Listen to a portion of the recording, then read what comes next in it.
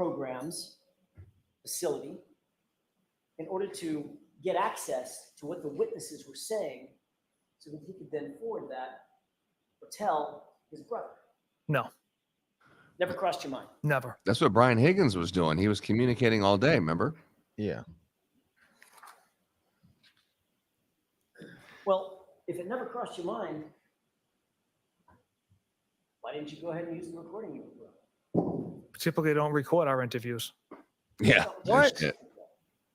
You said the reason we didn't use the recording room was because of the obvious possibility that Kevin Albert and Canton PD could have access to the recordings. Objection. Sustained. Didn't you say that's why we didn't use it? No. What was your answer? Right? Just 2 minutes ago? No, What did you say? that we didn't use it. You, Right. When I said, if you made a recording, it would be in the hands of which agency? Obviously Canton PD. And your answer was, that's why we didn't use the recorded room, right? no, I don't recall saying that's why we didn't use the room. You just said it, Trooper Proctor. I mean, it's been 10 minutes, it's been 4 minutes. No. You don't remember that? Oh, no. Not specifically stated like that. All right, let me ask Too you this. much. If you weren't concerned that the interviews Set were it compromised up. by Canton PD and Kevin Albert, why didn't you just use the room? It was offered up. Again, typically we don't record interviews. With the cooperating on, John. witness, we just sit It could down with be them, used take to- We notes. don't record interviews. Get If the it's fuck someone out of we deem here. necessary, they actually have a recording of, Lord. then we'll pursue that option. Trooper Proctor, after you knew that Canton Police Department was conflicted off the case, you continued to have a very close relationship with yet another Albert, Kevin Albert, correct? We worked on a cold case together. So you did have a close personal I mean, and if- professional relationship with Kevin Albert. So what happens if you get a confession? Oh, well, we didn't record. I'd say it was a you. professional No, I didn't relationship. say it. I didn't Only say a that. professional relationship? Him and I Okay. were members at a gym together, and we worked a cold case together for several months, Drinking, socializing, maybe? once in a while. But he didn't know any of the Alberts, so that's totally different. Right? Yeah, boy. Yeah, acquaintances. Drinking acquaintances, right? On several occasions, If I was yes. his attorney, I would be standing right next to On him several occasions. with the white You told towel. the jury a few minutes ago If I was his attorney, I would just quit. that you were aware of and I mean, knew yeah, of, I that mean, you how had do you- relationships with 3 Alberts, Julie, Chris, and Colin. I mean, there's not even any defending this. Not You quite can't true. fix this. Objection. Sustained. There's a 4th Albert out there, isn't there? Yeah. Colin Albert. Shit. Yes. Is that what you're talking about? But you didn't tell us about that one, Objection. Shit. I'll allow it. Fuck. correct? Yeah. I don't consider that a relationship. It's Well, let's look at that. The wedding? 5 months into this investigation, in July of 2022, you were actually continuing to socialize with Kevin Albert, weren't you? yes, On July 19th, 2022, you and Kevin Albert went out drinking together, didn't you?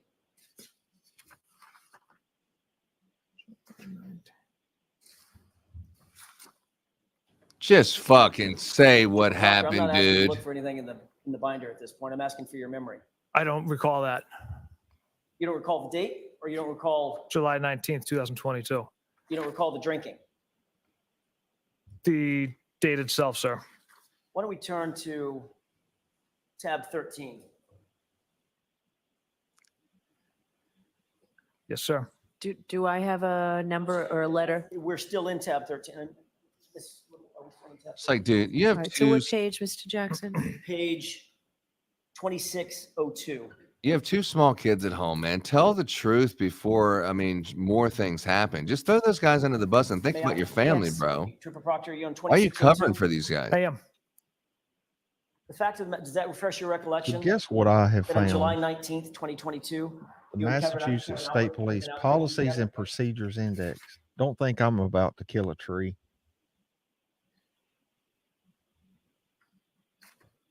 Let me guess. You're supposed to interview the witness in the interviewing room. Well, that's what I'm looking through the index now. And possibly record it. Yeah, there's a recording device in the witness interviewing room. It does. Oh, here we go. In fact, Or that's only on the The two of you movies, got so right? drunk With the, Electronic recording of interrogation. I'll be back. left his badge in your cruiser and couldn't find his gun the next morning, right? Objection. Overruled.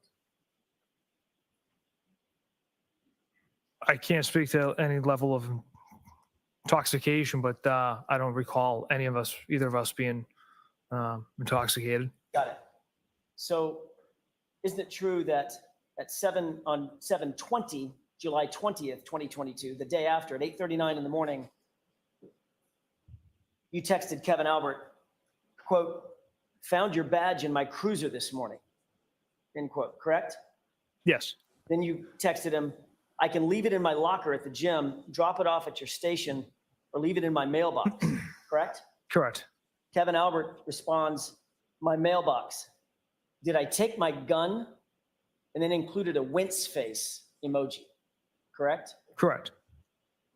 So the fact of the matter is, you two got so drunk that he couldn't find his badge and had to ask you the next morning where his gun was, right? oh no. Again, I can't speak to any level of intoxication, whether he just forgot it. I don't I'm know. not asking you about his BAC Trooper Proctor. I'm asking, have you seen drunk people before? Yes. You've been drunk before. Yes, I have, sir. We've all been drunk before, right? Yes. Was he drunk? Were you drunk that night? I don't recall. It was a long time You don't ago. remember But he because he left was his badge drunk. in your cruiser after a night of drinking. Isn't that right? Yes. Look at everyone Which laughing. means you were drinking and driving in your cruiser. Row. Row. Right? From what I remember, we were down the Cape working on the cold case together and stopped for dinner, had a few beers, and then dropped him off. He was working on a couple cold ones, not a cold case, a couple cold ones. No, a case of cold ones. The next morning, Kevin Albert also texted you at page 2606. Oh, this is getting good. Come on, Joe. Come back, bro. Starting with "It's bad." Tell me when you see that. Okay, say it. You know what I may have published? Yeah, range it is a Yes. little bit. A case of cold ones. That's a lot better. Yeah. Kevin Albert responded, "It's bad!" Exclamation point, exclamation point. "I was hungover for sure today!" Exclamation point, exclamation point. "Couple tonight to make me feel good." End quote. Hair the Correct? dog. Correct. You can take that down. It's like, Does that man, refresh this your recollection? The two of you have been out fucking drinking the phone night records. before. Oh my God. They're He got incriminating. so drunk that he couldn't find his I badge have found it. and he couldn't even find his gun. Oh, do share. Tell it. Yes, please share. So under this is Massachusetts State Police Policy and Procedure, yes, electronic it does recording refresh of my memory. interrogations. Discretionary decision not to record.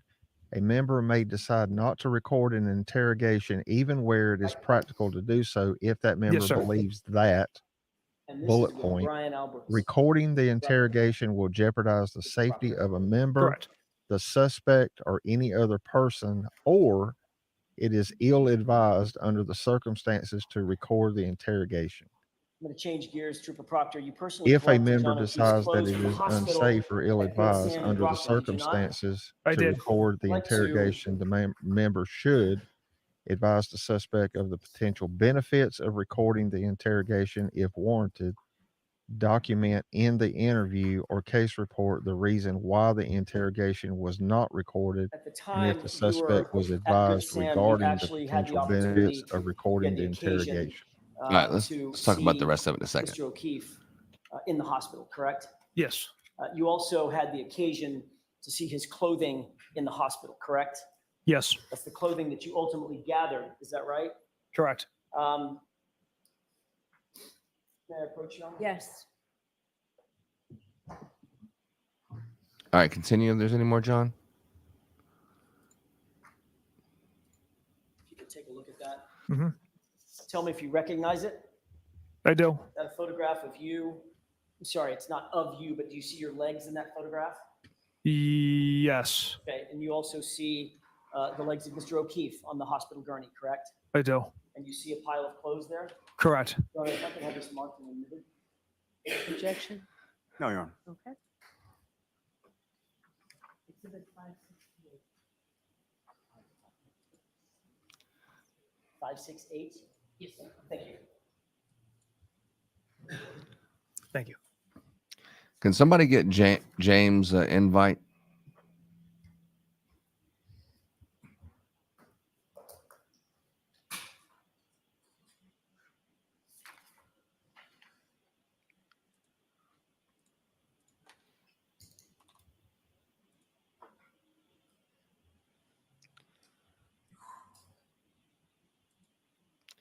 James, it should be right there in the YouTube channel right there to join.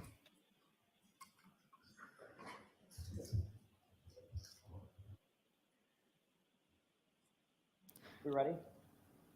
May I inquire? Yes. Thank you. Request the court's permission to publish. Okay.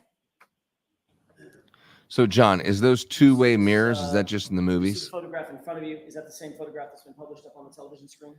Yes, sir. Directing your attention to the leftmost portion of the photograph, you see the clothes. First, the clothes on the ground. I do. Yes. Okay, that appears to be what? What items or articles of clothing do you see? The T-shirt, possibly the jeans. Gray shirt as well. Yeah. Yes. Okay, and those are your legs to the uppermost part of the screen, correct? I believe. In the blue pants. Yes. And do you see to the leftmost portion of the screen a chair? I do. You see what's on that chair? My binder. That's your portfolio? It is. Okay. That's something that you carry routinely as you're investigating during the course of your investigations? Yes. You keep your notes and things of that nature? Yes. Pens, paper? Correct. We can take that down. You indicated that you took possession of those clothing items from Good Samaritan Hospital, correct? You bagged them?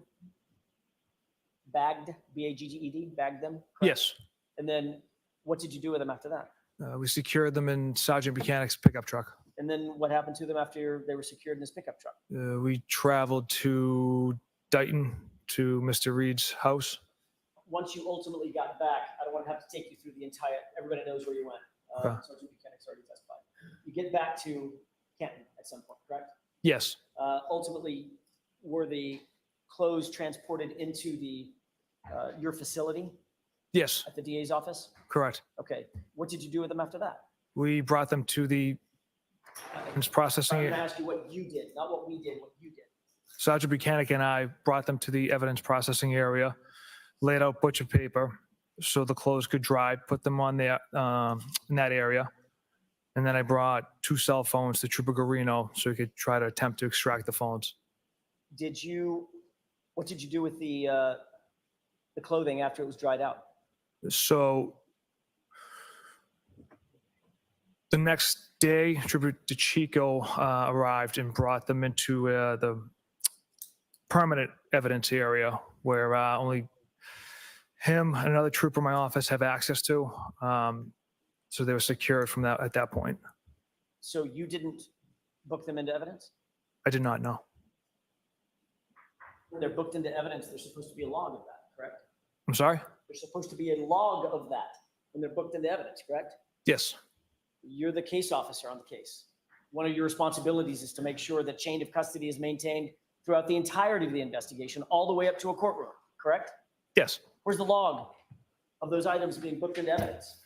There was a chain of custody from when they entered the DA's office, and then when Trooper DeChico created a label for them, but also put them in a secure facility. Can you show me where that is? Can you- I'm not the evidence office. I don't have that. I see. So you didn't bring a log with you of any sort concerning the chain of custody of these items, correct? No. As a matter of fact, the reason you didn't bring that chain of custody log is because none exists. Isn't that right?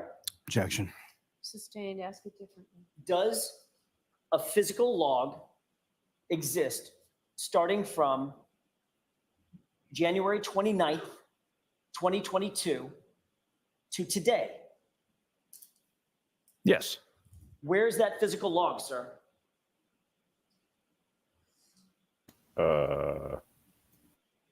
Who? I'm not an evidence officer, so I don't know how that. Yeah, so I don't know how that's generated. Right. So as the case officer, you have no idea where an evidence log is that has something as insignificant as, I don't know, the victim's clothing. Objection. Sustained. The fact of the matter is, Bukaki said there isn't an evidence log. Attendant to this case regarding those clothing items starts on March 14th when they were taken to the crime lab, correct? That's when the clothing was transported to the lab. And that's the only log we have of what happened to those clothes between January 29th and today. Objection. Overruled. Do you know that? I don't. I'm not off the top of my head, ma'am. I want to talk for a second about the searches in Brian Albert's front lawn that took place on and after January 29th, 2022. As the case officer, Trooper Proctor, you also took control of the taillight pieces that were ultimately claimed to have been found at that location, correct? Not in all searches. Which of the pieces that were found were you responsible for taking control over? 8th, 11th, and 18th. So who had control over the items that were found before the 8th? You said the 8th, 11th, and 18th, right? Those are items that I had found on those days and that I had processed and essentially bagged and tagged them and handed them over to our evidence officer. There was multiple days that troopers were out there looking for more evidence. So there would be a log of that too, right? Again, how the system works as far as the evidence comes in, I can't speak to that. So you have no idea what the chain of custody of any of these items are, the clothing or the taillight material from January 29th until March 14th, when the evidence log starts. Is that what you're saying? Objection. I'll allow it. There is a log. I mean, it's in our system where labels are created and it generates the time and date that a label is created. And then it shows that it's at our office in a secured facility and then it was brought to the lab on the 14th. What happens if the label is created and says something like, I don't know, February 4th? What happened to the items before February 4th? They were stored in a secured facility, or a secured room. Says who? Where's the log? Objection. Sustained. Is there a log of that? Not to my knowledge.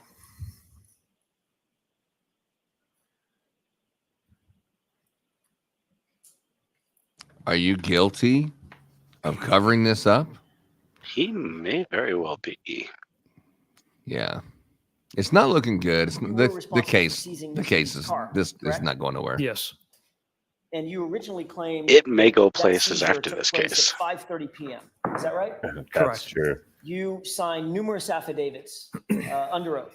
How far does claiming this that have you to did go not before seize they're going to Mr. Reed's dismiss vehicle it? until 5:30 p.m. on Yeah, I January said that 29th. last week, but I'm kind of Right? glad they didn't Correct. stop again.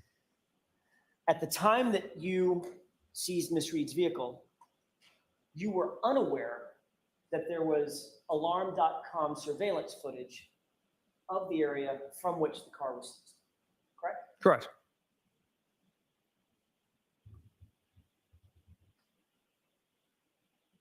The fact of the matter is, that was false. The car was not seized at 5:30, was it? 4:16 p.m. Right. Oh, you lied Hour about and that too? Change. Oh Hour and man. 18 minutes, hour and 20 minutes earlier. Is that right? Yes. Did you I've ever also see found the policy on to field interviews. change or Let's talk about all that during the lunch break. the error, the false statement about the time? So Are received and seized in any of those documents that you filed under oath? when I incorrectly transcribed the times, it was on the first affidavit I had written. And then as I continued to write other search warrants, I used that as a template. So I never caught it on the first one. And that's the reason those times are off on the other affidavits I had wrote. So the first one was false, and then every single one after that was false too. There was just an incorrect transcription of time. An incorrect transcription of the time. Would you Yes. call that, I don't know, a Scrivener's error? Objection.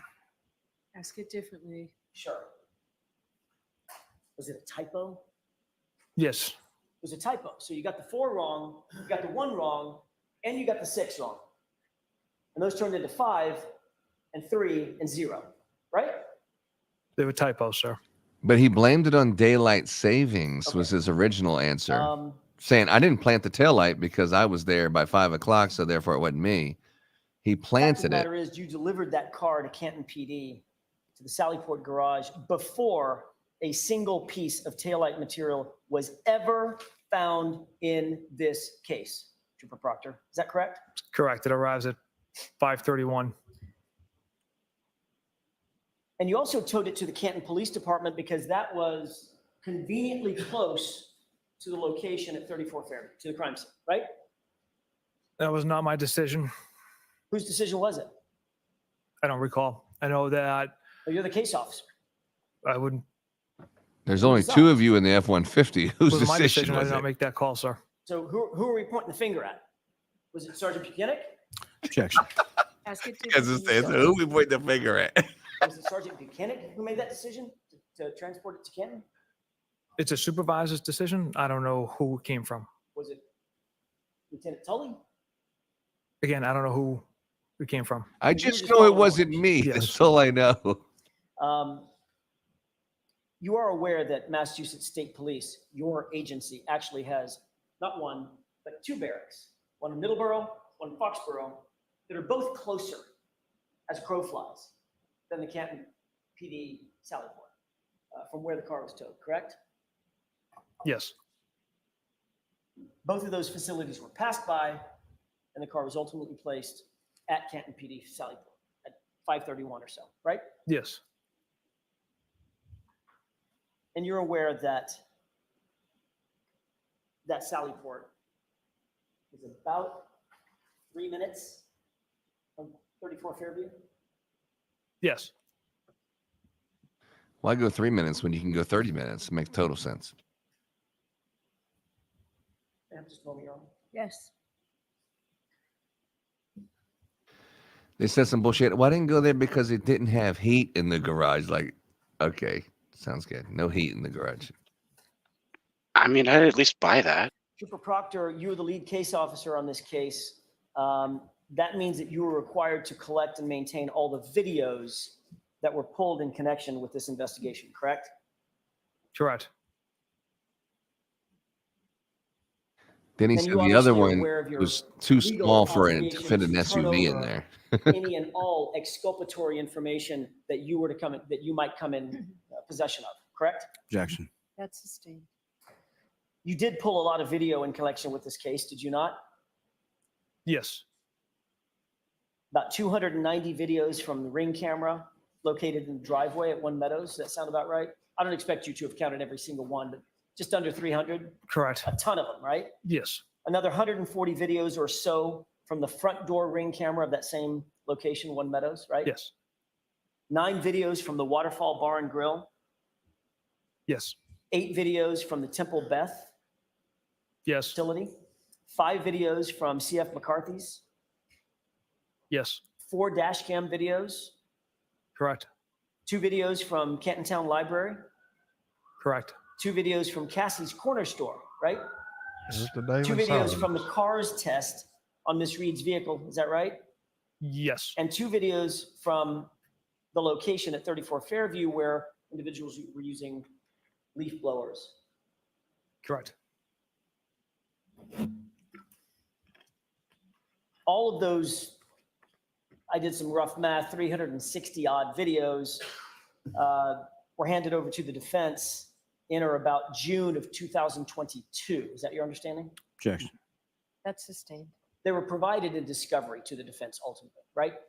Okay, yes. Does it sound like, I don't expect you to have the date down pat, but spring of 2022, sound about right? Spring, early summer? Yes, All right. But there was additional video surveillance footage that you chose to hold back from that discovery, correct? Objection. Did you hold back videos?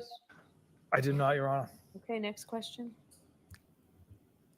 There's surveillance video from Canton Police Department's Sallyport garage that wasn't turned over, right?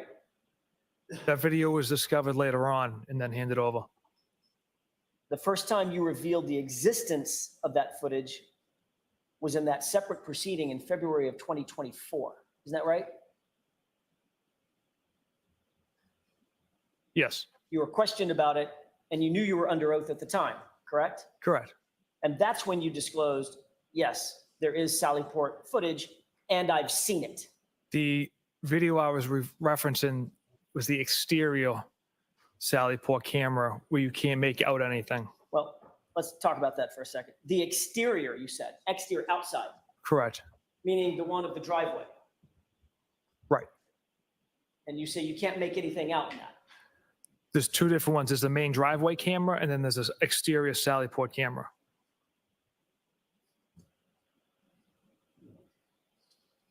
You were asked about this set of videos at that other hearing, right?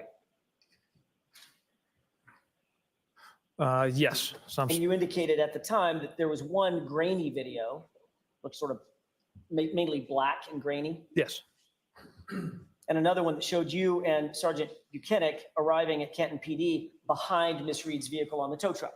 Is that right? yes.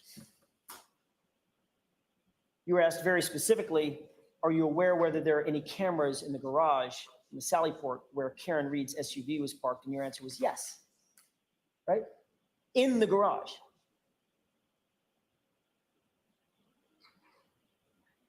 Think hard. Yeah, I don't recall. Think long, think wrong. Look how red his face and You neck recall is. being asked that question? No. I can repeat it if you wish. Yeah, please.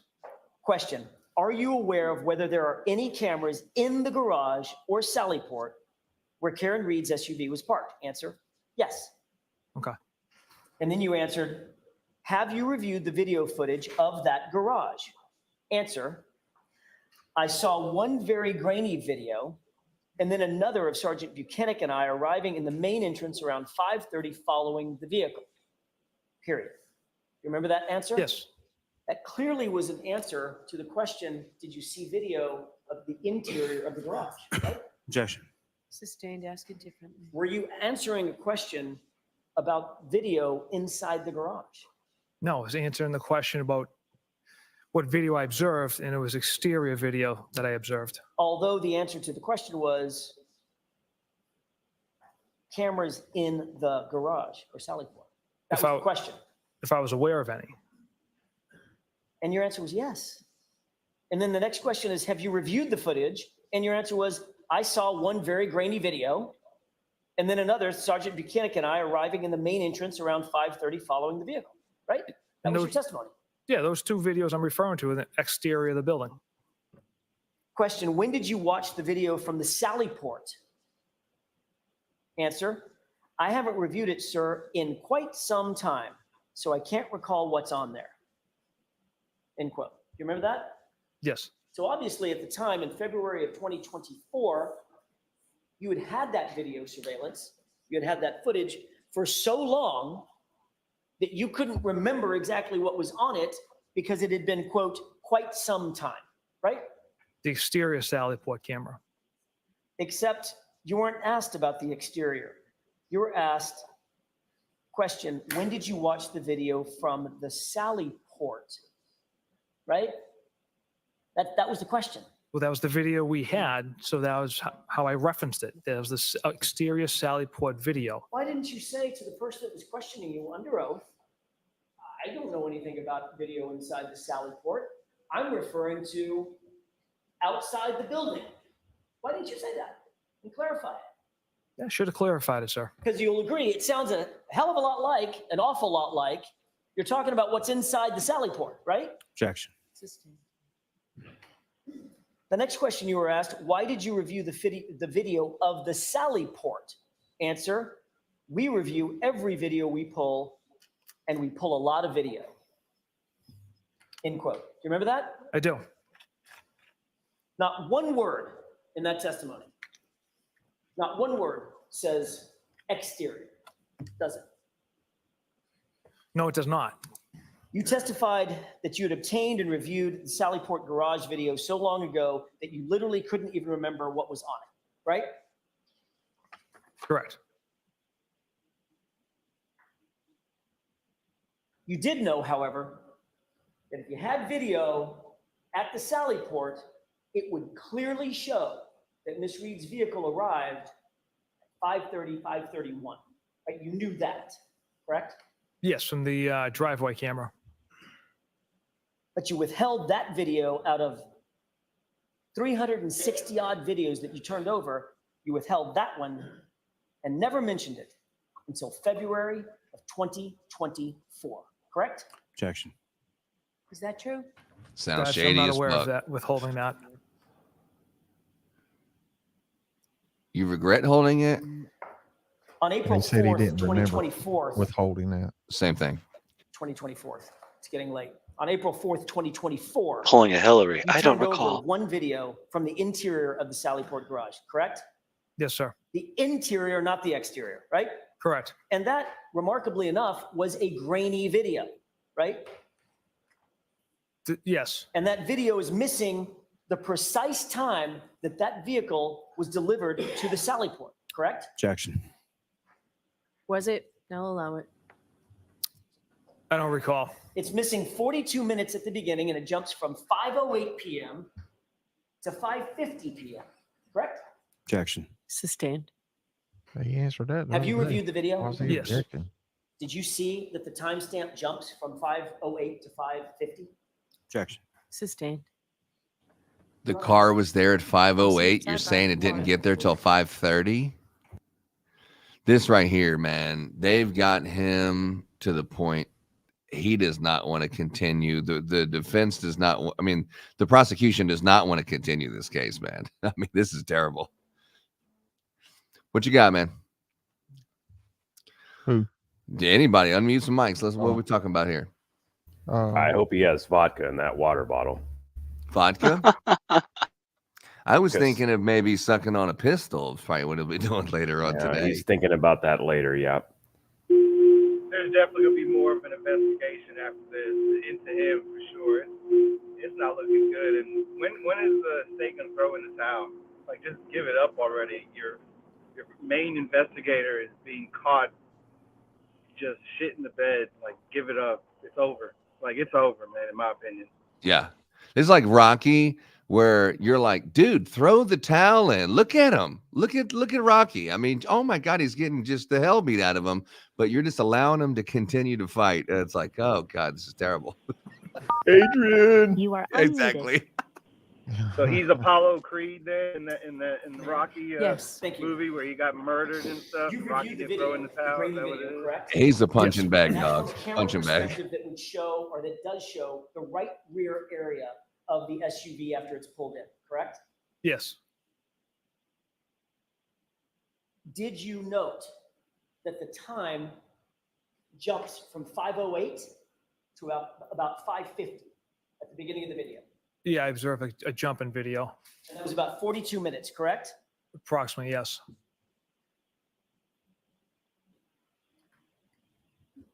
You're aware that there's another video from the interior of that Sallyport as well, correct? Yes.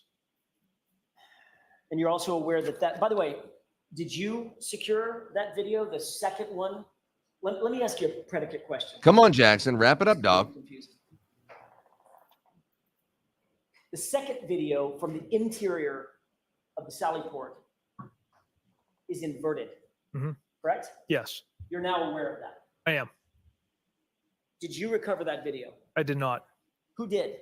I believe Detective Lieutenant Tully received that from the Canton Police Chief. Rafferty? I believe so. Who asked for it? I'm not sure, sir. I You was. didn't make the request? I did not. How did you become aware that a request had been made? I was made aware that the video had essentially existed from the interior Sallyport area. By whom? I was probably informed by Detective Lieutenant Tully. So Lieutenant Tully tells you that a second video exists, correct? Interior Sallyport cameras, yes. When did he tell you that? I don't recall. Was it weeks ago or years ago? That was more recent than, maybe months ago, a month ago. Matter of fact, it was after the trial had already started, mid-April, correct? I don't recall. I thought it was before.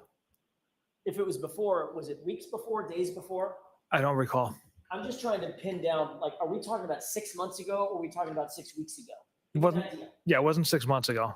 Okay, so a few weeks ago, you were told about the second video from Lieutenant Tully, right? Yes. Did he tell you he had already seen it? I'm sure he watched it. Did he tell you he needed you to go get it? Objection. I'll allow that. No. Okay, so when was the first time you saw it? A few weeks ago, a month ago, What were the circumstances in which you saw that video? just reviewing the video Where? at my desk. So you pulled it, pardon me, you had access to the video. It Yes. was on your system somehow. It was on thumb drives and a disk. You put that in your computer and just decided on your own to watch it, correct? Yes. And what did you notice? One of the SUV being brought into the garage. You're in the video, right? That's you toward the back of the truck. Yep, I'm in the video. Some Canton PD members there as well. Tow truck guy drops the vehicle off. He's in the front driver's seat. Exits. Sergeant Mechanic's there. I believe Chief Berkowitz, the retired police chief. Where was And- he? He's kind of like mulling around the area. I feel like he was towards like the back open garage gate there, The back. towards like the of the rear. vehicle, Yeah. Where you were. Yes. Was he the person, did you note that there were certain individuals that just seemed to apparate out of nowhere, just appear? Yes, there was one individual in like the top left corner of the video pushing a broom that kind of just appeared. And also toward the back of the vehicle, somebody just, while you were at the back of the vehicle, just sort of appeared and walked out of the Sally Port, correct? Yes. And was that Chief Berkowitz? Yeah, it looks like him, yes. Okay. So you and Chief Berkowitz are both toward the rear of the vehicle. He just apparates out of thin air because the video is missing some footage, correct? It appears that way, And you're or it holding skips. that- I'm sorry, I didn't mean to interrupt you. Or it skips. I don't know that system at all, so. Okay, and you're holding what appears to be that same black portfolio that we saw in the hospital. Yes. It skips. What is it? Vinyl? So, anything else you noticed that was odd about the video? He doesn't know about the system. He just knows it skips. Other than the time skips?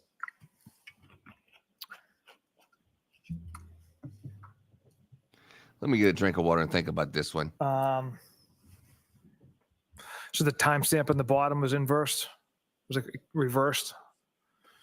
I beg your pardon? Yeah, the timestamp on the bottom of it was backwards. Deep breaths, buddy.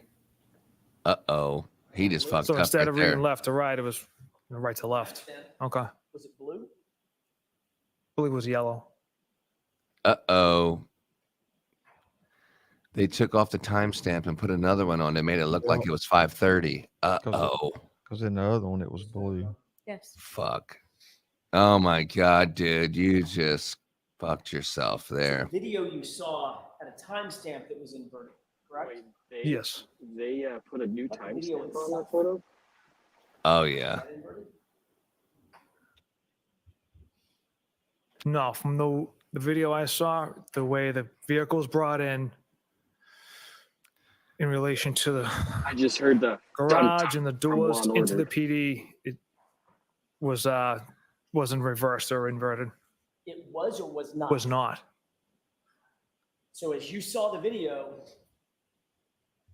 the portion of the vehicle that purported to be the passenger side was in fact the passenger side, and the vehicle, the side of the vehicle that purported to be the driver's side was in fact the driver's side. Yes. So I reviewed video yesterday just to rewatch it, and the one that I watched had the correct angle. It wasn't reversed. The car was brought in. Tow truck driver gets out from the driver's side. It wasn't reversed. The only thing reversed on it was like the timestamp on the bottom.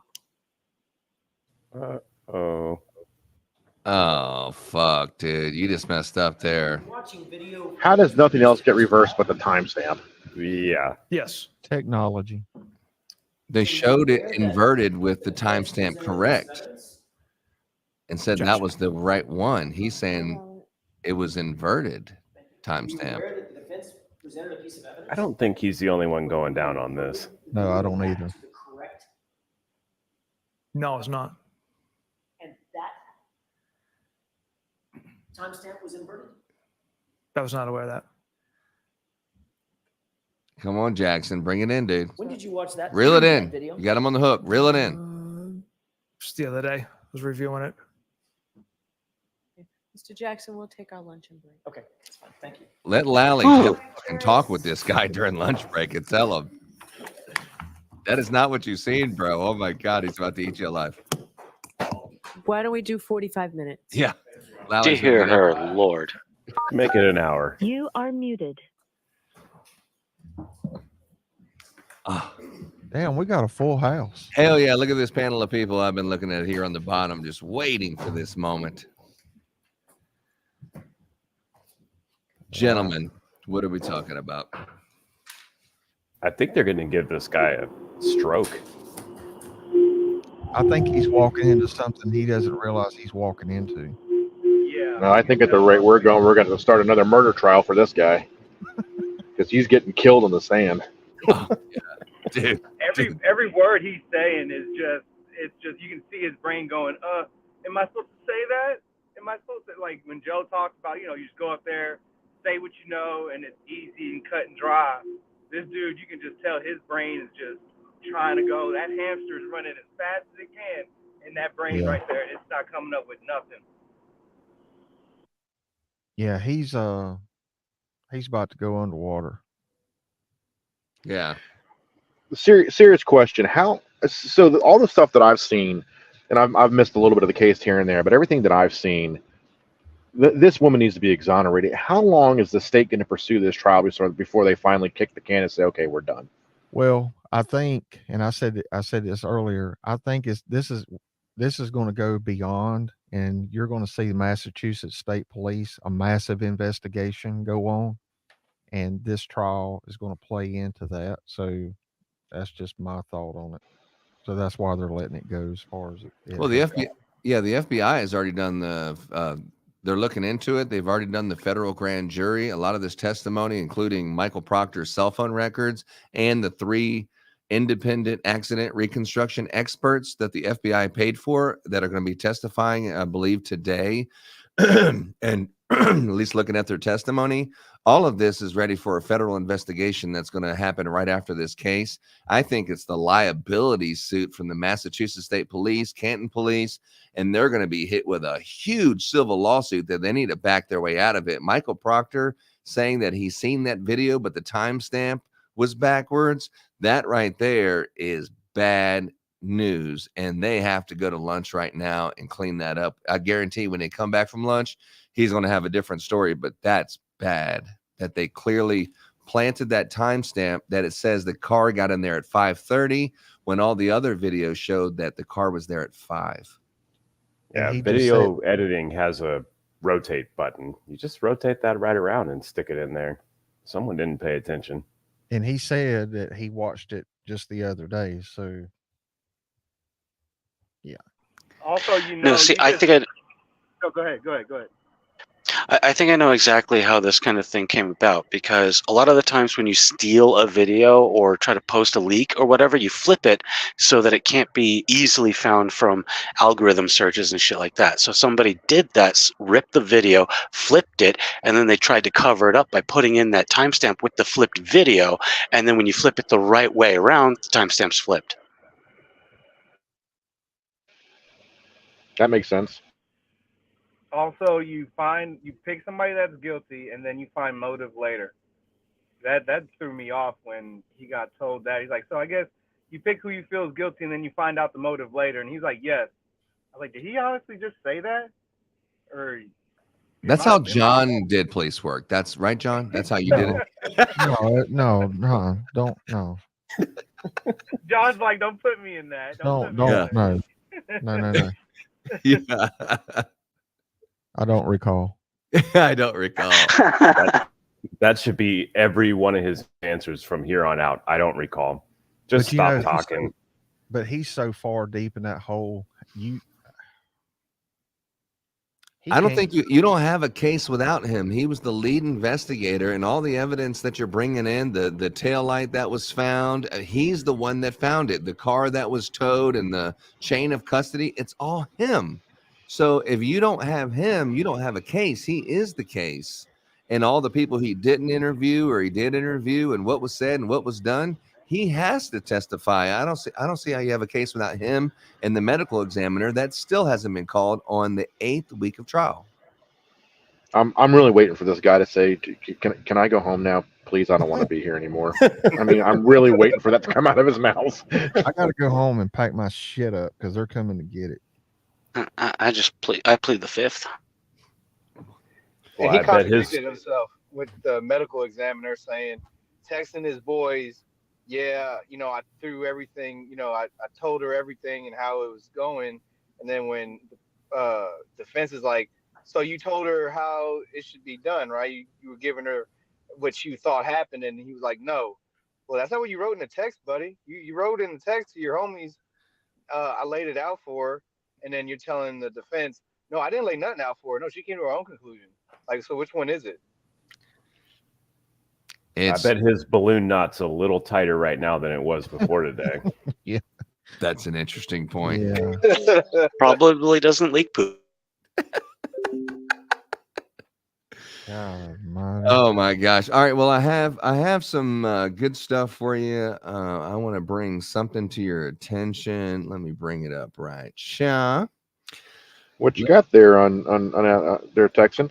Okay, this is not untactical. This is your boy Ron from Texas, Kingdom Radio. So this is something that happened in 2018.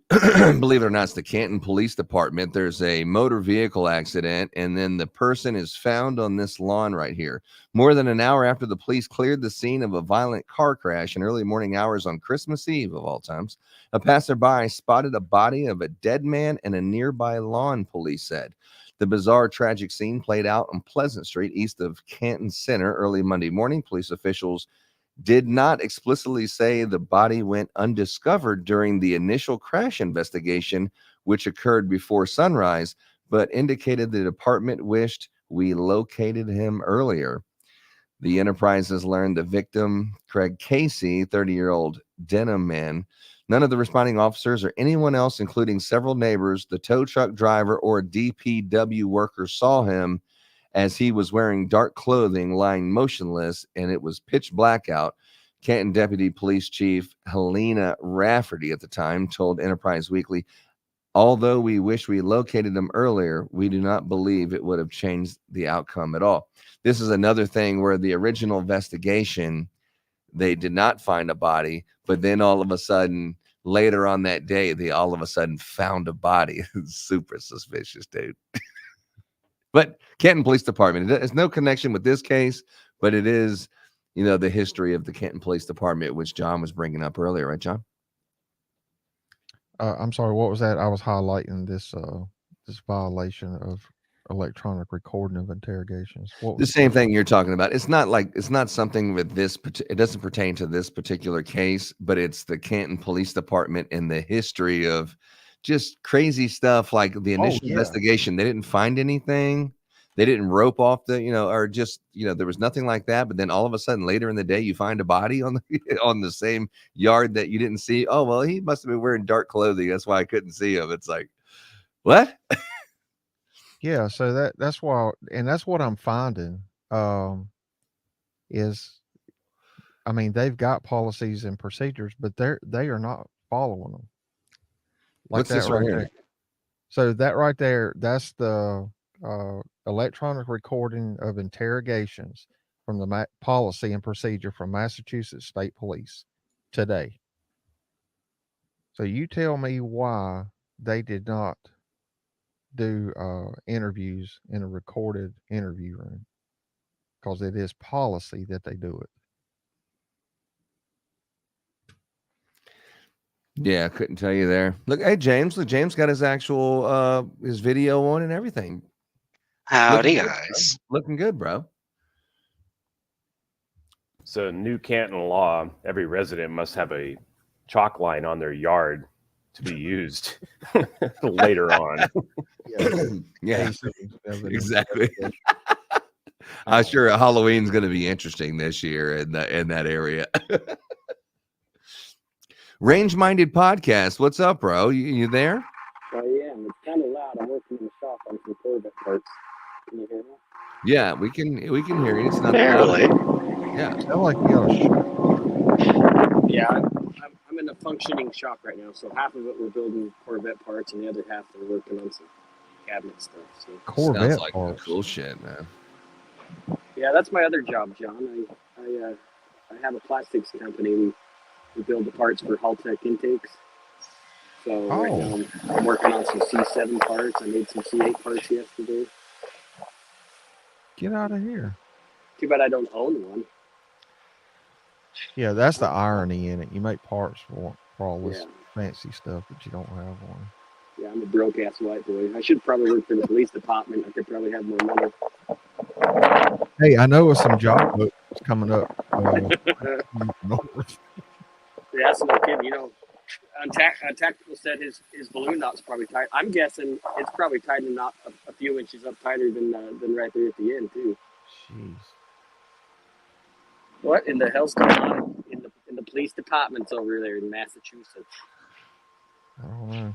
Yeah, good question. I wish Joe was feeling better. He could clear this up for us.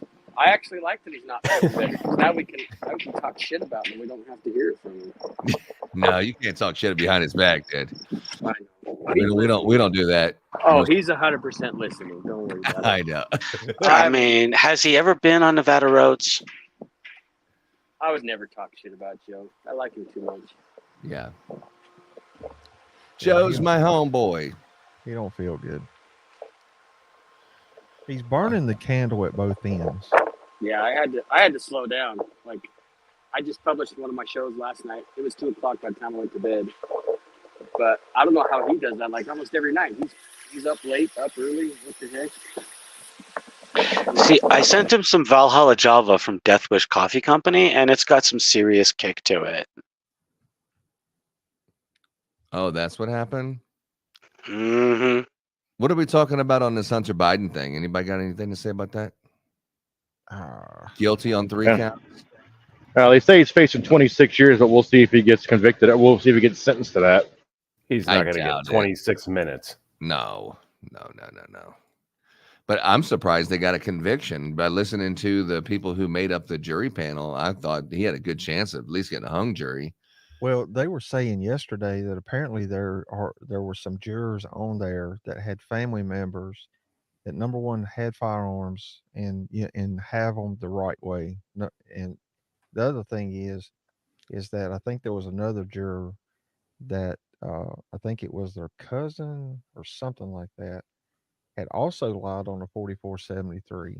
I don't know what they lied about, but anyway, that they had lied on it, and they were charged and convicted, and they got an active sentence time and a fine.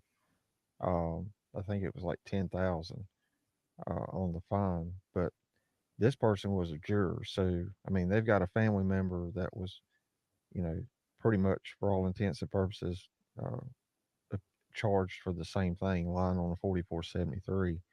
So why should he be any different than, than their family member? And it's true. I mean, It's definitely a gun case. It's definitely a gun case. But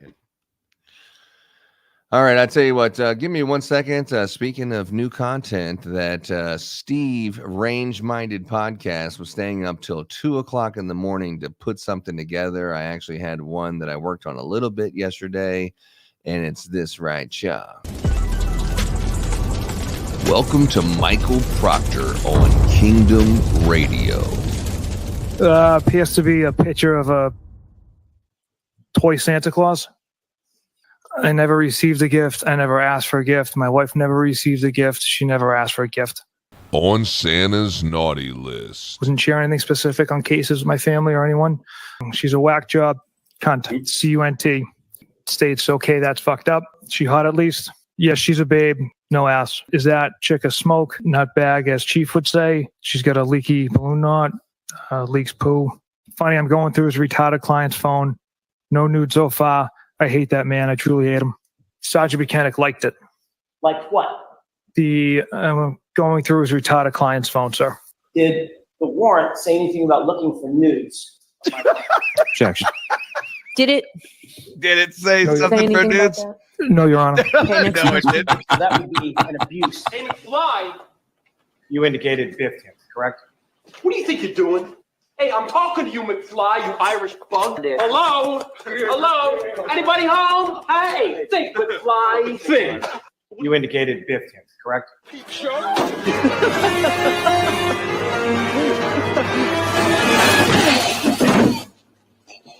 You indicated 15th, correct?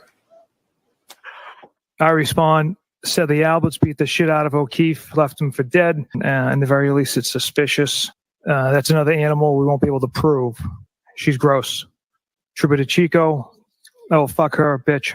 I text my wife, waiting to lock this whack job up. Fucking mud into my shoes. No crew's gonna be looking for him. That's another animal we won't be able to prove.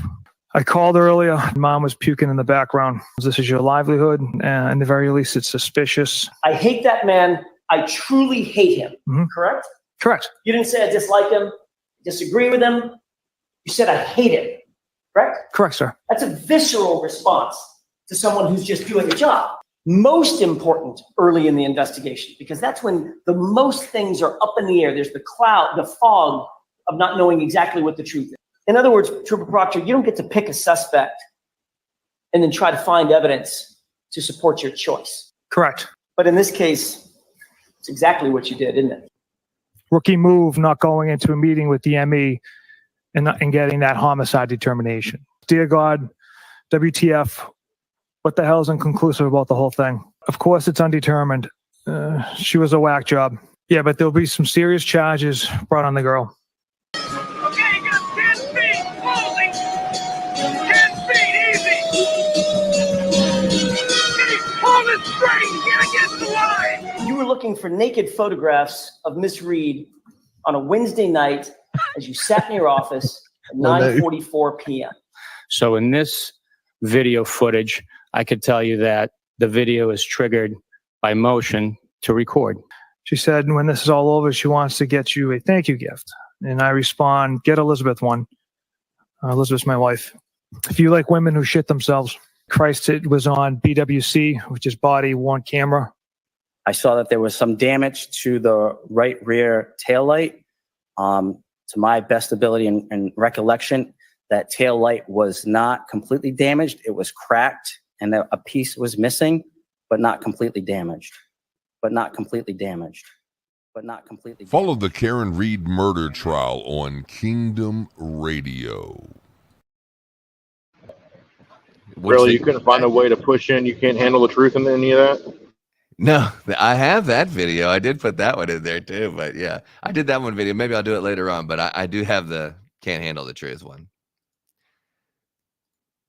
Do you want me to play that one? Is that what you're saying? No, I was just asking if you managed to work into this one, but if you've already got one. No, I didn't know Joe wasn't feeling well. Hope you're feeling better, buddy. Yeah. He's obviously not feeling good because this is like one of the best days of the whole entire trial besides Monday and today. So he's definitely not feeling good. And I have a report from John. I mean, you have to trust him. He has a blue line on his license plate and he gets free teas at Chick-fil-A. So then his credibility points is definitely 2-star. He's a 2-star credibility. And, John said that he wasn't feeling good last night and he had made mention of that. So he's going to give him the benefit of the doubt today. But I'll tell you something that's going on Friday. Friday, there will be trial. I won't be, I'll be doing a bunch of estimates and going around, and I'll be actually going to visit Untactical Texan in his native land. I'll be visiting Untactical Texan on Friday afternoon. So there's that. What time you coming in? I don't know. I have an appointment at 11 with someone else. So I probably won't even be able to even head that direction from the Katy area until about 12. So I don't know. What time do you show up around Empire? I don't go until 4. We're open at noon, but I don't go until 4. So then I guess I'll meet you around 4. Okay. That sounds fantastic. Yeah. No, the lady said, call me. Because I said, I'm not sure when I'm going to be in the area. And she goes, well, call me. I'm here till 4. So I was figuring so you'll be there 4. So we'll figure it out from there. I'll be there 4. Sounds good. I'll have a cold beer waiting for you. Yeah, I do drink cold beer for sure. I got to get Jackson's Cross off of Colin Albert. Pull up. Make it a young lady. Bang, bang. Yeah, Colin Albert, he's clearly guilty. They never even asked him any questions. Michael Proctor is looking so bad. Is there a chance at all that they just say, you know what? This trial, we're just going to stop this trial. We just can't go forward with this trial based on what Michael Proctor's saying. Is there any chance of that? Well, that's what I was asking earlier. Is how long is this going to go? But I think it was John was saying that they're going to push it through so they can get the rest of the grand jury information. My thing I'm looking at is how much more torture are they going to put this poor woman through? I mean, everybody already knows more about her than probably they all want to. Well, not only that, I mean, think about Alan Jackson. He's good, and I guarantee that motherfucker is not free. I bet you that his retainer or his what he cost per day of court, I bet you it's around $10,000. Plus, you have Yannetti, a 32-year veteran, a lawyer that used to be a prosecutor. Plus, this other lady, that legal defense team every single day has to be astronomical. So just for making this go forward, it's probably about another, $100,000 a week at least, just to keep going on this nonsense. I'm sure it's costing the state a fortune too. Well, at the end of all this, I wouldn't be surprised if she tries to get the state to pay her legal fees. Oh, 100. Oh, I think that's already been proven there. After the balloon knot comment, I'm pretty sure the judge would be willing to just say, no, all legal fees paid by the state. Fuck you. Yeah, once she looked that up, her demeanor definitely changed. I have to agree with a comment that was made earlier, though, and maybe it's just me because I've got a 7-year-old's mind, but I was kind of surprised at how many people that didn't know what that meant. Me too. When I was like balloon knot, even Turtle Boy was like balloon knot. I guess she had a colostomy bag, and you're like, I know that a lot of people are like really educated and stuff like that, and maybe I just got my education from the street more so than a classroom. But balloon knot, middle school I knew what a balloon knot was, and I've made that reference many times in my life. And the people that I was speaking to, I guess uneducated, obviously, they knew or they laughed, assuming that they did. I didn't realize that people didn't know what a balloon knot was. Yeah, that kind of got me, especially for those of us that know each other that are prior military. That really blew my mind there. Yeah, you say, hey, I bet she has a nice looking balloon knot. I mean, I've said that before in my life. I mean, speaking of which, see the new logo. Why you gotta put it next to my face? Sorry. Nice on tactical. Well, right. John. Yeah. No, but you're right. I could not believe the balloon knot comments. But all the other ones where he's texting his friends, can you imagine having to sit there in that fucking seat and recite all of those text messages, and then just know that's the easiest it's going to get. Alan Jackson is just going to drive all those points home. He's not going to read through them fast, and you get to explain the situation of as when you said it. You are just sitting over there just taking a beating. That had to be torture. It has to be torture. Has to be torture. I couldn't imagine. Would you plead the fifth on tactical? I probably would at that point. I'm not reading all that shit back in court. But if you plead the fifth, does that automatically mean you can't be a police officer anymore? He's not going to be a police officer anyway after this. Well, the Massachusetts State Police did release a statement, and this is after the Haas long to die in cold comment. They I can show it to you a little bit later. Free balloon not read. Oh, that's terrible, Dante. Yeah, I was just reading that. Wow. I know.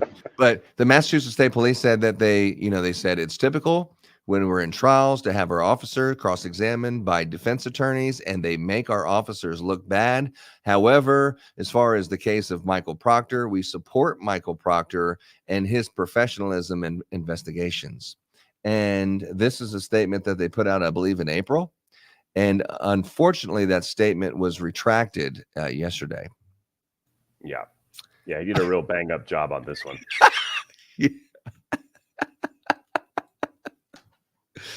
What happened? Did we lose John? Did we lose John? He's still there. No, he's walked away because when you don't see his camera, he's walked away. I'm sure something's going on. But what else you got from this one, Ron? Do you have any questions or comments around this one, Big Ron? No, I've been able to stay up to date with today's pretty well. I've been able to watch for the most part. I've only had to step away a handful of times to do some actual real work. But like I said earlier in the show, I think the state just needs to stop. They need to have a sidebar, and Your Honor, the state is going to drop the charges, and then they need to go in the proper direction, because all they're doing is digging deeper holes at this point. They're making the police department look even worse and worse and worse. And I think it was brought up earlier in the week that there's going to probably be a mass house cleaning for the police department. There has to be. They've lost so much credibility at this point. And I think you brought it up earlier in the week also, Kingdom. How many people are sitting in jail that could have been falsely accused and falsely prosecuted by these guys? I mean, they're going to have to go back and look at all these case files now. I mean, they've opened themselves up to so much liability at this point. It's bad. I mean, what I would have did is because the only thing that's really keeping you going on is you have John O'Keefe, the Boston police officer that was killed, who is wanting you to find the person who killed their son. And I want justice for John O'Keefe. So you better at least make it look like you're having a trial. And at the end, you say, oh, shit, the witnesses suck. He lied. They got away with murder, but I tried. But just dropping the case, that's not justice for John O'Keefe. You better drop the case and head in another direction. I think that's one of the main reasons they're just continuing is for that aspect. But other than that, what I would do if I was Adam Lally, I would try to strike up a deal with Karen Reed and say, look, if I drop the charges, you drop any, lawsuits or any kind of litigation that might come towards the state, and we'll drop without prejudice, and we'll just end it right here. That would be the deal that I would have presented 3 weeks ago. After Jennifer McCabe and the Haas Long to Die in Cold that came out. After that, I would just stopped right there. I could see maybe, yeah, I agree. Maybe if that was 3 or 4 weeks ago, but they should have known they didn't have a case starting off. At this point, no, there's no chance that they could ask for, basically forgiveness. We'll drop the charges. Don't sue us. At this point, I would sue the ever living crap out of them. Oh, yeah, they missed that window. They should have got it after the Haas Long to Die in Cold. And then the ATF agent, Brian Higgins, has got his lawyer up there and he's lying his ass off and he's about to plead the fifth. I mean, at that point, you should have stopped the case, but they just kept going. So that's the reason why I don't think they're going to stop it right now. They're definitely going to try to slow down the questions going to Proctor and let him talk to Lally a little bit about what the hell he just said and say, if you don't know the fucking answer, just say, I don't know. Don't just blurt something out because you done really dug yourself a hole here. And as our Army Ranger Buck friend of ours, Joe Lanou, will say, as they say in the military, if you find yourself digging a hole, stop digging. Stop digging. It's simple. There's not a whole lot of places for me to dig with the branch I was in. Oh yeah? Are you talking about the agua? Yeah, there's just a lot of swimming involved. The shovels sink. You know, it's bad juju. What'd you go swimming with that concrete shoes for? You know, like the mobsters say. What a dumbass. He's like, I suspect foul play. All right, on Tactical, take us home, man. What you got? I don't know, actually. I don't know what I have.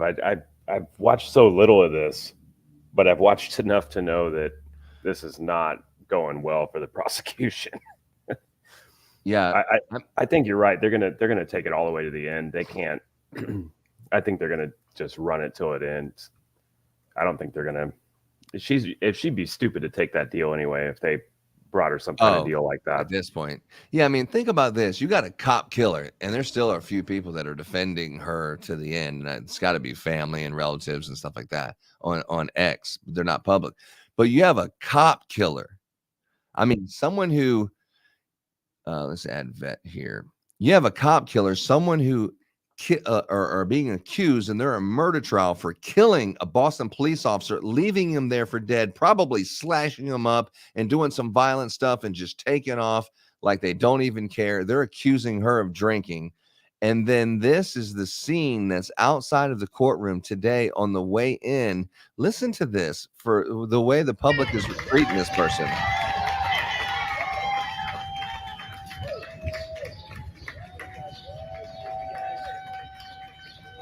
This part right here, they're not allowed to have any protesters, only on the other side of the street. This is a no protesting zone, no First Amendment rights right here in this part.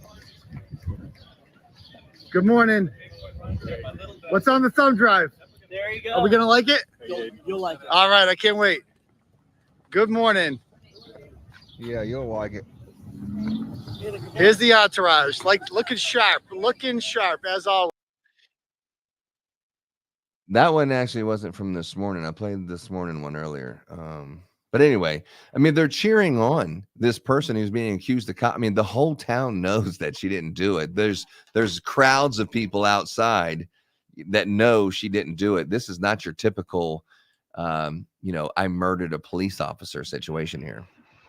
You know, you bring up a good point. You were talking. You bring up that she murdered a police officer. She could get the death penalty for that. Oh yeah. So I think that's something else that people ought to take a look at. Is this woman, from what we're all seeing, is innocent. She should be acquitted. But if she was actually found guilty, she could face the death penalty for something she didn't do. And they're continuing to go along with it. Why? I mean, if you're willing to potentially leave it in the hands of those juries, and who knows, God knows which one of those police officers could have got to one of those jury members to have them say it's a hung jury, not who knows? Because everyone knows everyone in this small kind of town, that you would actually risk this person's life. That's another aspect I didn't really think about.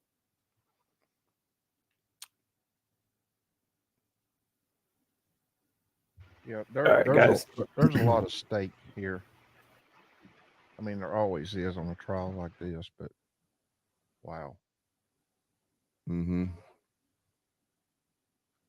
Yeah, I All right, have, guys. Sorry, James. Go ahead. Oh, okay. I'll go ahead because I'm going to be quick. I got to bail out. I've got to eat some lunch, do a few errands, and then I got to get to work. So I wish I could stay longer. This is quite entertaining, but got to take a break. See you guys later. Later, bro. Thanks for being with us. Later, bro. Oh yeah, absolutely. So I have very strong feelings about cases like this. I firmly believe that anyone who is proven to bring false accusation against somebody, whether it's a police officer or a random civilian, they should face time similar to the charges that they were trying to get the other person accused of.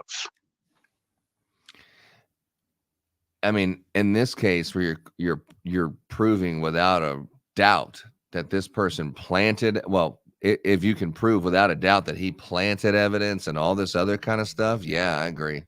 I agree. And here's the actual, I apologize when I was saying that the other video. This is the actual video from the smart. Son of a bitch. Okay.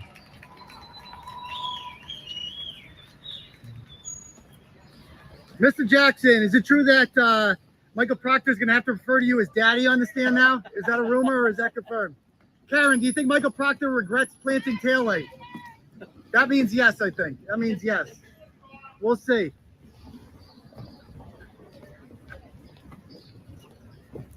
Looking sharp today, as always. The entourage, okay. Michael Proctor Day, part 2. Time. Let's go. But this is like people are cheering as they're like, oh, here they come. News is all on them and they're cheering them. Yay! Like, this is not how you treat someone that's a cop killer. You have people from traveling all over the United States. There's people there from across the pond, Dante, across the pond. There's people coming from Great Britain and all over Australia, all over the place to be there to support Karen Reed, just to stand outside and cheer as they come out for lunch or they enter the courtroom or leave for the day. Obviously, we're not the only people who were thinking that Karen Reed's innocent. Anybody? My question is this. I'm sorry, I was trying to eat. Yeah.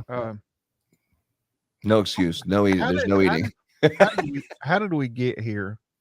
And what I mean by that is you have trials all the time for murder of a law enforcement officer. You have trials all the time for murder.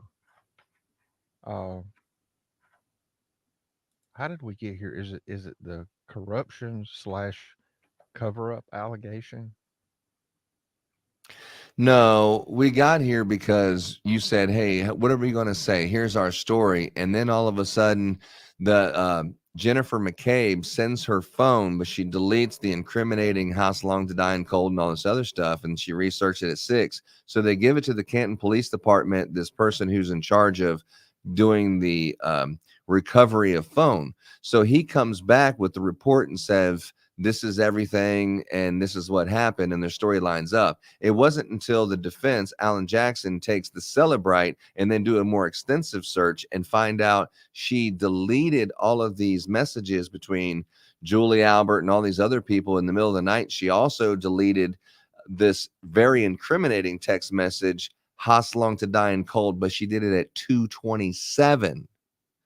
That didn't come out until months later. Then it was like, oh shit, you've already charged her and she already has been upgraded from manslaughter to attempted murder. But now this just came out. That's when they changed the line to, oh, not did I hit her? Maybe I hit her. Now it's no. This is the first time after over 12 interviews, Jennifer McCabe for the very first time said, I hit her. And that's when the story changed. And that's the thing when I was saying that Yuri Buchanek was such a lying piece of shit, because he said in that initial interview at Karen's parents' house, she said, I hit him, even though that didn't come out until way after April when the Google search came out. And then the whole entire public, they're sitting here harassing Jennifer McCabe and all this about why are you searching for how long to die in cold at 2:27? You had something to do with this. That's when they started making up level 2, and all these people where they didn't interview him for like a year. They didn't have any plans on interviewing him until everyone started paying attention over the Haas long to die in cold. Then he started interviewing people like a year later or 8 months later, a year later. It's because they found out about evidence that they thought was not going to reach the public eye. Now that it's brought all this attention, they kind of stuck because they went a little too far, and now forensic science is showing that they're lying, and they're just trying to figure out how to push the eject button. And I wasn't clear that she deleted those text messages. The Haas long to die in cold. Yeah. And her when they said, Haas long to die in cold, she said Karen Reed was yelling frantically at me, please do this Google search, Haas long to die in cold. I mean, Haas long to die in cold. And then you're like, okay. But then when they said, okay, but why did you do a Google search for that at 2:27? Right. Okay. I'm with you now. Then it So was that's like, like- oh, I didn't do that. Even though it says deleted, she's like, I didn't do that. I Celebrite's lying. It's like okay. bullshit, That's dude. about where I come into this. So I wasn't clear that she had deleted text messages prior to. Okay. I'm with you And now. Brian Albert and Brian Higgins had both deleted and destroyed their phones the day before the preservation order was to protect their phones. The day before that, they both decided to get new phones and then destroy them. With the SIM card went to one military base trash can. The phone itself went to another military base trash can. He had smashed it up, but they had a very hard time admitting anything like that. Yeah. I just, I saw that. I wasn't clear on, I guess, the Jennifer McCabe side of it. Okay. I'm with you now. So, I mean, I don't, the original plan, I thought they had it figured out. And if she wouldn't have fought back like this, I think they had it figured out. But it became unraveled real quick. Let's watch this quick little video.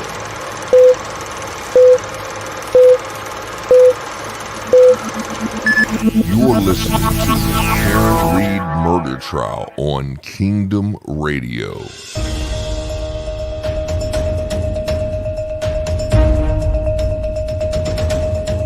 You made that search at 2:27 a.m. because you knew that John O'Keefe was outside in your sister's lawn dying. And Closer, closer, closer, closer, closer.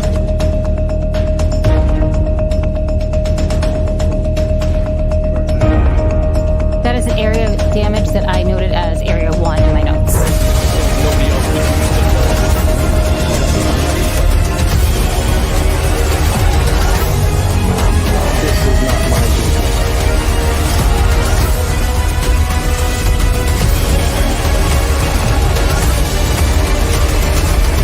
Stay tuned to Kingdom Radio Texas for live coverage of the Karen Reed murder trial.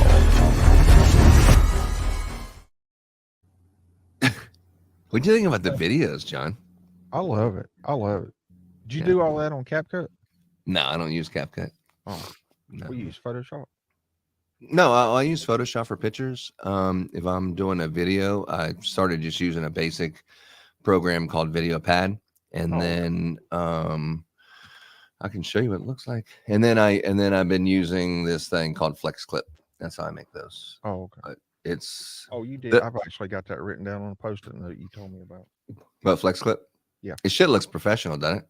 Yeah, that looks good. Yeah. I mean, the music, I actually put a double music background, but I started making videos, and then it turned into, this one it's a little bit better than it used to. It just keeps getting better. It's like Valentine's Day, right, John? Just keeps getting better and better. Exactly. Hey, I do know, I meant to ask you this question the other day, and I got sidetracked with this Karen Reed fiasco on a totally different subject. Where was Miss Kingdom last Friday night? Oh, yeah, about that. Oh, never mind. Never. You mean why was she not at the police use of force I video? thought she was going to be there. Yeah, well, Okay, that's fine. what happened was what happened was Do not say anything that's going to open up an old sore. I just none of my business. I No. was curious. No. What happened was what happened was she's not a big fan of me spending all day every day in front of the computer doing a podcast and not making any money and just wasting my time when I should be actually doing something to help around the house. This is what's going on. So, but she also doesn't want to not see her husband, that we're home all day and we work from home. She wants to spend time with me. So she's like, I would love to just, be on a podcast with you, like when we do our Christmas ones or our business ones. So when I stay over, she's like, hey, maybe I can, continue to hang out with you and do a podcast with you, and we'll do, whatever you're doing, I can do with you. But the first part of it was she really doesn't like me doing podcasts and thinks it's a waste of time. So the reason why she wasn't there is because it was Friday. There was no court in the morning. There was no business video that we normally do on Fridays. And she was just, there was zero fucking chance that she was coming in to watch the police video. I got you. Yeah. But we also took the time. We were out and about, what does it call it? Date night? Yeah. Yeah. Date night. Yeah. So let me share this with you there, Johnny. Share a screen. I'm going to share the window. This one. Yeah, so this is the, let's see if you can see it. Did you see Dante's hashtag? He must have done that while I was letting the dogs out. Free balloon not read. I know. Isn't that terrible? That's bad. So you see this one right here? Oh yeah. This is kind of what the mixing board looks like on that one I just cut up. See all these little cuts in it? Oh yeah. Yeah. So that's how I'd mix it up, and then I put that together first, and then these are the audios and stuff. Then the next thing I would do is So you've got 2 audio tracks. Oh, I see what you've done now. Okay. yeah, and then what I would do is I would go to Flex Clip, and then Flex Clip would be like, oh shit, I forgot you can't see this. Give me 1 second. Present, share screen.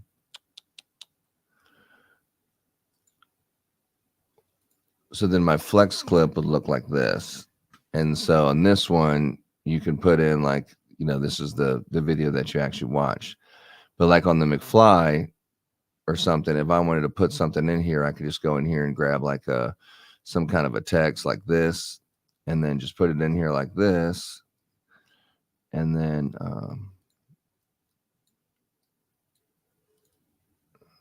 you can kind of just move them around and have it do whatever you want to. Yeah. Oh, cool. Yeah. But yeah, it's Flex Clip.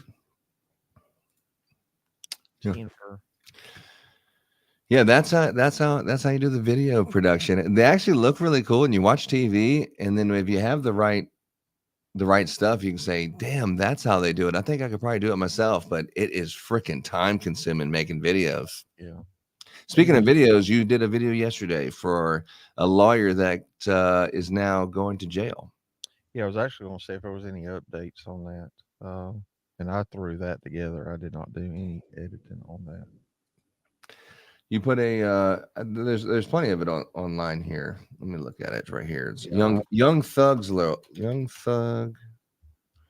lawyer arrested. I will say, John, you were the first one to cover it because now everybody's all over X talking about it, and I saw you were the first one to do it. So, congrats on being ahead of everybody else.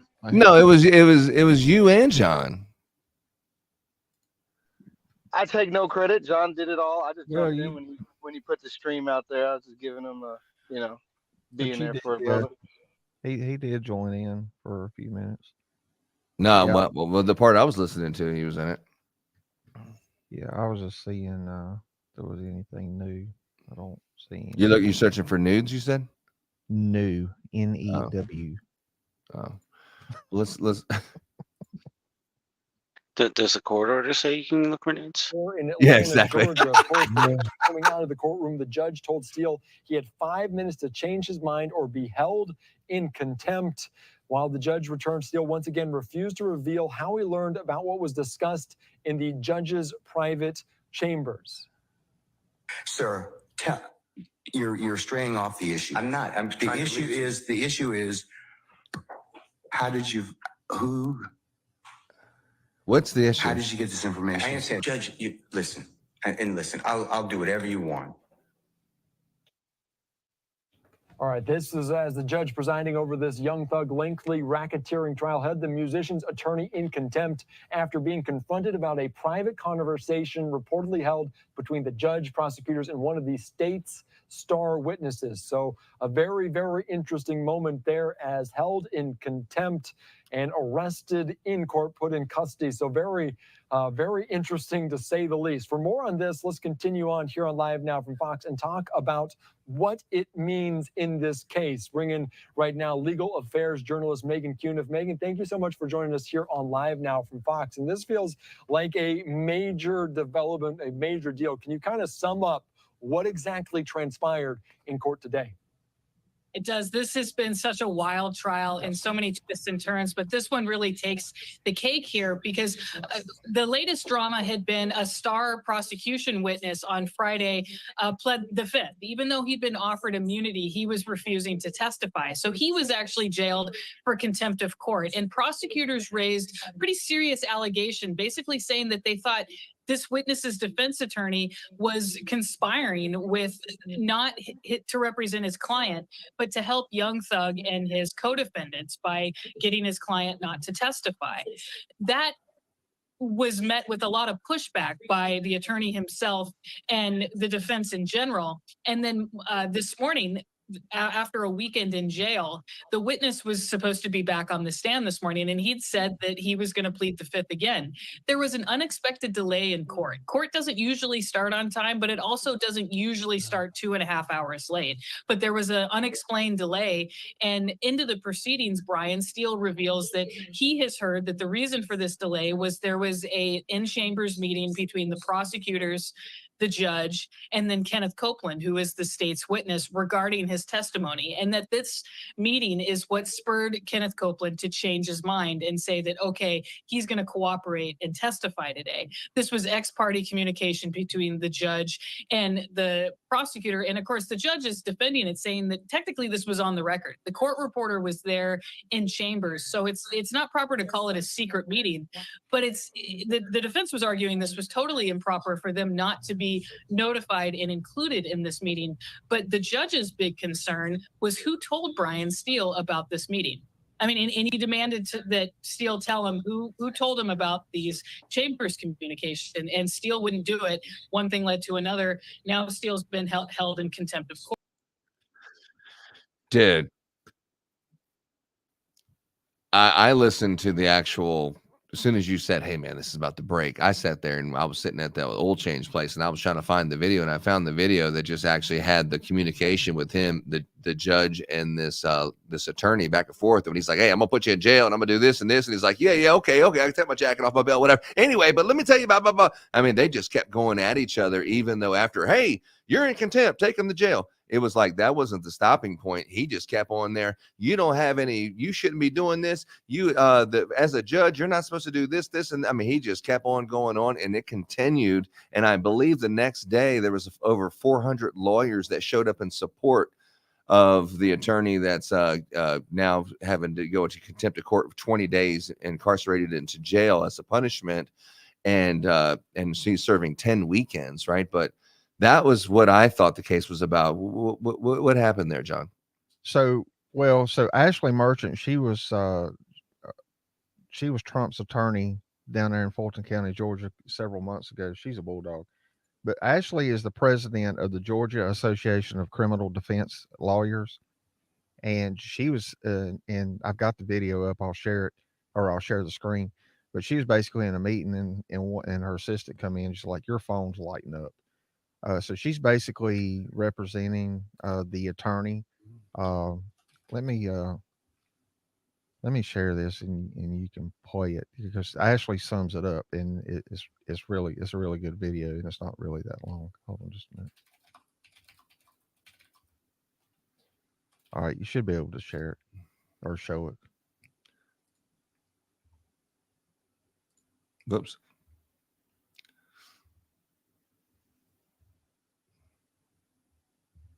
Hit the play button. Yeah, I got it. And then the little mute button. Among defense attorneys. Joining me is Ashley Merchant. She is Brian Steele's lawyer. She's also the president of the Georgia Association of Criminal Defense Lawyers. So Ashley, talk to me a little bit about how you end up at the Fulton County Courthouse last night at 7:30 at night, representing Brian Steele in this issue, this contempt matter. Definitely not how I imagined my day beginning or ending. Right. I was in a meeting and my paralegal came in and said, your phone is lighting up and Brian's in custody. And I said, oh my God, call me on my phone. I'm getting in the car. I'm driving down there. And, you know, I've served for many years as GACTL, as our association's contempt attorney, where we have attorneys that we dispatch if any lawyers are ever held in contempt. We call it Strike Force. So I'm a member of that. So I'm one of the lawyers that regularly would represent someone. But when I heard Brian was in custody, I had to go myself. And luckily, he's very loved in our community. And so many members of our team went down there and were there. And so we had a very strong showing of force, but it was definitely something I did not expect to happen. You're a criminal defense attorney, and you've done a lot of murder trials. Is this unusual? Because it sounds unusual to me that a judge would meet in chambers with a prosecution, you know, the star witness for the prosecution, the star witness's lawyer, and they'd all be there having a confab together without a member of the defense team present. Hey, Is Ron's that weird? backstage. Can you That bring him seems up? like an ex parte communication or something. Right. And, during my hearing, the judge is admitting that he had this ex parte communication. And it seems like that should be what everyone's focused on, not whether or not Brian is going to tell him who told him the judge had this ex parte. It just seemed like deflecting. The judge was in trouble, got caught with having this ex parte hearing. And instead of admit to that and handle that, when Brian brought it up, they're going to throw Brian in jail. It didn't make a lot of sense. But like you said, it's unheard of. These proceedings are supposed to be what we call adversary, where all the defense is there. The defendants, the defense lawyers are all supposed to be present. But instead, they chose to have this meeting without inviting any of the defense, without letting them know. And when they brought that up, the lawyer ends up in custody. The only time I've ever heard of a defense attorney maybe being back in chambers meeting with a judge without the prosecution present or something like that happening is when it was like, oh, judge, we need to talk to you about funds we need allocated for an expert or something like that. If it's like a public defender case or something, that's the only time I've heard of this type of thing happening. But this just sounds hinky. So what are you doing for Brian now? Because Brian, as of right now, is supposed to report to the jail Friday night to spend his weekend in the cell with Young Thug, getting ready for court and doing his time for this contempt that you argued. Yeah, I don't know about Young Thug, and I don't know him personally. I really couldn't even tell you name one song that he sings. Just to say that as preface. But Yeah, I that's tell you what, me. Yeah. for the guy who's representing him, this attorney, just like I ain't saying shit. He has definitely upped his value, in my opinion, and I'm sure in the rap community. This guy said, "I'll go to jail before I'll." Let you know this information right here, and I ain't afraid to do it. He definitely got some freaking street cred on this deal. Well, and when Ashley was talking to the judge last night, she basically gave him a door for his way out, and the judge stuck to his guns. So I done a little bit of research last night. From what I could tell, he's in the wrong. But Okay, let's bring the witness in, please. So, Michael Proctor, I think that we're going to be seeing something that looks like. And he has his attorney with him. Are we surprised? Or something, yeah. Something's going on here. All right, Mr. Jackson, whenever you're ready. Thank you, Your Honor. Triple Proctor, before we were discussing Sally Port video that you watched several weeks ago. I want to make sure I'm clear about this. You indicated that the video that you watched was proper in terms of orientation, but the timestamp on the bottom had been inverted, correct? Yes, that's the way it appeared. And you recall that being a yellow chyron underneath. To the best of, in other words, the font color. to the best of my memory, yes. Which of the Canton Police Department videos were you responsible for retrieving, if any? I did not retrieve any of them. So what I'm trying to ask is, and maybe I'm doing it inartfully, how did those Sally Port videos end up in the possession of the Commonwealth? What was the line of succession? Detective Lieutenant Tully retrieved the Sally Port videos, I believe. And do you know from whom he retrieved those Sally Port videos? I believe it was the chief of police. Okay, Chief Rafferty specifically gave him whatever videos were provided. Correct, that's my understanding. And then he provided those to you for your review. Yes.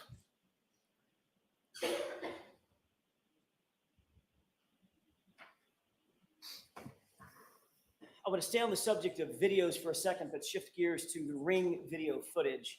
You've already testified that there were several hundred Ring videos from One Meadows, from both facing the driveway and the front door camera, correct? Yes.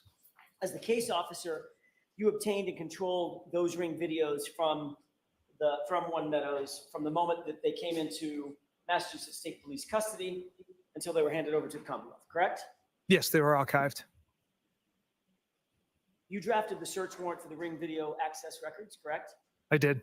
You obtained the warrant returns once those search warrants were executed, correct? I did. you took possession of Mr. O'Keefe's cell phone physically, correct? Yes, And you had access to Mr. O'Keefe's Ring account in that cell phone. Is that right? correct. You indicated that you reviewed several of the videos on his Ring app on his cell phone. Is that right? Yes, So you obviously had not only possession of his cell phone, you had possession of his login account information to get into the app on his cell phone. Is that right?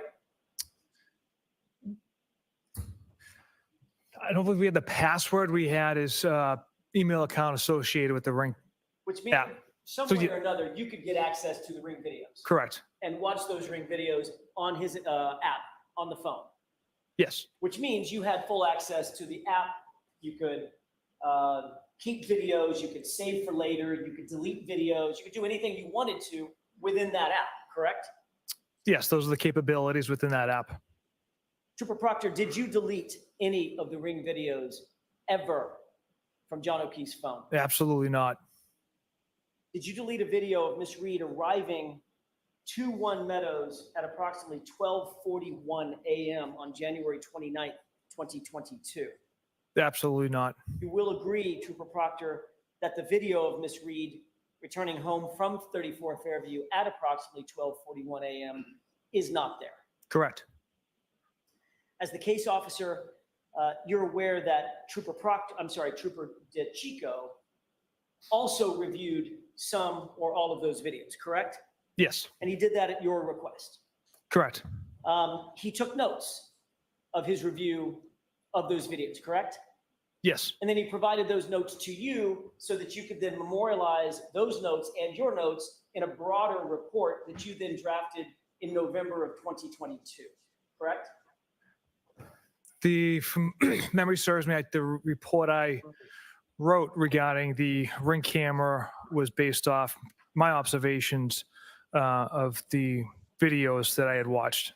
But you certainly did have, as you just indicated, you did accumulate his notes and review his notes as well as your own notes, correct? Best of my recollection, I wrote that report off of my notes. Did you actually, at any point before writing your report, did you note or did you review his notes? I can't recall. You asked him, he reviewed the videos at your directions, correct? At Yes. your direction, correct? Yes, And obviously he would have wanted to provide you whatever insights he had into his review of those videos. Otherwise, what's the point, right? correct. So when you reviewed his notes, did you see that they were on some sticky pads? You remember that? That sounds about right. He's definitely going to say, I don't recall, as much as possible if he doesn't know. I'm sure he's Yeah. been coached that over Do you lunch. recall exactly, as you sit here, exactly what was on one or more of those sticky pads that you reviewed from Trooper DeChico? I don't know. Would it refresh your recollection if you would take a look at a copy of those notes? Yes, May I, Your Honor? Yes.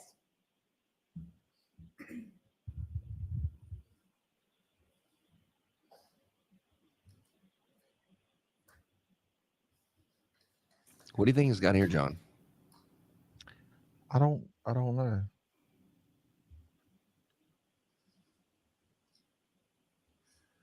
Unless it's some text messages. May I? Yes. That whole mix up with If you what he wanna take a recalls for the look, salad at board, the that shit. top or the uppermost top note that's highlighted with a sticky note next to it. I would have requested for an extension for lunch so you can at least get that part done before he gets coached what to say. Yeah.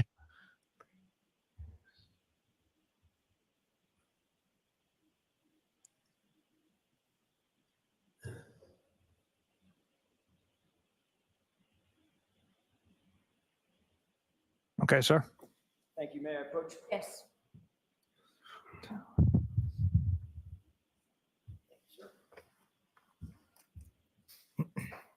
Trooper Proctor, do you have these notes in mind, specifically the uppermost note? The 0041? Correct. Yes, You reviewed this previously before you wrote your report, correct? yes, All right. And you note that at 0041, which is a time relative to what DeChico was looking at on the Ring video, he indicated taillights from driveway, parentheses, I think she arrived home in parentheses, correct? Correct. 0041 is what? What's that in reference to? Just after midnight, the approximate time where Miss Reed will be returning from Fairview Road. It's military time for 12:41 a.m., correct? Yes.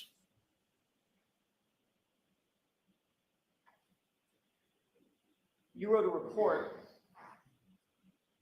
on November, I'm sorry, I earlier said November, it's actually June 1, 2022, memorializing the times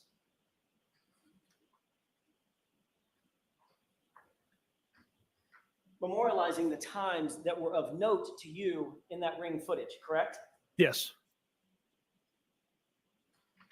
Do you recall every single entry that you made concerning the events that were of note to you that were reflected in your report?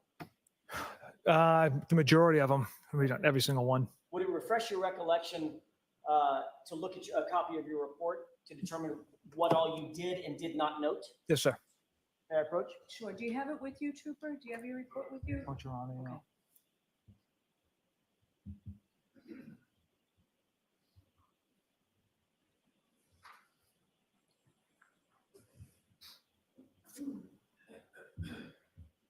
I'd ask you to review that report, especially as to page 2 and 3. This whole thing ain't good, man. It's not going good. And they're just hoping he makes it out of there alive, man. Yeah. And at this point, I have no reason to believe that it is not a cover up, but you would have thought that they wouldn't have been as sloppy as they were with trying to cover something up. I think if they had more time to how do I kill this person and cover it up, they'd have done better. But the fact that he just died in the house and you only had 2 hours to figure something out, that's the reason why it doesn't. It looks like they didn't have it figured out. I do. Your report is dated June 1st, 2022, correct? Correct. And reflected in this report are the bullet points of the times that you found of some note in your review of all of the ring footage from One Meadows, correct? Yes. In your report, there is no mention of the footage showing Karen Reed arriving home at 12:41 a.m., correct? Correct. And that's notwithstanding the fact that in Trooper DeChico's report, in his handwritten notes, he makes note of an event at 12:41 a.m. indicating, I think she arrived home, correct? Correct. So sometime between when Trooper DeChico wrote his notes and when you wrote your report, that video footage vanished, correct? There's also no date on Trooper DeChico's notes. We have many dates from ring video, so I don't know if he's referencing a different date. Well, you're aware that Oh, he's got that shit video rehearsed. footage from 12:41 a.m. is gone, correct? Yes, it's something I've tried to find through ring for months, as well as the video when Miss Roberts, Miss McCabe, Miss Reed Cut 'em arrived off. back at Cut 'em off. John's and they're looking at the broken taillight. That video is gone as well. So at some point, It wasn't a note. It was while a this to-do footage list of was what to in delete. Massachusetts State Police custody and being reviewed Yeah, really. by Trooper DeChico, Your that honeydew video list. existed. Objection. The objection is sustained. Mr. Jackson, don't waive that again, okay? Yes, Your Honor.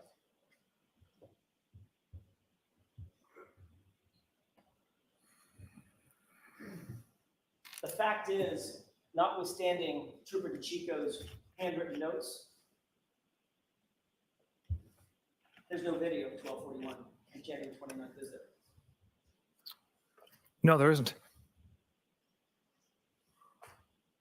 There isn't any more, but there was. Trooper Proctor, would you agree that from the very beginning of your investigation, you treated Karen Reed very differently than you treated the Alberts and the McCabe's in this case? Objection. I'll allow it. Was she treated differently? Absolutely not. Like I've said before, we follow the facts and the evidence, an open mind. Did you consider her to be, for want of a better phrase, an outsider? No, not at all. Well, you didn't call the Not somebody McAlbers a from Kansas. bitch and a leaky No, balloon not knot at all. and a Not cunt, family, not friends with the Alberts. Absolutely not. right, John? Yeah, I mean, it's At clear some that point, he was showing your some view of this case partiality. caused you to turn what could be described as a I think during bias his interview process, he was given the into an out-and-out backstory that they had a hatred. rocky Do you agree with relationship, and Objection.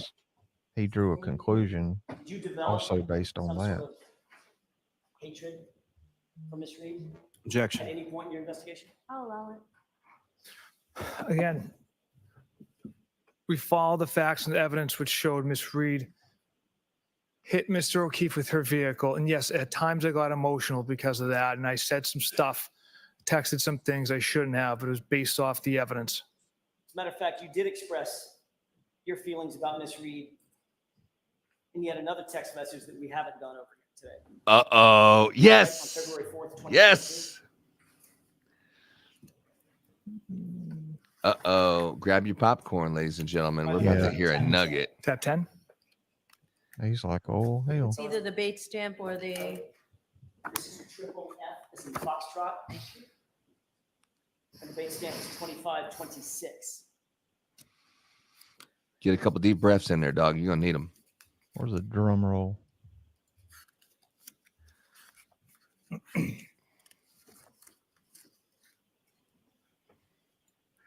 Yes, sir.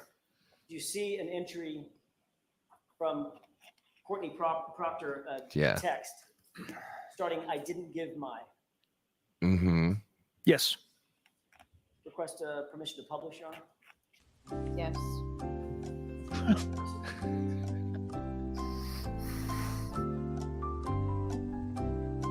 I don't know, John. I think On that this day, is February the 4th, one. 2022, your sister texted in relation to some sort of donation that she had given. I didn't give my name as I didn't want anyone to link me to Michael, meaning you, correct?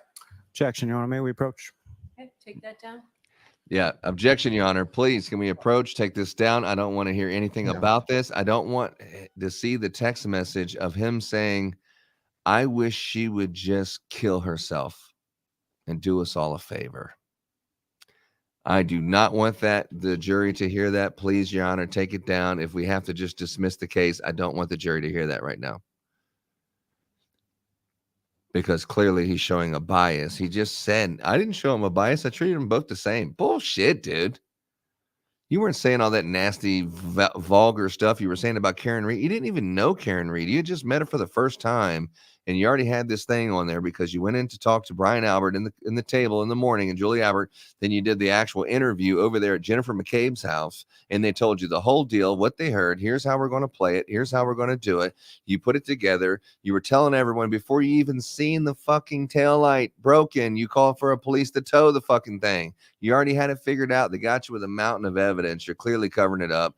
You're guilty AF, and they're about to show you something that's so damning right here that this is going to be. Objection. Let's hear it. Let's hear it. Let's hear it. Let's hear it.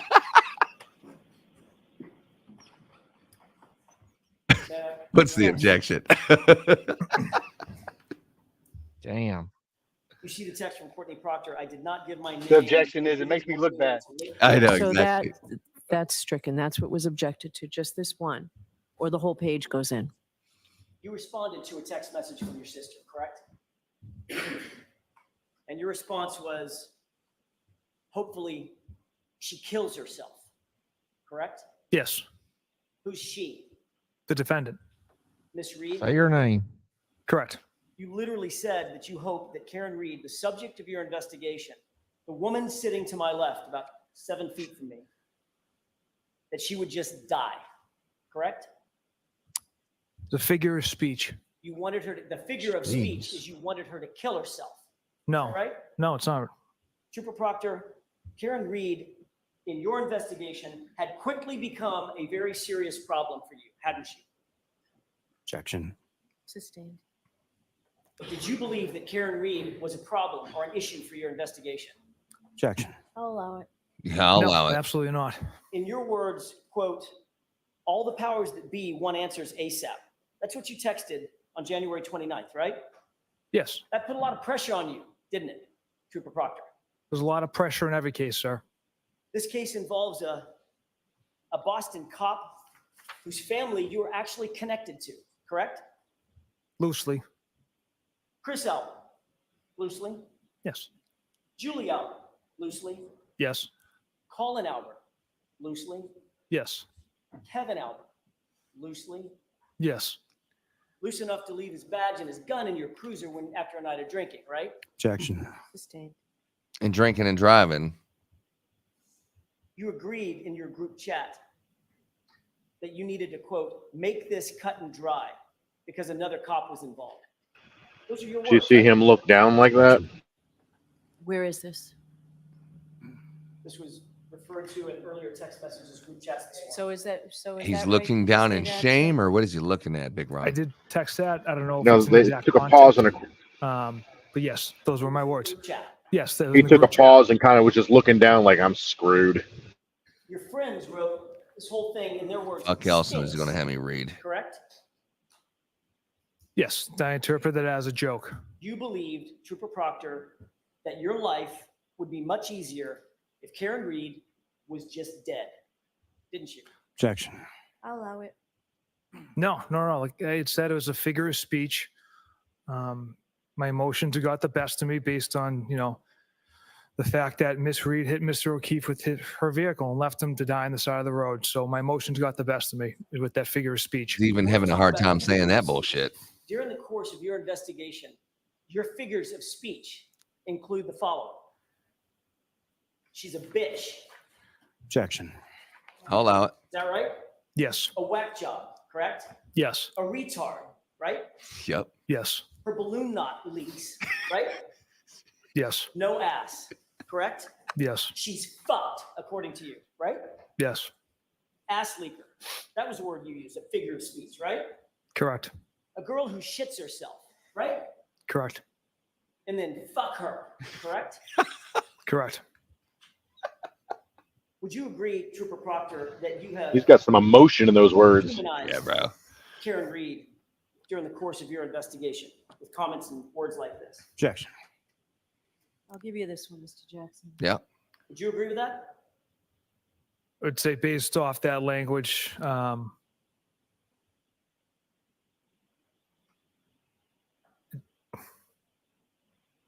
yes. And you admitted in your own words that the cop homeowner wasn't going to, quote, catch any shit, right? Correct. Because you were out to quote, make this cut and dry. Isn't that right? The homeowner wasn't going to catch any shit because Mr. Elder had nothing to do with Mr. O'Keefe's death. Because you were going to make sure that the case was cut and dry. Those were your words, right? Objection. Sustained. And you treated the Alberts the same as her, no bias. Far easier Yeah, for you really. to pin it on the girl who's just a whack job cunt, in your words, who you hope just kills herself, right? Objection. Sustained. He definitely put it together pretty cleverly. Yes, he did. Shame on you, sir. Objection. All right. So jurors, disregard that. I've told you before, lawyers can't make comments. They can ask questions. And Mr. Jackson, you know better than that. That's all I have. Shame That's on all you have? Lally? Said. Thank you. That's it? You're not going to ask him about the shoes and other stuff? I mean, isn't it at this point in the case, isn't I don't think it Jackson just fucking beating on him? Oh, yeah, pretty much. Just go back, yeah, and then he'll go back at him. He's not done. Yeah, but if he planted the evidence, then you get him for planting evidence or tampering with See, evidence. Dante brought up a great point, but he did. That was in his closing arguments. Good afternoon, sir.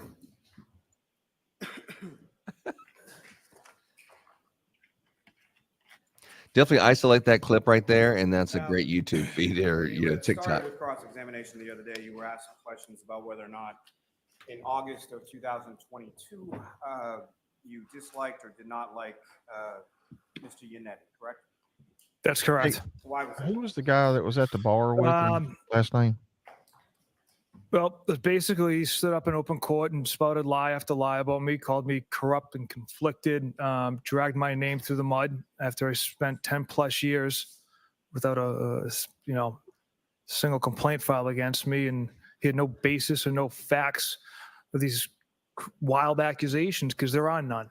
This investigation was done with the utmost integrity, not just by me, but my supervisors and other troopers in my office, as well as Mr. Yannetti shows up at my sister's school yesterday in the parking lot where he's not welcomed or where people are not supposed to be, with one of their witnesses and their private investigator.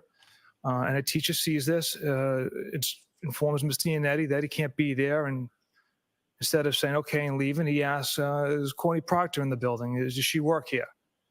She calls me to see if she was being served. Objection. Can we approach? Yes. Yeah. What do you think it's going to be like what you did like to Adrian Carney, where you arrest him right in front of his kid as he's getting on the bus stop? I mean, or when you get arrested and everyone's watching you get arrested, like all the other people that you arrest, like Karen Reed, she's arrested right in front of the family and there's news cameras everywhere. This is how it happens when you commit crimes like you did. Fucking piece of shit. Michael Proctor. Yeah, his whole demeanor's changed now that he's dealing with the prosecution. Yeah, he's like, look, they're harassing me, and they're that's like, my wife wanted me to let you know that when I'm in jail, they're still harassing me. It's like, come on, dude. I want to hear just something that sounds remotely close to you explaining why you were treating her like this, but not the people who should have been the suspect. And you're saying you treated them both differently. Try to mop that up. I'd like to hear that. Not you're being harassed for about what you did and the public outrage. But yeah, Yannetti going over there, I can see how they're trying to paint some picture there. Hey, who was the detective or the trooper that he said was with him at the bar that left his gun? I don't know. Big Ron knows. I'm not sure. Dante probably has it written down in his notes. Why would I know? I was just joking. It's his cop buddy. Wasn't Tully, was it? No. Tully is supposed to be. He's going to be taking the stand next. Yeah. I don't know what Massachusetts law reads. And Albert. Yeah. Thank you. I don't know what Massachusetts law reads, but I know in Florida, taking a firearm into a bar is a big no-no, regardless if you're a police officer or not, if you're going to be drinking. Yeah, it is here too. Yeah, but there is a huge problem with this. It's hard to listen to someone, like there's still people on X right now saying that Turtle Boy and the defense, they're all in cahoots, and they're it's shock and horror what's going on, and he's just letting this innocent woman, this guilty woman that needs to go to jail, they're just muddying up the water, making up all this bullshit, and can't believe people are believing it. But God, I don't know how you could watch this case. It doesn't matter if you know the case or not. If you're just watching this case, it's hard for you to come to the conclusion that she belongs in jail, and you think those jurors agree. It's difficult for me to put those together.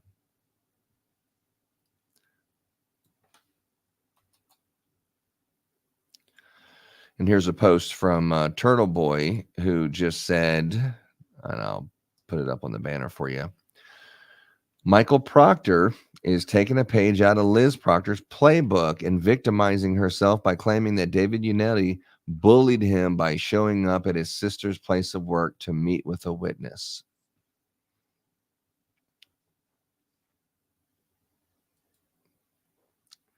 And she had a big long statement about how she supports her husband, and this whole thing is a big sham. And then thanks to Turtle Boy and some other amateur journalists, that everyone is just driving by her house, saying things, texting her mean things. She feels threatened, and it's all Karen Reed belongs in prison, and everyone's harassing the family. So that's why it looks like Proctor is trying to play on a heartstring, if there is any left in the jury, to think that there should be some kind of mercy for him and his family.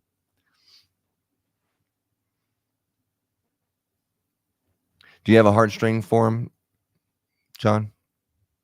No, absolutely not. What about you, Big Ron?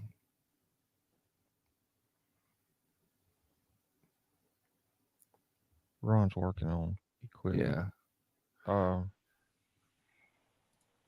I have I mean- no remorse for this dude. Whether he did it purposefully or not, just the fact of how clumsy this whole investigation went, he's a shit ass cop. You know what I'm saying? I'm just gonna leave it at that point. I'm not gonna go any further than that. Just on that basis, that top surface, shit ass investigation means he's a shit ass fucking cop. Yeah, when you're doing investigations like that, you have to be unbiased. I mean, and you have to ask yourself, can I be unbiased? If you can't, then it's when you go to the higher ups and say, look, I can't do this and be unbiased because, and let them give it to somebody else. Here's the statement from the Massachusetts State Police. The members assigned to the Norfolk County District Attorney's State Police Detective Unit has been a subject of personal attacks from criminal defense attorneys in the media for doing their jobs. As we all know, state police detectives are assigned to each district attorney's office and to the Office of the Attorney General in Massachusetts. In homicide investigations, they work at the direction of the district attorney under whatever, and state police detectives work under extreme conditions to professionally and comprehensively perform homicide investigations throughout the Commonwealth. They do this work without favor. They follow the evidence. This is the statement from the Massachusetts State Police, and I will, like I said earlier, this statement was removed from their social media yesterday. Well, how But can this- they say it's done professionally when he himself admitted it was not professional? This was their response after Hosselong to dying cold. Oh, okay. And it stayed on their social media sites until yesterday when they removed it. Oh, okay. I got you. Okay. They are no longer sticking with that statement.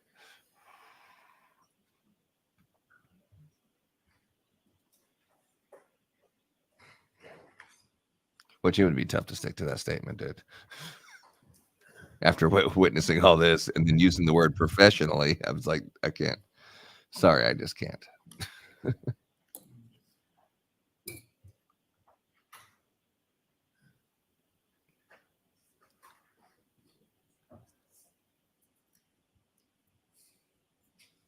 And did you see when they were going to the sidebar, O'Keefe's mom threw her hands up at the attorney? Like, what the hell are you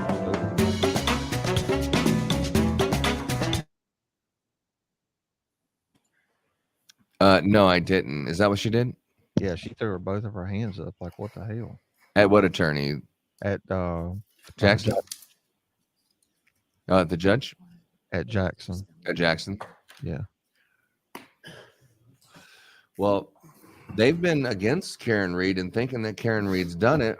And every time they do a fundraising event or something for John O'Keefe, Jennifer McCabe has been at every single one in support. She has John O'Keefe's decal in the back of her car, and she has blue lights out in front of her house as a tribute to John O'Keefe and justice for John O'Keefe. And now Karen Reed's guilty. They even convinced the niece and nephew to come in and testify on behalf of the prosecution against Karen Reed. And now listening to this, it'd be difficult to believe that she still thinks that. You are unmuted. Well, and you would think, but that brunette sitting third from the right, that's just now standing up with Yes. the white undertop, she's been throwing like not smirks, but like scowl face. Look at her now. Yeah, they think Karen Reed's guilty. The guy on the right there that's standing up with the blue shirt, that is John O'Keefe's brother. And the chick to the left is actually a hua that used to be Adrian Turtle Boy's lover, I guess. He called her a whore.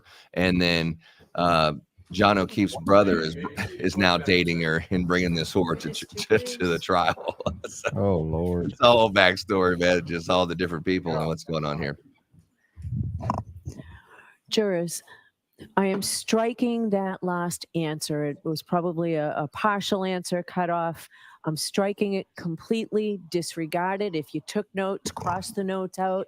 You're not to consider it in any way. It is completely stricken from the record. to what you guys said earlier, the days of our lives. Trooper, I'd suggest you listen to the question being asked of you before you answer it. My apologies, Your Honor. Keep your voice up, Mr. Lally. What was the question? What was it? What did we miss? Super Proctor, let me try that again. As far as you were asked about text messages. Oh, about occurred in August of what happened at the 2022, school. in which Yeah, you, yeah. Indicated that you did not like Mr. Yannetti, correct? Correct. And so at the time of that text message, it was sent in August of 2022. Why was that? In August of 2022. Why was that? Yes. The reasons I laid out, the false accusations of being conflicted and corrupt spouted in an open court, which there's zero evidence of. Like I said, I stand by the integrity of this investigation, as well as every trooper and supervisor in my office. Dante, I There think the also lady motions filed, to by our Mr. Yannetti or left by of counsel, O'Keefe's brother containing is photographs Turtle of Boy's yourself and ex-girlfriend from what kingdom? Yes. And what, if anything, were the allegations in regard to the children that were depicted in those photographs? Let me get to the bottom of So that, the and we'll photograph give was you an accurate taken one. in my parents' backyard. Objections over. My parents' backyard at a pool party. There's some little kids in the photo. Defense counsel kept insinuating that those were the McCabe's children, when in fact they were my family, my cousins. Have you, at any point in time, ever met any children of the McCabe's? No, sir. In the course of this investigation, as it was sort of alleged on cross-examination, did you essentially pick a suspect and then try to have the evidence fit that? Objection. The form, meeting. In that form, it's stricken. Not allowed to ask that way, Mr. Lally. How did you conduct this investigation, you and the other troopers in your office? From the start of this investigation with an open mind. Like I said earlier, we didn't know what we had, possible medical. So as the day went on and we collected more evidence and developed compelling evidence against Ms. Reed. Now, with reference to this investigation, it continued after January 29th, 2022, when you had those text communications with your friends, correct? Yes. Was there additional information that you compiled over the course of that investigation following January 29th, 2022? I'm sorry, say that again, please. Following that date of those text messages on January 29th, Yes. 2022, was there additional information that was gathered over the course of your investigation by yourself or other troopers involved in the investigation? Yes. And from that additional information that was gathered, what, if any, information that was gathered throughout the course of the investigation indicated that anyone besides Ms. Reed had anything to do with Mr. O'Keefe's death? All the information gathered after that date indicated no one else was responsible for Mr. O'Keefe's death. Now, sir, you were asked some questions on cross-examination about testimony in a prior proceeding and shown specifically at page 01563, correct? Yes. Okay. Your Honor, may I approach? Yes.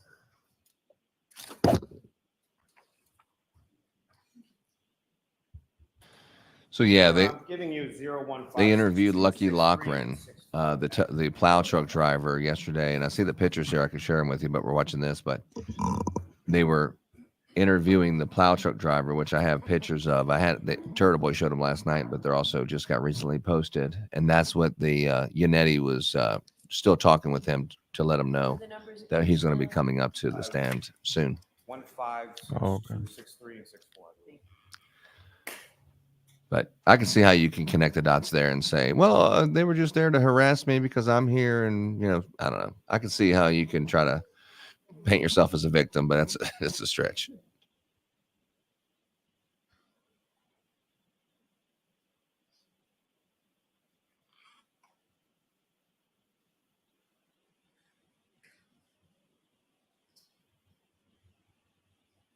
But per the instruction, if any juror still is taking notes and they still think that you need to take some notes,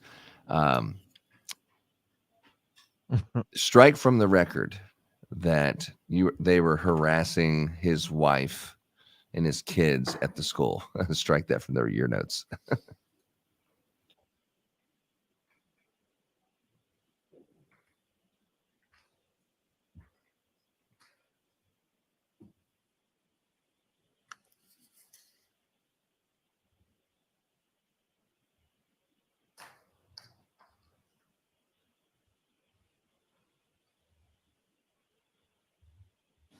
Yeah, Dante, let me get to the bottom of it, and then I'll let you know. Let me get to the bottom of it. I'll get to the bottom of it. I'll have an answer by tomorrow.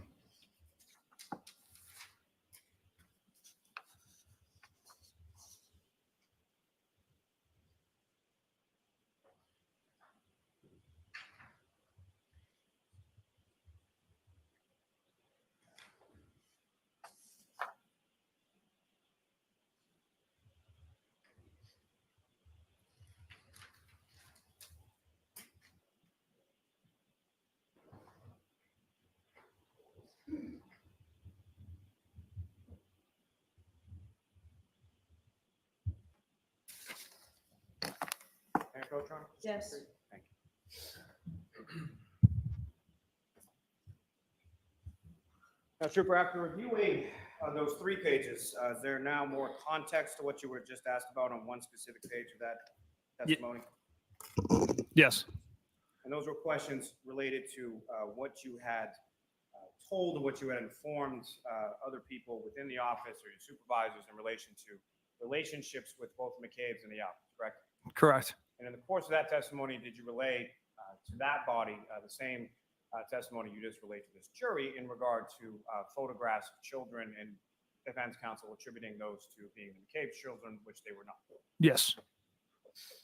Now, we were asked some questions by Mr. Jackson in regard to what you knew or why your focus was not on Brian Alberts later on in the evening of January 29th, 2022, correct? Correct. And why was that? Why was your focus not on Brian Albert at that time? There was just no evidence that Mr. L was involved anyway.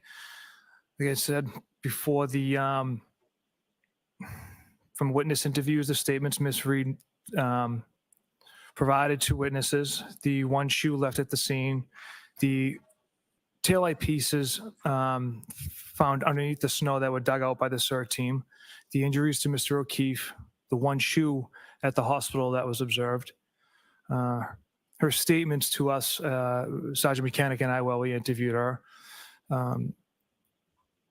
clearly the broken taillight, and the fact that leaving Brockton, instead of going to Dighton, she backtracked to go to Canton to retrieve her vehicle and then go double back to go to Dighton, which I found odd.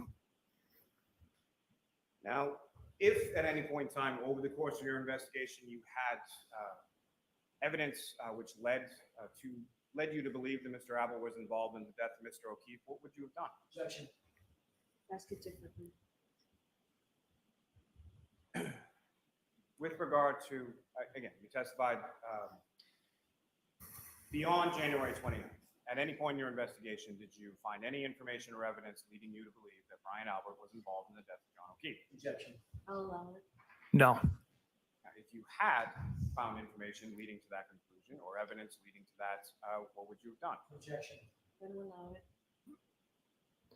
Not only myself, but members of my office would have pursued that. Regardless of his position, correct? Regardless of what he does for a profession. You want me to approach? Yes.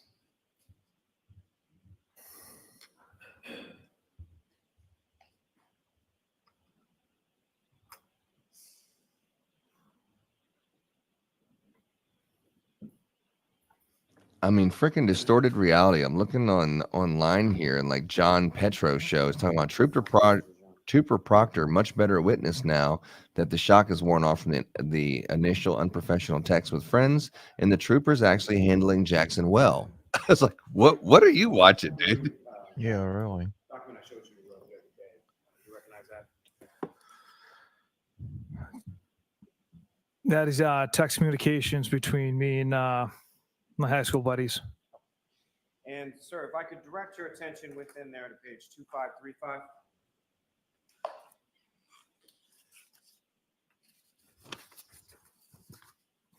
Yes, sir. You were asked some questions about text on that page, but also there's a text on that page that begins with, they arrived at house together, correct? Correct. And what is the date and time associated with that text message that you sent? That was sent on January 29th, 2022 at 11 p.m. And what is the content, or what did you send to that group in that text message? The message reads, They arrived at the house together, got into an argument. She was driving and left. So that's also information that you had late in the evening of January 29th, 2022, correct? Objection. Inform that, sustained. With respect to that information you conveyed in that text message, when did you learn it? During the course of the day on the 29th. May I approach you? Yes. I would say what Lally needs to do is just asking some professional questions and have him respond back with some professional answers, and just try to let the jury know he was a professional at some point in his life. And after what Alan Jackson said, just Now, you were to asking questions humanize about him a people little that bit. you spoke to on the 29th, correct? Yes. And that included Brian Albert, Jennifer McCabe, Matthew McCabe, Kerry Roberts. Is that correct? Trooper DeChico and Trooper Dunn interviewed Miss Roberts. And my apologies. When I was saying you, I meant collectively. Yes.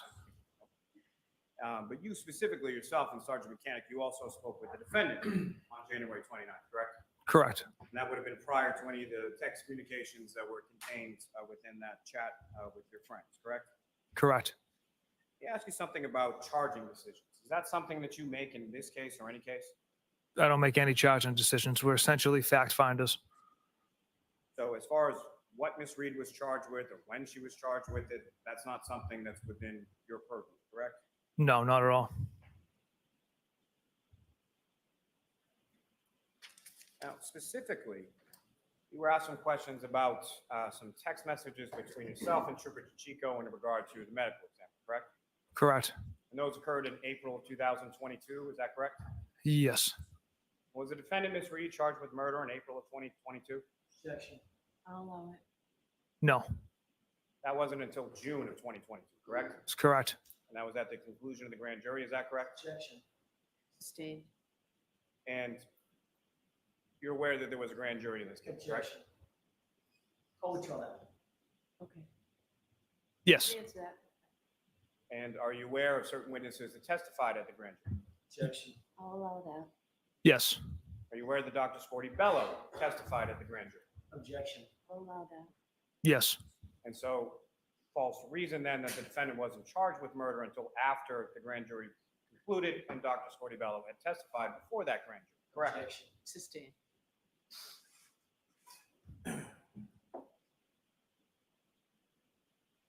Now, the Albert family that you were familiar with some members of, that's not an entity, correct? No. Individual members of a family, some you know, some you may not know, correct? Objection. Sustained. Watch your phone, Mr. Brown. Certainly not. How many members of the Albert family did you know when you started this investigation in January, or when you received this call on January 29th, 2022? Julie, Chris Albert, Colin, and Kevin Albert. Now, you were asked some questions about interviewing Julie Albert and Chris Albert at their home on February 10th, correct? Yes. Now, with respect to that date, had you ever been to that home prior to February 10th? I'd not been to that. That's kind of their new home. I'd never been to their new home or the previous home either. Now, as far as conversations with either Julie or Chris Albert, when was the last time you talked to them before you interviewed them on February 10th?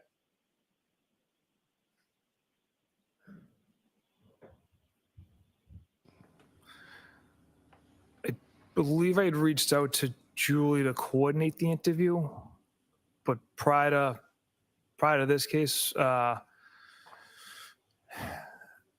there was that one random text message she sent me and my sister when I was going on a family ski trip. They weren't a part of it.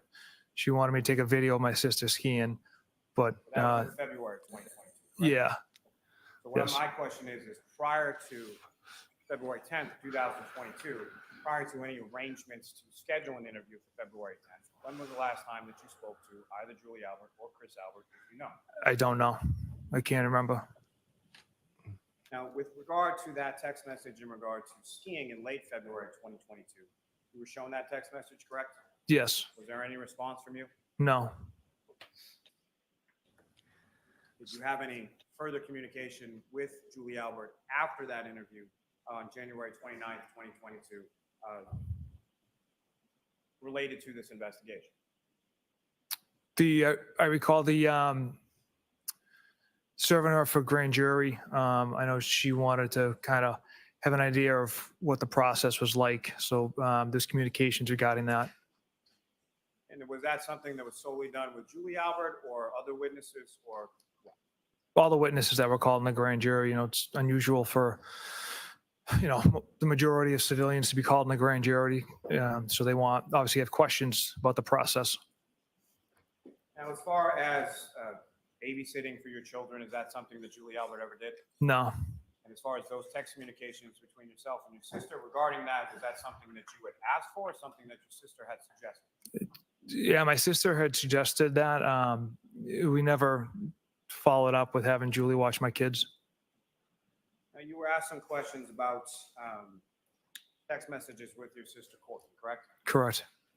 And I believe a couple times you would use the term, well, let me ask you this first. With regard to from January 29th throughout at least January, February 2022, this was this case became something that was on the news on a fairly regular basis, correct? News and social media, yes. And so when you were using the term in describing what you spoke to your sister about as far as newsworthy, what did you mean by that? My sister lives in Canton, so there's a lot of, as well on the news and social media stuff that was being discussed on those platforms. Now, as far as the discussions that I didn't say nothing that wasn't already on the news, is what he's trying to say. How would you characterize the type of information that you shared with her event? Just general information, nothing specific about the case. You were also asked about a specific text from your sister on January 30th. It started out with, I believe it was Jesus Christ. Is that correct? Yes. And that was in reference to the body of Mr. O'Keefe being found on Brian Albert's lawn, correct? Correct. And so she's asking you about that on January 30th, correct? Yes. So fair to reason that that wasn't something that you shared with her prior to January 30th, correct? Correct. And something that you hadn't shared with her at all at that point that you received that text communication, correct? Correct. Sustain your steam form. Watch how you ask these questions, Mr. Lally, as your witness. Yes, sir. With regard to that information, as far as who the homeowner was, what, if anything, had you shared with your sister Courtney prior to you receiving that text from her, indicating her knowledge? Yeah, I don't recall sharing anything with in regards to the homeowner. Now, in regard to any issues of a gift or request for a gift, how would you characterize that? Was that serious? Was that in jest? How would you characterize that? I didn't take. I'll allow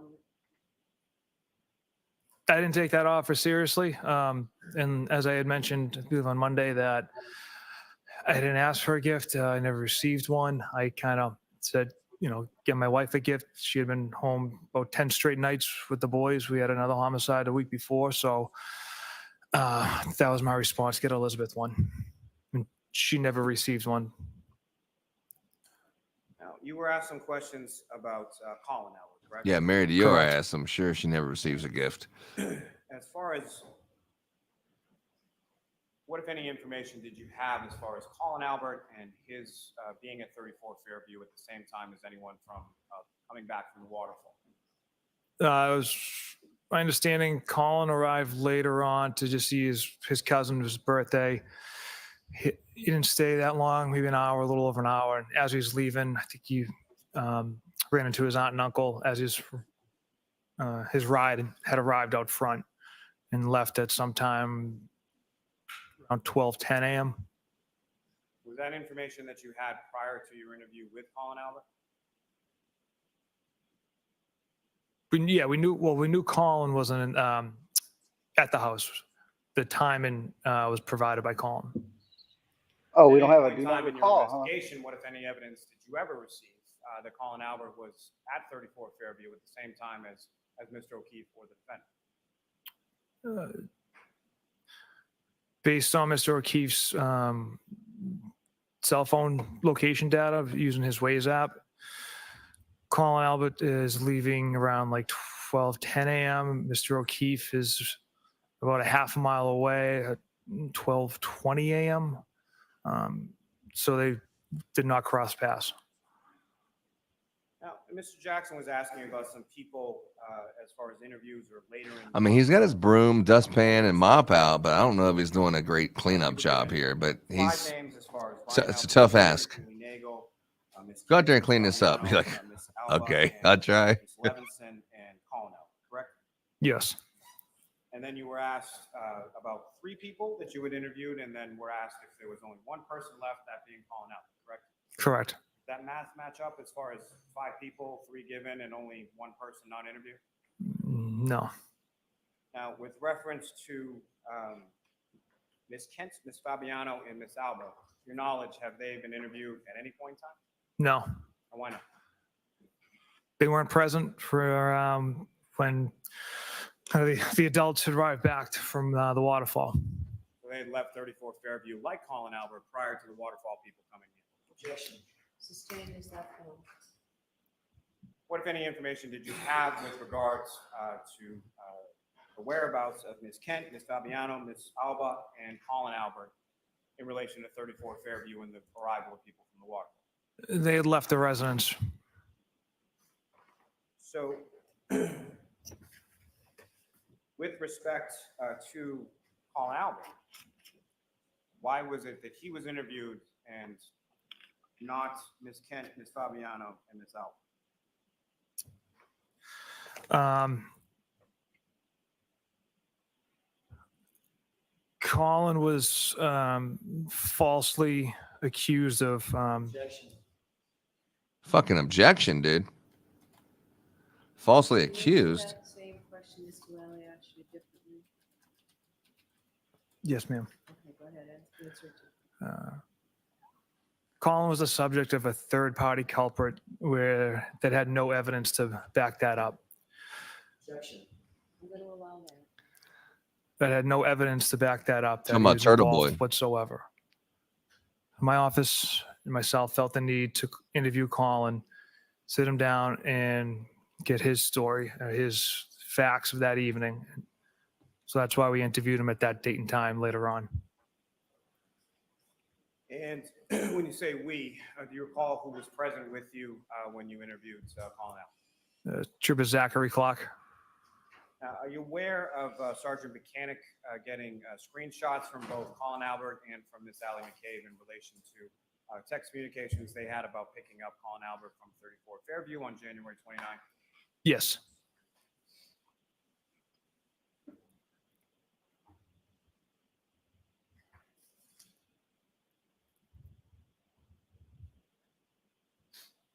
You were asked some questions about Miss McCabe's cell phone. Is that correct? Yes. And as far as any material on that phone, are you an expert when it comes to cell phone abstractions and what different material may mean within a Cellbrite abstraction? No, that's left to Trooper Garino in our office. Are you aware of reports regarding those searches from Trooper Nicholas Garino, a Miss Jessica Hyde, and a Mr. Ian Whip? I am aware of those, yes. And those are people who are experts, those are people who have special knowledge or specialized knowledge as it relates to Cellbrite technology that you do not, correct? Objection. Form of the question is sustained. What, if any, knowledge are you aware of Trooper Nicholas Garino, Miss Jessica Hyde, and Mr. Ian Whiffen having with respect to Cellbrite or cell phone technology that you do not have? Objection. Allowing it under building. Make me approach. Sure. You are. I mean, he might as well just say that, oh, those text messages that said that I said those things, I didn't. I don't know what's going on with the phone records, but I did not say that. It's the same thing as saying that the Cellubrite is not right, like Jennifer McCabe did. John, you back with us, bro? Who's out there? Big Ron, you got a mic? Anybody got a mic? Yeah, I Breaker stepped away for a 19 second. came out. Okay. Where my truck drivers at, came out. No, it seems like they're trying to make him seem dumb and like he doesn't know how to take information from a cell phone. Like, it doesn't excuse when he has a cell phone in his hand going through it. You don't need to frickin' be an expert on anything doing that. it feels like they're trying to dumb it down to like what you said, try to excuse him from all the text message stuff and whatever, the information that he might not have on it, just trying to make him less of an expert. But I don't know, if you're an investigator, been doing it for 10 plus years, you would think you would know a little something, right? Like you wouldn't just be a total moron and be like, oh, I don't know how phones work. Well, I mean, obviously, what you're trying to do here is you're trying to do what someone would call 911 and say, this person's unresponsive, and you try to get someone out there to resuscitate and bring someone back to life. You are unmuted. That's what the prosecution has done. And DA Lowley, he's trying to bring Michael Proctor back to life because he just got killed on the stand. He's just trying to just somehow give his family a reason to say that he didn't do anything wrong. As far as you're aware that Trooper Nicholas It's a tough Marino, task, Jessica though. Hyde, and Mr. Ian Whiffen have all looked at Ms. McCabe's Cellbrite and extraction information, correct? Yes. And their knowledge, their specialized knowledge in regard to those areas exceeds your own, correct? Yes.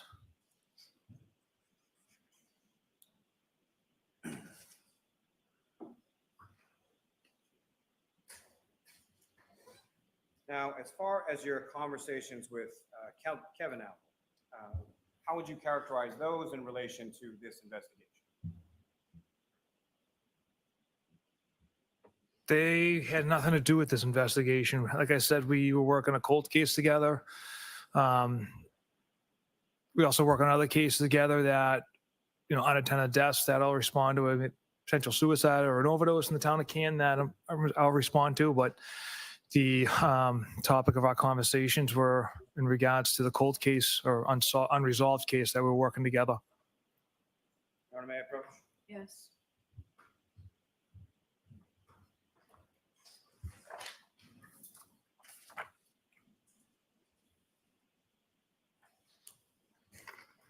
Presenting the documents I did the other day. You recognize that? Yes, Yes, sir. I do. What do you recognize that? Text communication with Kevin Albert. And sir, if I could direct your attention to debate stamp pages of 2600 and 2601.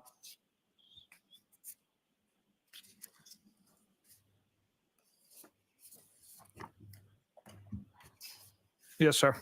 Now, in regard to activities on that particular date, you had indicated that you had conversations with Kevin Albert about working a cold case from the town of Canton, correct? Yes. And specifically on that date, where did the two of you go? I recall going down to the Cape to at least interview at least one person of interest. And that was down in the town of Sandwich, to be specific, is that correct? Yes. Now, in reference to Kevin Albert leaving his badge in your car, do you recall that? I do. If I could direct your attention to page 260. How are they going to mop this up? This ought to be good. Let's see what Lally can come up with. When he shut the door, the snow didn't fall off. Therefore, And what if any text communication is contained on that page as far as you asking Kevin Albert any questions about his address? After I informed Kevin Albert I had located his badge, I follow up, what's your address? I will drop it off after the gym. So you're asking his address because you don't know his address, correct? Correct. Sustained. Why are you asking for his address? I've never been to his house and I don't know where he lives. You're so close with him that you don't know where his house is, correct? Sustained. I approach this to retrieve your honor. Yes. Look at these text messages. Look at the blank page on the front. Is there any messages there between you two? You were asked some questions about ring videos from One Meadows Avenue, Mr. O'Keefe's home. Is that correct? Yes. And to be clear, did you delete any ring videos from Mr. O'Keefe's account, either on his app, on his phone, or from the materials that you received pursuant to the search? Absolutely not. Now, when you saw that Oh, there were bullshit. ring videos missing from times that you expected videos to be, specifically what I'm asking about is Ms. Reed or the defendant's arrival at the home after leaving Fairview Road, and Ms. McCabe, Ms. Roberts, and the defendant's departure from One Meadows to Fairview Road later on that morning. What did you do? I reached out to Ring several different times. They informed me if a video is deleted, there's no digital footprint of that. It's essentially kind of gone forever. And with respect to that time frame, what, if any, other additional steps did you take to try to retrieve that video? Was there a second search warrant, sir? Yes, You were looking for additional information from that same ring video, correct? Objection sustained. What, if anything, were you looking for in that second search? there's additional video. Now, you were asked some questions about notes from Trooper DeChico, correct? Correct. And as far as that 0041 note, do you know what that means? That just tells me it's a time. And do you know specifically whether or not that is something that Trooper DeChico saw or something that Trooper DeChico was looking for? That's something Trooper DeChico could answer for.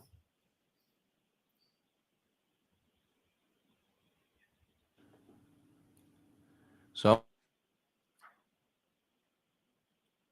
I may have just a moment. Your Honor. Yes.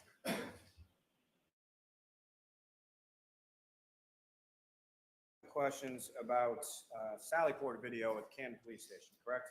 Yes, When you arrived at the Sallyport garage of the Canton Police Station sometime around or shortly after 5:30 p.m., correct? yes, Now, that 5:30 p.m. time, is that before or after 5:07 a.m.? after. And 5:07 a.m. is when the Exhibit 6, video number, I believe, 153, with the defendant backing out of the garage where you testified on Monday, you observed some damage to the taillight, correct? Correct. And you're aware of some other ring video from Mr. O'Keefe's house showing the defendant, Ms. Roberts and Ms. McCabe, arriving at his house, in which you can see damage to the right passenger taillight, correct? Correct. Are you aware of a cruiser camera video from the Canton Police Station, Police Department, specifically Lieutenant Ray, going to One Meadows Ave at 8:22 in the morning on the 29th, in which you can also observe damage to the taillight? Objection. Sustained is to the form. As far as 8:22 in the morning, what, if any, video from One Meadows Avenue are you aware of depicting the defendant's taillight? Canton Police Department went to conduct a well-being check, and on the dash cruiser camera, you can see the back of Miss Reed's vehicle and the right taillight to be broken and missing pieces. And as far as your time at the home indicting the vehicle, the defendant's vehicle was towed from that location on that day, correct? Correct. And what, if any, video are you aware of from that driveway, which depicts the right rear passenger side taillight of the defendant's vehicle? Yeah, as the vehicle's being put on the tow truck, you can make out that there's some pieces missing. Now, sir, if I could turn you back to those text messages with your friends, January 29th, 2022. With that time in mind, at that point in time, well, let me ask before, as far as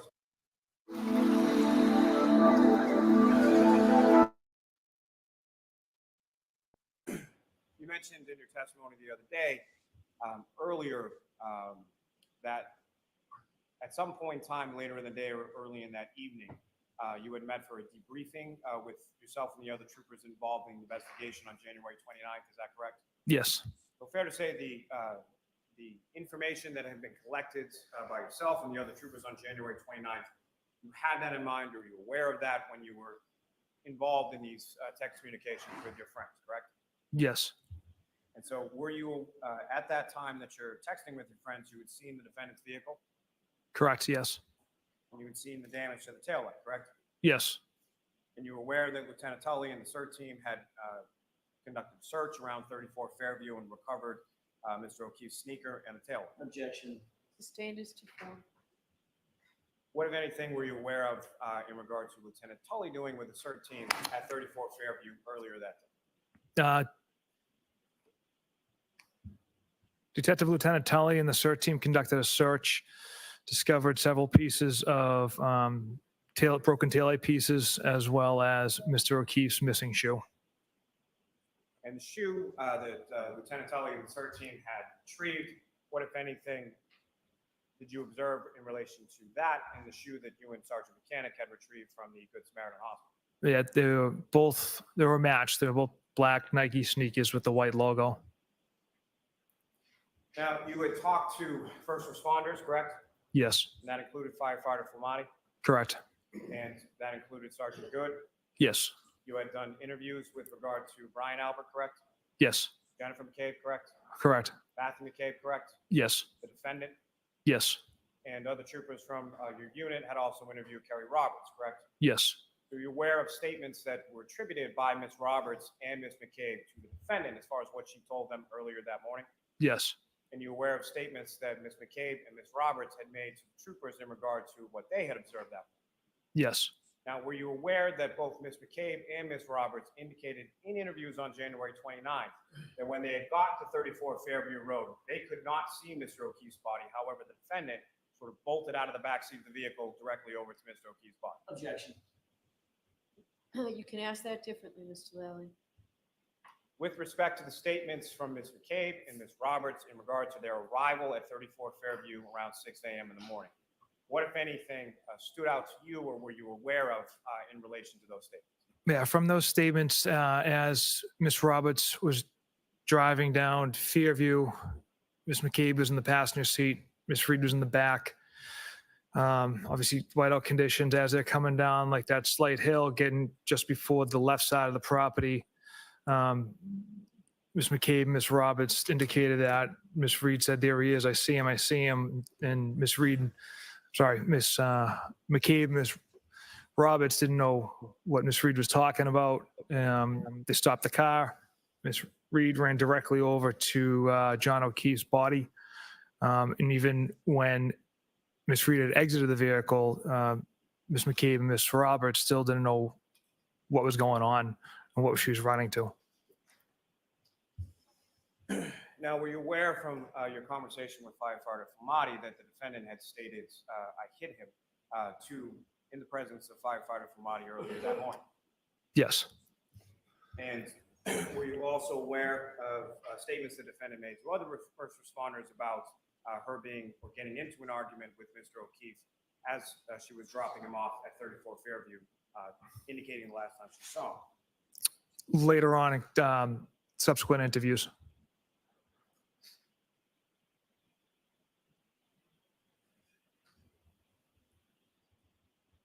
So at the time that you're sending these text communications within this group chat in the later part of the evening of January 29th, 2022, what is it that you did know in relation to your investigation with regard to Ms. Reed, the defendant, and or anyone else? All right. So we knew the last person seen with Mr. O'Keefe alive was Miss Reed. We knew they were traveling to Fairview Road. Witnesses stated they saw a SUV out front of the house. It went from one side to the other. Miss McCabe was texting John, parked behind me, things of that nature. John never went into the house. And then the following morning, Miss Reed, Miss Roberts, and Miss McCabe located Mr. O'Keefe in the front lawn. I observed those injuries at the hospital. The one sneaker. Later on in the day, the CERT team, along with Detective Lieutenant Tully, found broken taillight pieces that matched Miss Reed's taillight, as well as the missing sneaker that matched Mr. O'Keefe's vehicle. Some inconsistent statements that Miss Reed had provided to Sergeant Mechanic and I. Yeah. So at the time that you made those comments, disparaging comments in regard to Ms. Reed in the context of those communications with your friends, as inexcusable, as unprofessional as those comments are, the information you had was that Ms. Reed had struck Mr. O'Keefe with her vehicle. Yeah, you've got to watch the form, Mr. Lally. It's sustained. The time that you made those inexcusable and unprofessional comments, what did you believe the defendant had done to Mr. O'Keefe?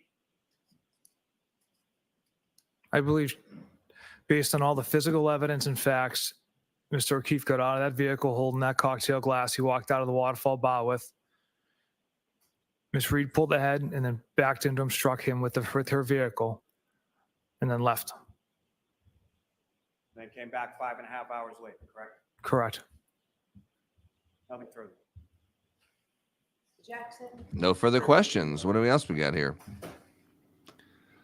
So you think that your assessment, personal assessment, that Karen Reed had struck this officer with a car, gave you license to call her a cunt? Objection. Right? I'll allow it. Based on the evidence, sir, my motions got the best of me. So it was in poor taste. Yes, it was it was inappropriate, juvenile, but it was my motions that gotten the best of me. And you called her a whack job. Gave you license to call her that too. Yes. Gave you license to say to your friends, oh, no. She's fucked. Right? That's what I wrote. Gave you license to say that she's a retard. Again, another disgusting comment. He's gonna go right down through it. You Let's go. had an agenda from moment one, did you not? Objection. Did you have an agenda? Objection. Same question. Thought it was a good one the first time. You're right about that one. So the fact that you believed personally that your narrative was Ask about the she hit him with shoes. a car, you get to talk about her leaky balloon knot, right? Objection.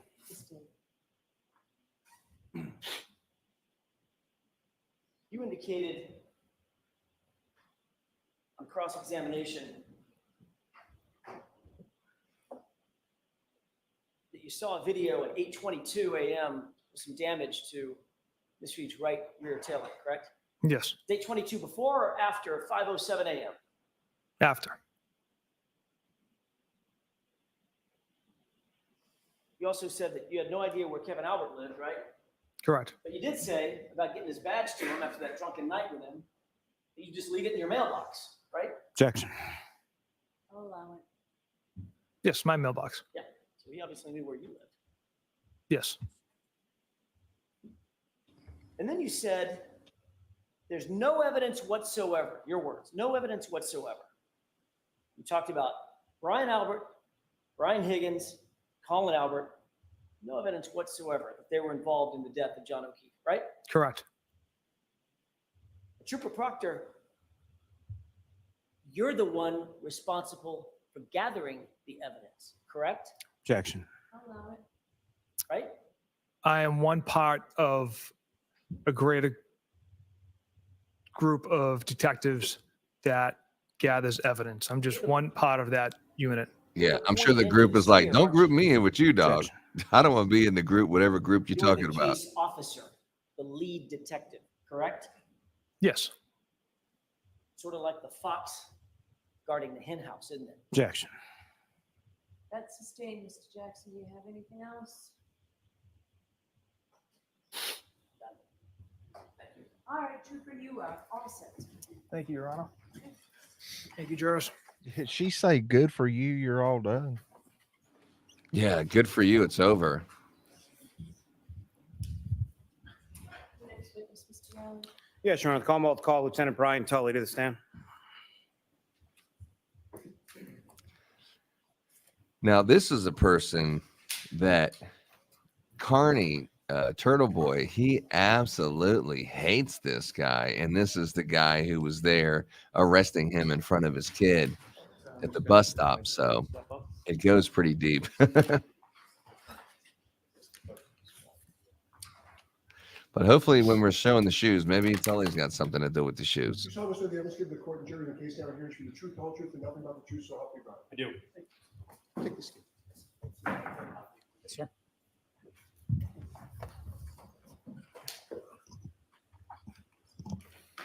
All right, Mr. Lally, whenever you're ready.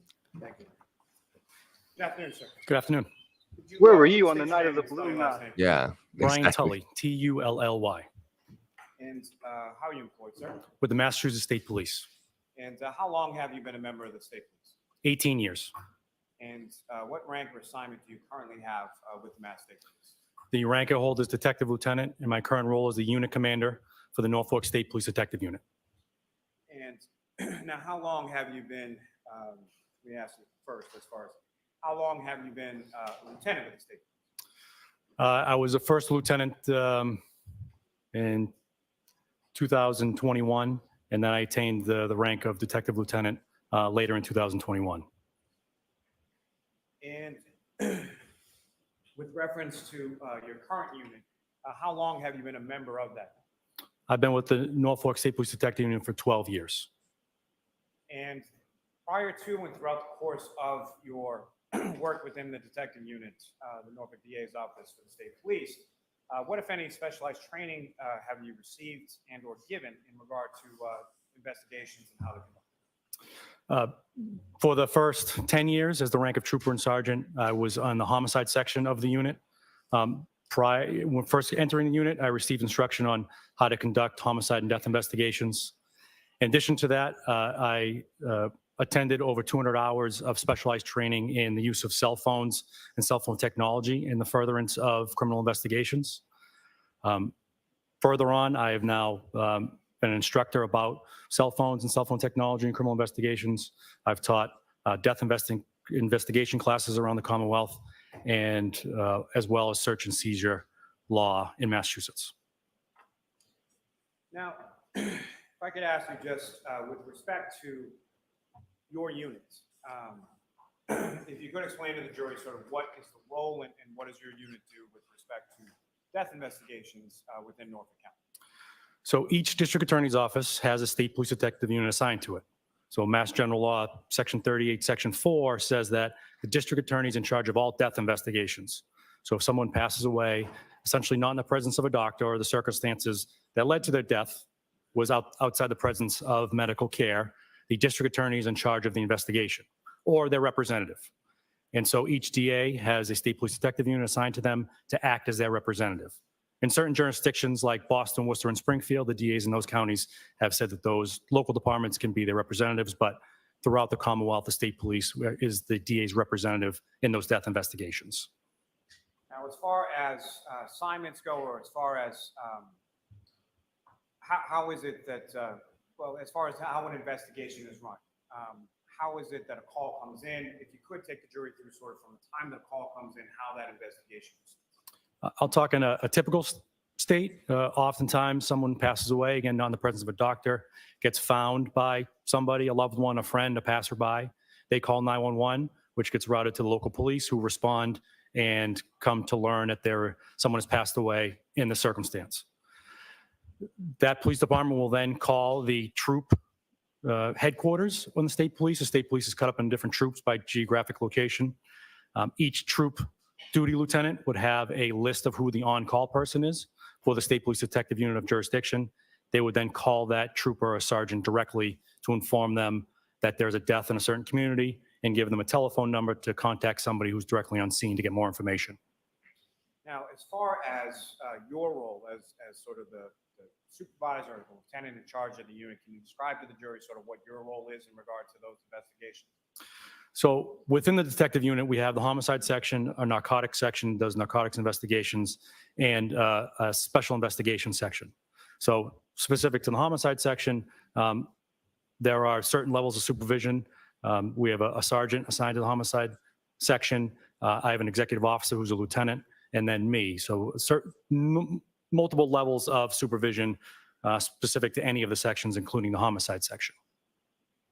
Now, turning your attention to January 29th. And he was on that text message stream, huh? I'm aware in the morning with regard to a what was his name again? death within the town of Canton. Yes. Lieutenant Tully. Oh, that's Tully. Yeah, I think he was on the screen. Yeah. He's gonna get crossed. I've got a phone call. Shortly after 7 a.m. that date, I received a call from Sergeant Yuri Buchanan informing me that a person by the name of John O'Keefe was found unresponsive in Canton. He was transported to Good Samaritan Hospital, where it was expected he was not to survive. Normally, I would not get a call like that, but we learned that Mr. O'Keefe was an active Boston police officer. Sergeant Buchanan wanted to make me aware of it at that point. And so then what happened from there as far as your unit's involved? So as we learned more information about what was found on scene by the Canton Police Department, Trooper Proctor, who was the on-call the on-call trooper that day on the schedule, and Sergeant Buchanan responded to Canton Police to begin the investigation. And they would keep me updated as they learned more information.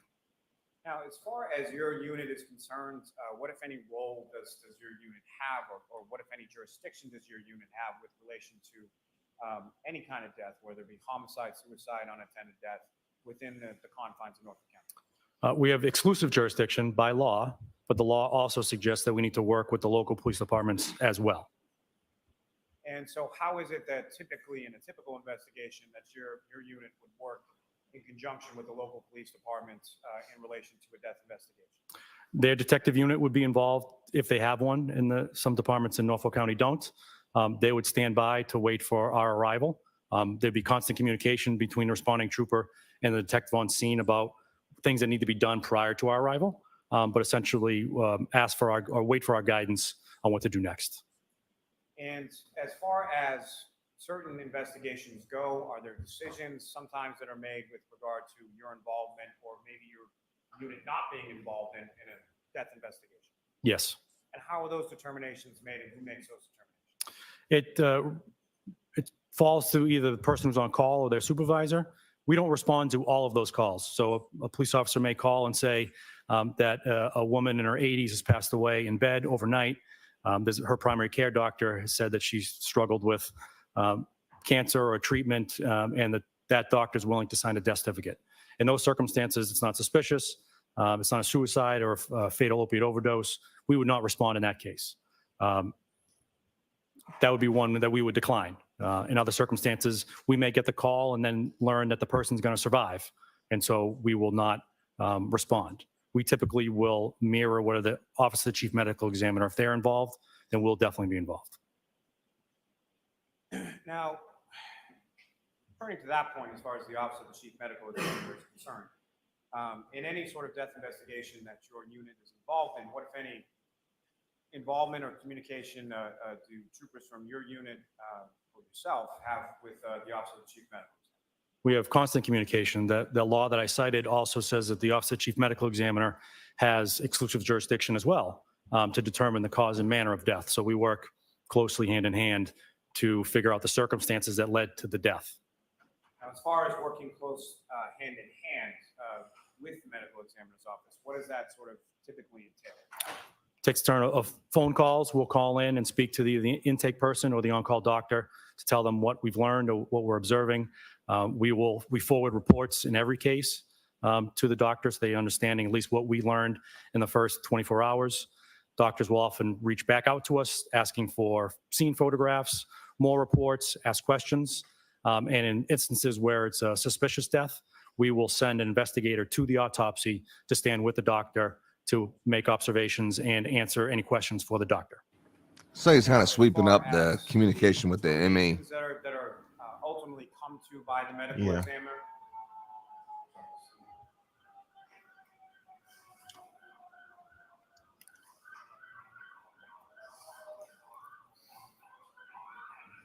They got him talking. They got him saying some stuff. He sounds good. He sounds better than Proctor. Like who wouldn't? But he's doing As far okay. as any determinations that are made with reference to either cause or manner in any instance with the medical examiner, what, if any, role do you or anyone from your unit have with regard to that decision by the medical examiner? We have little to no role outside of providing information. And as far as the determination specifically, whether it's manner or cause, what, if any, impact does that have with regard to any death investigation that you're doing? Well, the cause will give us a big incident. So we want to know if the person died of a heart attack or if they died of a gunshot wound. That's big when it comes to then making charging decisions about circumstances. So it's important to learn the cause, and to get the doctor's input on the manner is also helpful. But as far as the manner, if the manner is found to be undetermined, would that impact what you've learned through the rest of the course of your investigation as far as charging goes? No, that determination by the OCME is often in the early stages of investigation. And as we learn more information, the circumstances can change. the determination that is made by the medical examiner, that's strictly from a medical perspective, correct? Correct. Now, with regards to January 29th, 2022, and this call that is initially received, Trooper Proctor and Sergeant Mechanic then essentially respond to the Canton Police Department first. Is that correct? Yes. And as far as your role as it pertains to this or any other investigation, how much involvement do you have, or how are you sort of apprised of what's going on? Sergeant Mechanic, in this case, and in typical cases, he's keeping me updated by telephone, so I can supervise from anywhere with my cell phone. He's giving me updates about what he's learning. We will discuss what the next steps should be. And that's what transpired over the morning of January 29th. Now, over the course of the morning of January 29th,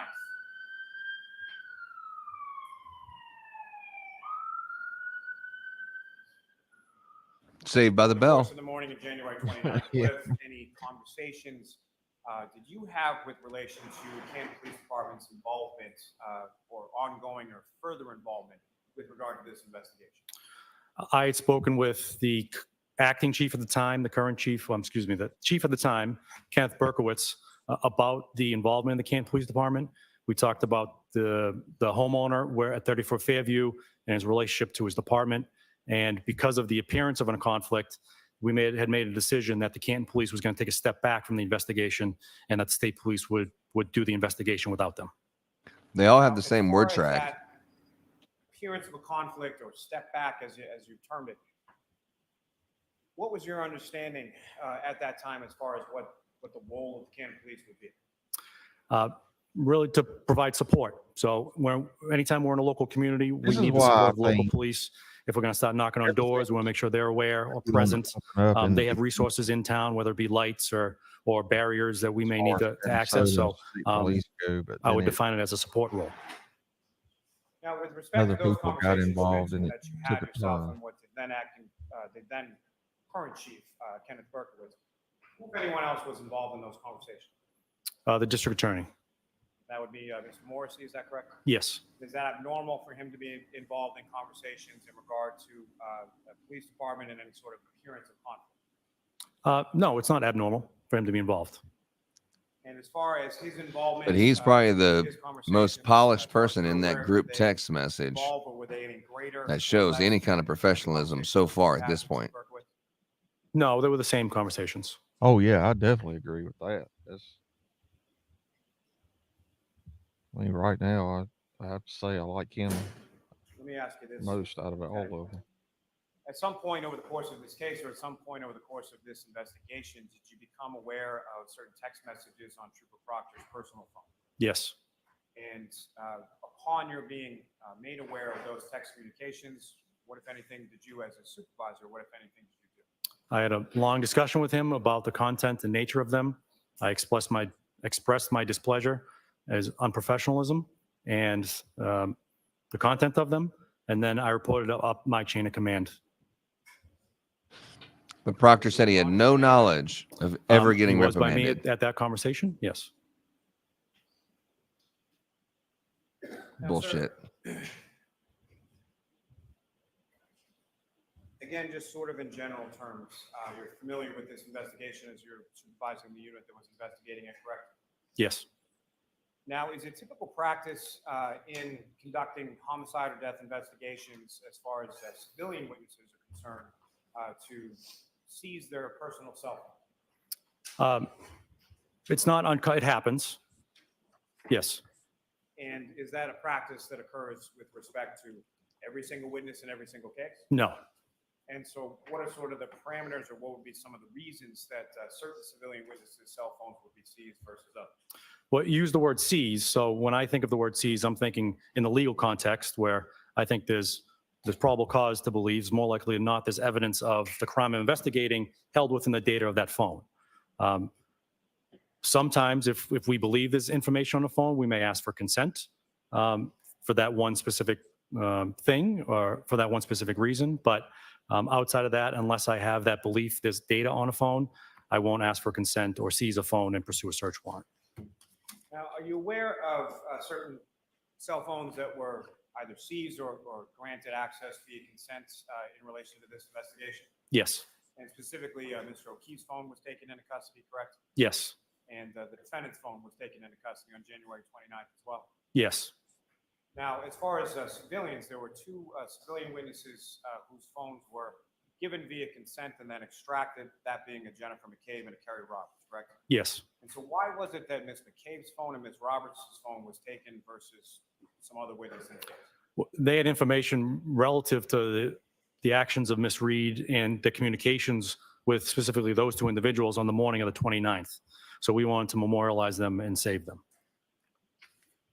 Now, sir, with respect to your involvement on January 29th, where and when did you sort of leave and become involved in the investigation beyond sort of a supervisor?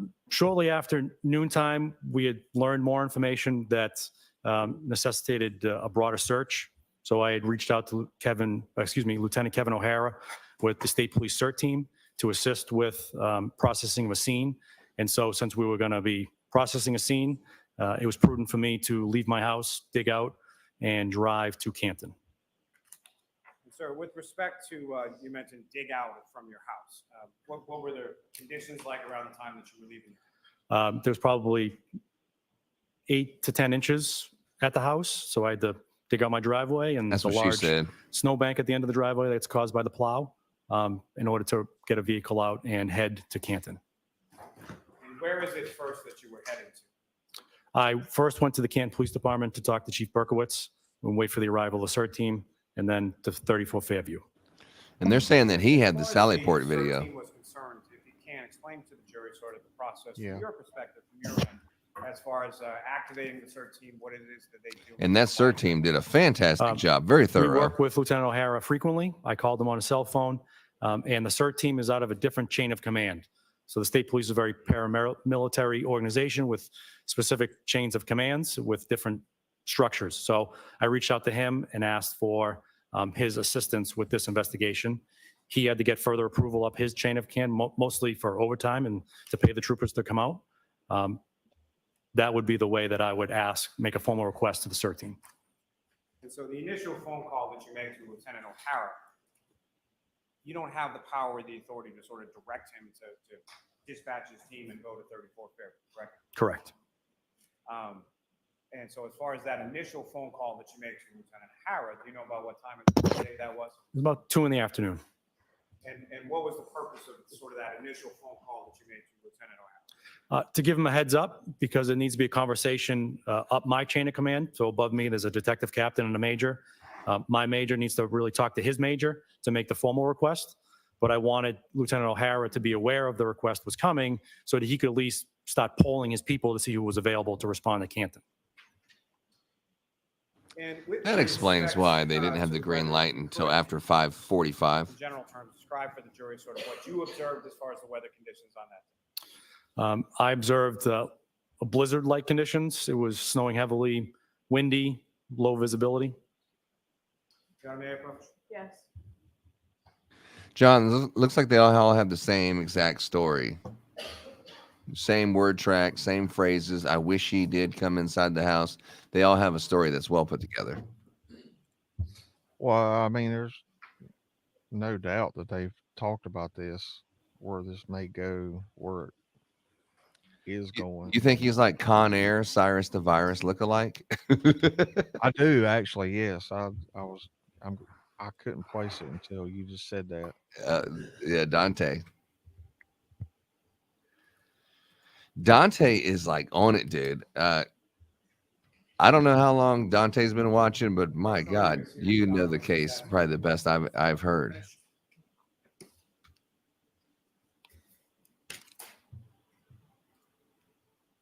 I said the other day, Dante's a mole. And do you recognize those, sir? I do. And what do you recognize those to be? They are certified records from the U.S. Department of Commerce out of Asheville, North Carolina, for weather reports from Norwood Memorial Airport, Massachusetts, for the dates of January 2022 and February 2022. So for the entirety of the month of January 2020. For the record, that's an hour and a half from me. Yes. And are you familiar with the Norwood Municipal Airport and where it is in relation to the town of Canton? Yes, Where is it's the next town over. it? And as far as, are you familiar with a Neponset Street in Norwood? I am. And does Neponset Street also carry into the town of Canton as well? Yes. And with regard to 34 Fairview Road, about how far away is 34 Fairview from Neponset Street? From the Ponza Street, it's a mile, 2 miles. So relatively same geographic area as far as the Norwood Municipal Airport and 34 Fairview Road. Yeah, I would say as the crow flies from 34 Fairview to Norwood Municipal Airport, that's probably 3 miles. And sir, with regard to the records before you, from your memory of those dates and those times in January and February of 2022, is that a fair and accurate portrayal of what the weather was like, temperature-wise as well as precipitation? Yes. I love that question. Yes. Your Honor, may I approach? Yes. Come off the seat to introduce the minutes. Now, do you want to see me?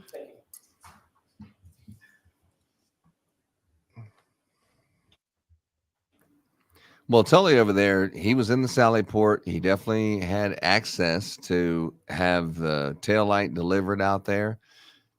But he was definitely in the Sally Port when it came through. His hands were all in it. He was in the group text. I know there's more to it than just that, but he also was, in the chain of custody and who had this and who had that. Everyone kind of said, "Oh, it wasn't me. It was someone else." The someone else is up the chain of command. We're looking at the guy right here. It's Mr. Tully, but even he now is saying you'd have to talk to the major. And now you're talking the district attorney. So, even he's pointing up the chain of command as the corruption goes higher and higher and deeper into this case.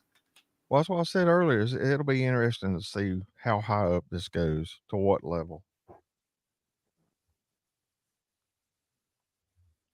The FBI is definitely going to put this together. All this, sweet words and all this good talk and everything. This is only going to take you so far here, because you're laying foundation on what Alan Jackson is about to accuse you of, and you're trying to come up with your excuses of what you're going to be asked, knowing that you're about to be asked this, because it looks like you definitely had something to do with this. You didn't reprimand him. You don't have any evidence of this. That was immediately after this one. It's just y'all looked like crap Monday and today, and you need to save your ass here.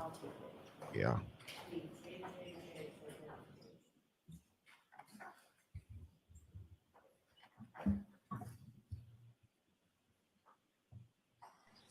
Kingdom, you could be my turtle boy any day. You know that. If I ever go down for something, man, you better be there. Dog, I'm gonna be on every detail, bro. Every detail. You respond to 34 Fairview Road. Is that correct? Yes. And do you recall about what time it was that you arrived there? 5:30 p.m. And when you arrived there, who, if anyone else, from the state police preceded your arrival? There was at least 2 members of the CERT team present, including Lieutenant O'Hara. And if you recall, where were they located in relation to the residence? They were directly in front of the residence. Now, as far as their search was concerned, how was a determination made, or who, if anyone, made a determination as far as where they were going to search? So typically when I work with Lieutenant O'Hara, I kind of give him direction. So in this case specifically, I learned from Sergeant Buchanan that Mr. O'Keefe was found in an area between the flagpole and the fire hydrant. So we concentrated that area. And so I talked to Lieutenant O'Hara that this is going to be our parameters. And he instructed his people how to deploy or to that area. Now, sir, as far as beyond sort of directing as far as an area is concerned, what, if any, other involvement do you typically have when it comes to the CERT team and how they conduct their search? They're professionals with expertise in that. So essentially, I just point them in the direction, and it's up to them to figure out how to deploy it and get the mission done. And so what, if any, involvement do you have as far as when they begin and how many people are involved, or when they end, or anything like that? I'll have some consultation with Lieutenant O'Hara, but it's really his call to make. And as far as this particular search on January 29th, do you know how many members of the CERT team eventually responded and how the search was conducted? There were 7 members. Most, if not all, had typical snow shovels. and they used those shovels to systematically go through the snowbank that was in front of 34 Fairview within these two parameters. And over the course of, now as far as where they were searching, can you describe sort of the road conditions as far as snow removal had concerned, or where the precipitation amounts were concentrated with respect to the road? So the road was only plowed really right down the middle. Barely two vehicles could get by at a time. The snowbanks on either side of the road were protruding into the road. So that was kind of the snow setup. Our cruisers were just kind of buried in snowbanks a little bit down the road as we excavated this.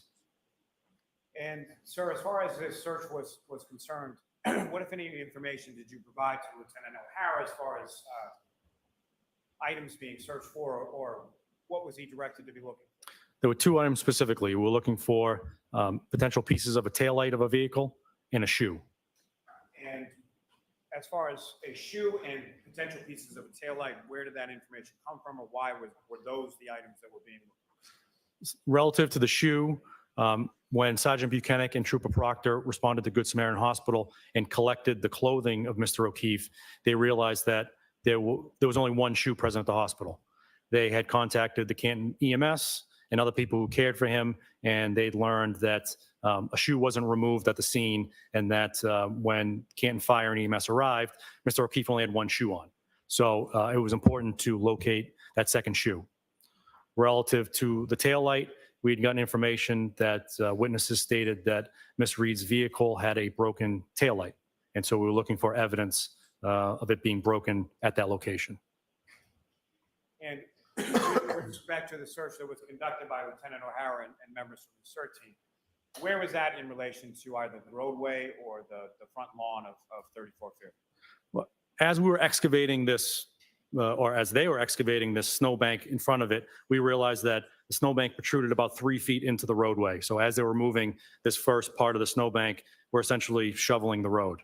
And so as they continued on there, they would then hit the curb area. And as far as beyond the curb area, as far as grass or the front lawn, was the CERT team members, from your observations, able to go beyond the curb into the front lawn area? No, they're having difficulty shoveling with plastic snow shovels onto the lawn, from the lawn. And Your Honor, may I approach the witness? Oh, actually, I'm sorry. Lieutenant Tully, with respect to the CERT team and their search, what, if anything, did you do to document and memorialize their efforts as far as any items that were recovered? I took photographs of items that were eventually found in place and documented them in a report, and they were collected in evidence bags. May I approach the witness, Your Honor? Yes. All right, John, let me have it. What we got here? I don't know. I mean, right now he sounds solid, May I have but one moment? I think it's going to be interesting to see how he holds up under cross Jurors will be stopping at 4 today. from Alan Jackson. And that being the case, I don't think we're going to get there today. We've got like 25 minutes. Well, is that the shoe?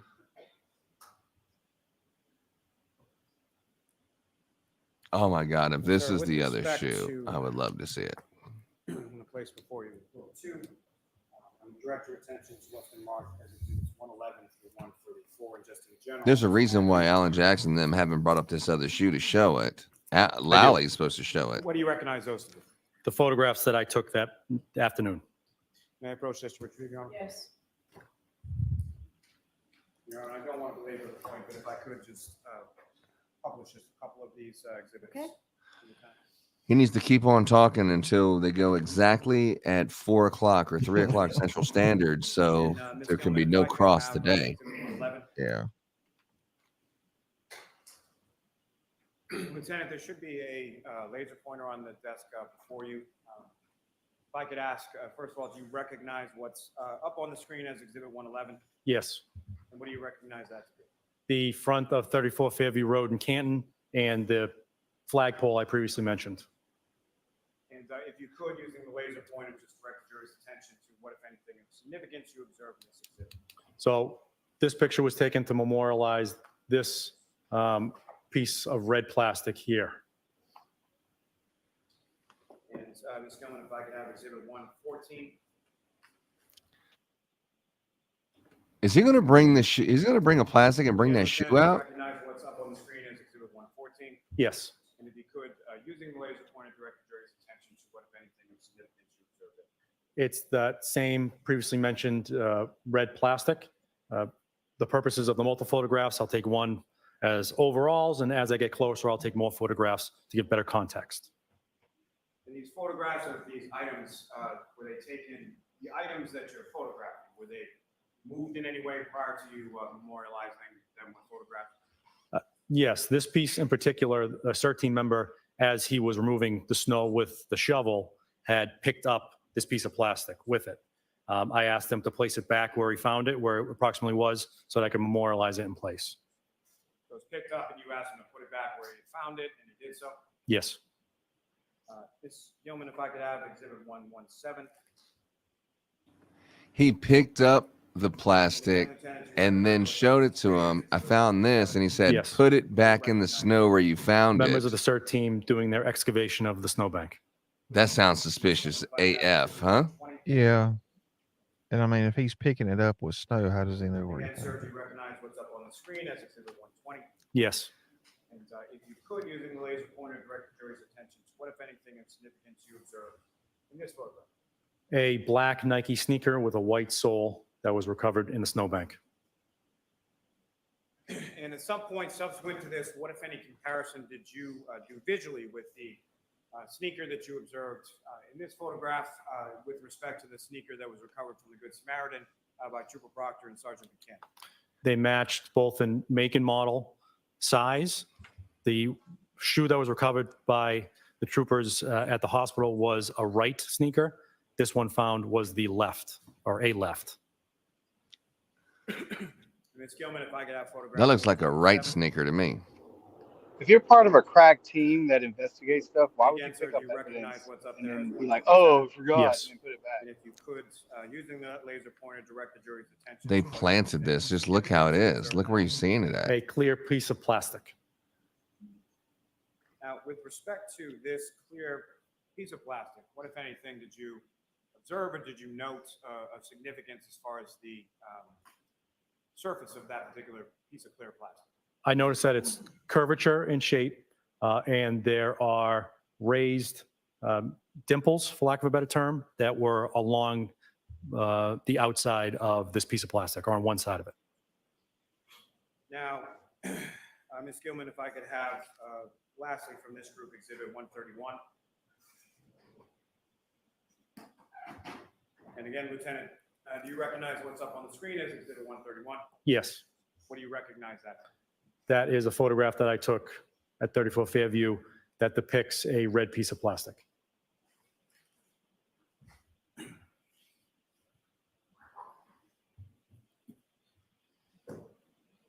Ms. Gilman, you can take that down, Mr. Officer, we can have the light.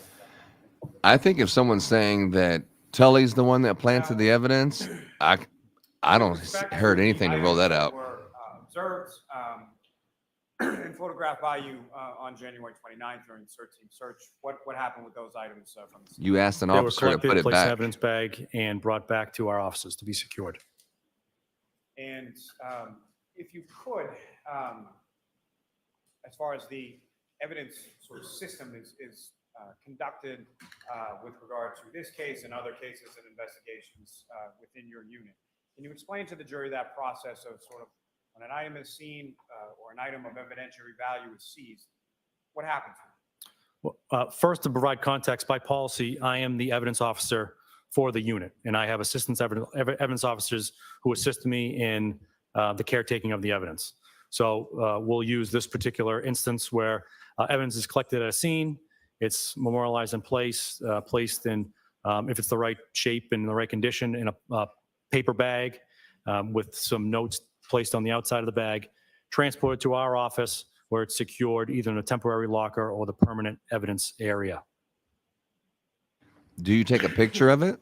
And as far as I would when hope. it's taken into custody and put into a bag, what is sort of the protocol or the policies with regard to how that bag is marked or what is done with that bag once you have the item contained there? There's certain pieces of information that will typically go in the bag. The name of the person who is picking the evidence up, put in the bag, the date, time, location, a brief description of the evidence contained in the bag.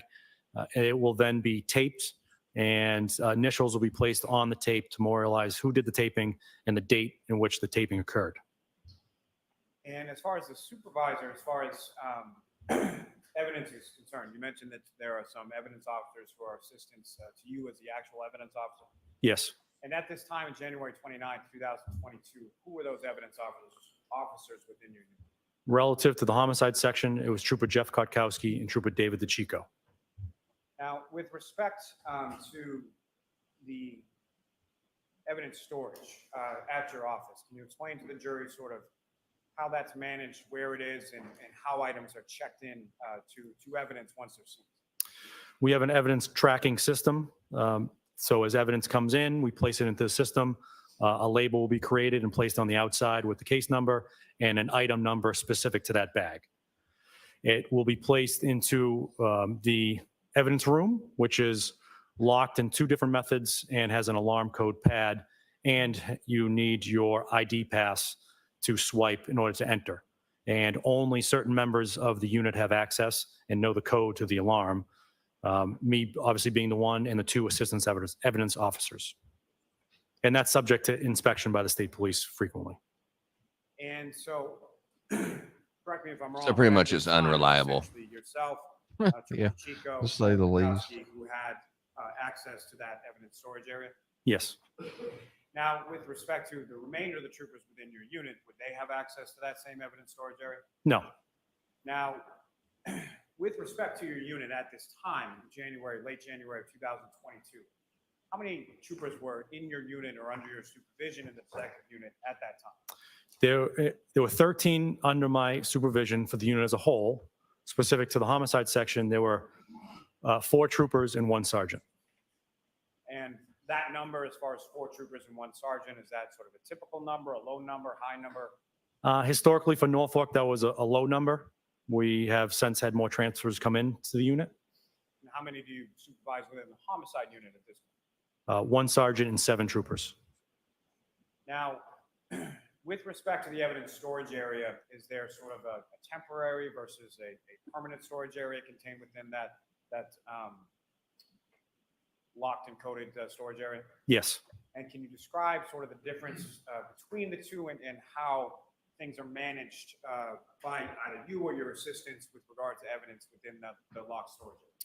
So because only essentially 3 people have access to the permanent storage area, if a member collects evidence and brings it back to the office and does not have access to the main storage area, we have another temporary storage area that is allowed by policy where they can then secure the evidence. The next available time, the person who has access to the main room will come in and transport that piece of evidence from the temporary area to the permanent area. As far as that, Where the butcher paper is, he's cleaning that up. temporary area to the permanent area, what if any sort of documentation is generated in regard to into that? There's no notation from one location to the other as allowed by policy. And as far as when items are seized and when their labels are sort of printed in relation to those items, is that always done sort of simultaneously when the item comes in, or how is that typically done timing? Well, same with the label printing system. So only the evidence officers have the ability to create the labels and put it into the system. So you need them to create the label. So if a member comes in, doesn't have access to that system, place it in temporary storage area at the next available opportunity for an evidence officer or the assistant evidence officer to arrive, know that there's evidence there and process it, place a label on it, and stick it in the permanent storage area. Now, with respect to those items that you recovered from 34 Fairview Road at the roadway in front of it, where were those items located with respect to each other? They were in total within a 5-foot area. So if you're looking at the house from right to left was how they were found. First was that first picture you displayed, which was the red piece of plastic. About 3 feet from that was the Nike sneaker. About 1 or 2 feet to the left of that was the clear plastic, and just next to that was another piece of red plastic along the curb of the road. And as far as those items that were recovered and bagged and placed in evidence on January 29th, did you have occasion to bring those items with you to court today? Yes. And Your Honor, may I approach? Yes.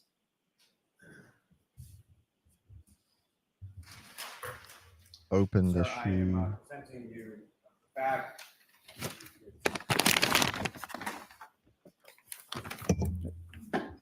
Brought my own.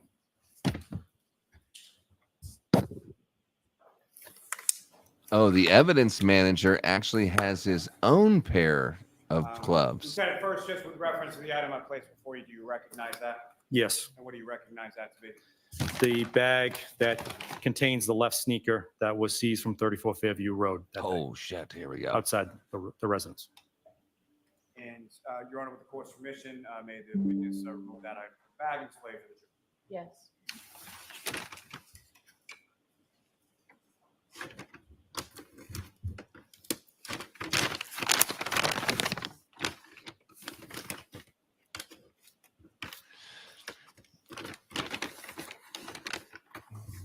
Grab your popcorn. Here we go. They switched it overnight. That bag looks brand new.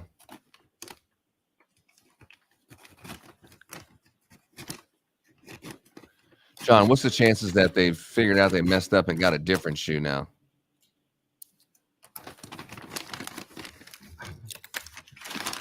At this point, I don't put anything past them. That's why this is sad, because now you don't know whether to trust them or not. Bullshit. Bullshit. It's got a white bottom. Place that in the bag. And that was a left shoe. Your Honor, the Commonwealth will seek to introduce and admit as the next exhibit. Okay.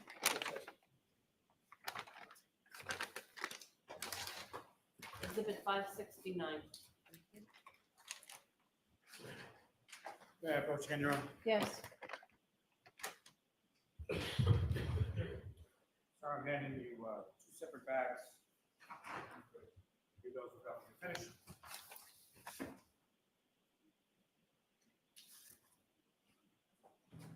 Do you recognize each of those respective bags, sir? Yes. What do you recognize those to be?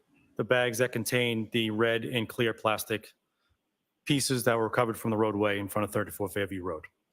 And sir, if you could, just with respect to each of those bags, read what is listed as the description on the outside of the bag to the jury. The description on this first one is pieces of clear hard plastic tail light cover. Location 34 Fairview Road, Canton. And the second, please. The description is pieces of red hard plastic tail light cover. Location 34 Fairview Road, Canton. And Your Honor, with the court's permission, I would ask that the witness be allowed to open each of those bags and display the items to the jury. Okay. And sir, if I could ask you to start with the red plastic. Okay.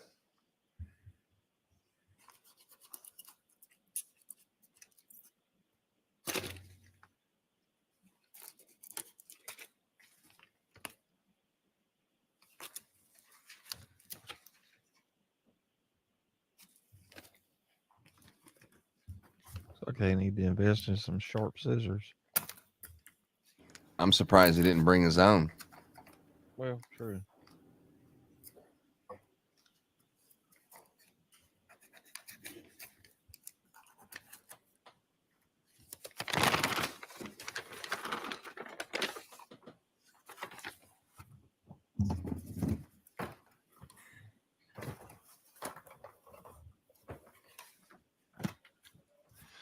I'm with you on that, Dante. Definitely earning more and more points with me. And what Turtle Boy said about Courtney Proctor, Your Honor, the Commonwealth will seek to introduce and admit those. As I agree. exhibit. All right, Mr. Jackson, they're coming in. No objection. Thank you. 570.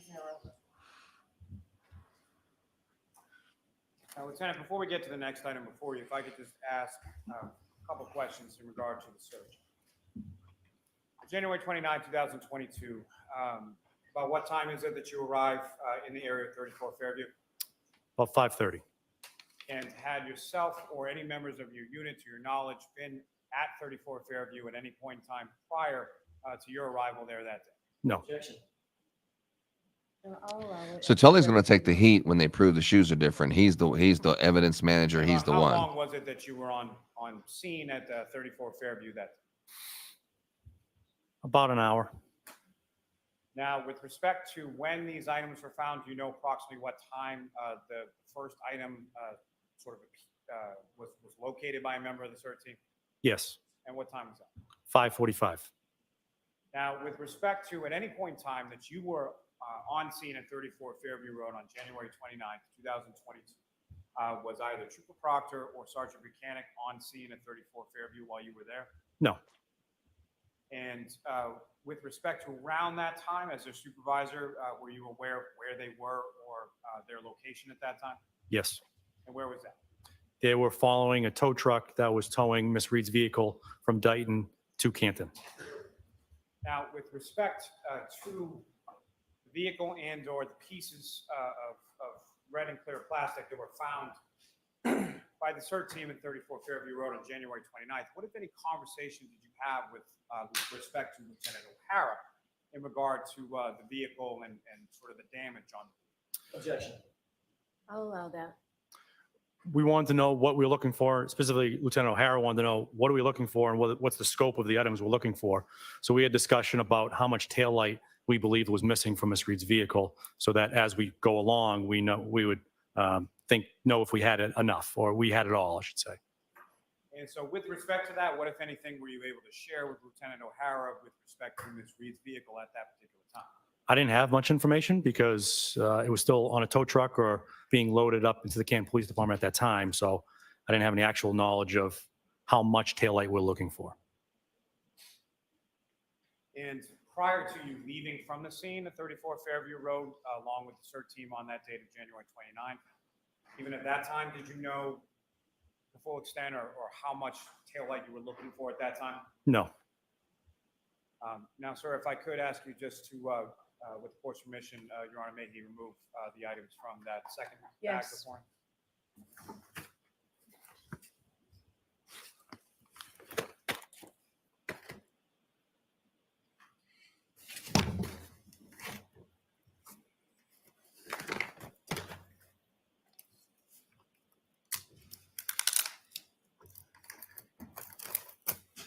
So that shoe he opened, that was supposed to be the one that he recovered at the scene. Yeah, the one that had the picture that looked like it was a black one, and then he was like very specific. No, some people say it was a left shoe and a right shoe, two left shoes, but it was right and left, and they matched the exact same make and model. I think they clued that later on. Or raised surfaces on it, is that correct? Yes. And if you could just with your finger or just in some way delineate to the jury where you observe that to be. So you can see it as you look through it. You can see almost bubbling of it. And as you run your finger along, you can feel indentations along there, as well as the ridges that are along the top end here that appear on both pieces. Yeah, I like the resident evidence planter face. And as far as the tow truck from Dayton, Lucky is actually on the defense witness list. And that's who Yannetti was talking to yesterday at that school.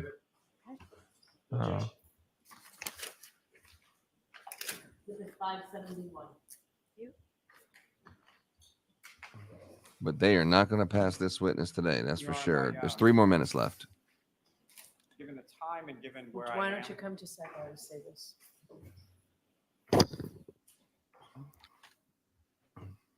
All right, somebody online, if you're listening online or if you know somebody that has the shoes that are the pictures of the shoe, the one shoe and the other shoe, I want to see someone put this puzzle together. Definitely on those pictures, you can say John has it. You can say whatever you want to, but this shoe right here on picture number 3 clearly has a black sole. The snow is still white like it is on the white part on the left, and you see the sole is black. It's a left shoe. Yeah, now look at 6. 6 looks like it's a right shoe. Yeah, 6. You see the black soul, but you see the snow. Like if it was a shadow where all that black is a shadow, the snow wouldn't be white. No. So this No. is a black shoe, and he pulls out a white shoe. These are 2 different shoes. The shoe that he took a picture of and planted when he said, "Hey," I told him, "Hey, the trooper said, hey, I got some snow, a piece of taillight I found." I said, "Well, put it back in the snow so I can get a picture of it where you found it." Fucking liar. That's black. I'm sorry.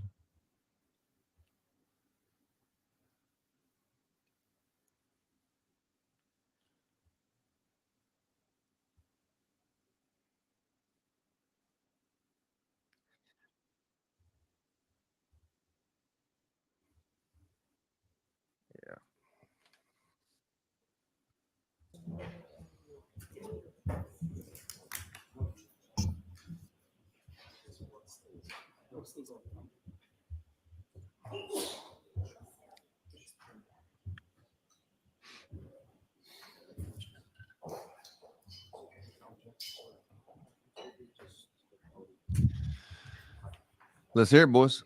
What we got? I don't know. How did James get the gold? And he has 4 stars. He has a gold ring, black and gold. He has legacy speaker, and he has 2 stars at the bottom, 2 gold stars, and 2 silver stars on the left and right. Oh, I don't know. What's that about? So fancy. You're so fancy. Oh my gosh. No, don't mind me. I'm just drinking. No, we were wondering like if there was a rhyme or reason to the stars or something the other day. That's the reason why I was talking to John about that. Yeah, I don't know. Apparently, therefore, or to indicate people who supported the night court, or were part of the early days, the grassroots and all that. People that support the crew and support the spaces and been there from the beginning, and that's why it's 2 silver and 2 gold instead of 4 gold or anything like that. So like the founding members? The founding There followers. you The go. founding followers. There you go. The founding well, you're not followers. If you're a co-host, you're not a follower. Well, no, they're not co-hosts. That's what I'm saying. They're legacy speakers. They're Oh. legacy followers of the crew. You know. Oh, I see. So you have a co-host, and then you have someone who's just been there since the beginning. That would be the legacy speaker. Yep. I gotcha. That makes sense. That's cool. So everyone has like a different type of badge, and they all mean something different. Yeah. All right. Yeah, something like that.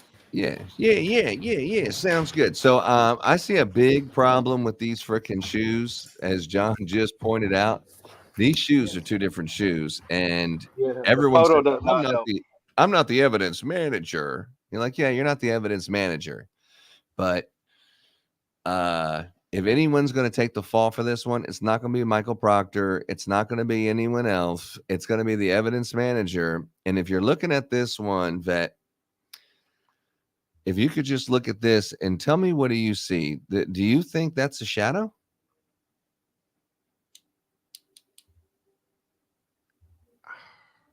I don't. I mean, let me zoom back out. Yeah. Come on, size that thing up like full screen, that bad boy. We got something full screen. Well, I did. It's coming from Reddit. That's the only thing I could find. Okay, scroll up and let's see what we got here. No, that's a black soul, man. Because the shoe's upside down. Look at that one. The soul is black. Yeah, no, that's a black. See, soul. even at With a white the shoe on the left, you can tell the sole is black, but it's covered with snow. But you can tell it's not white. You can tell it's darker and it's black. But the unless he picture walked into black mud, which is not possible. picture number 5, it's completely covered in snow, and it's really hard to tell what color the sole is with that picture. But if you scroll up to picture number 4 and look at picture number 4, John.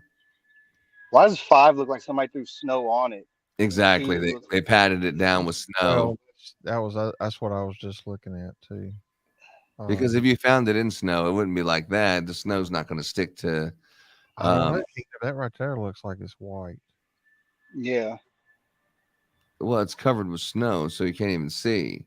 The picture right there on the right hand side, this one definitely looks like the sole could be black, but maybe it's a shadow. It's not really conclusive, but if you go up, or if you look at 5 closer, where are we at here? No, not those. The one that you can actually see, and they're not the pretend cover snow on it.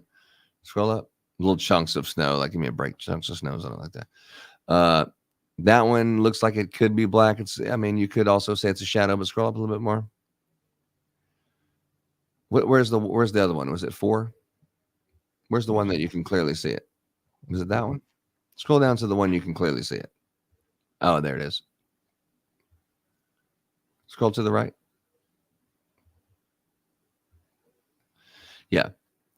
That right there, my friends, that is a black sole. Scroll up so you can see it. Yeah, that's a black sole, bro. That's a left shoe black sole. That is not a shadow. You look at that snow that's on the ground. The snow is not black. If the snow was black, yeah, maybe it's a shadow. But that snow is white, just the same as it is in everywhere else in the picture, and that sole is black, bro. And see, those are up against the curb. That one right there, 5, is not up against the curb.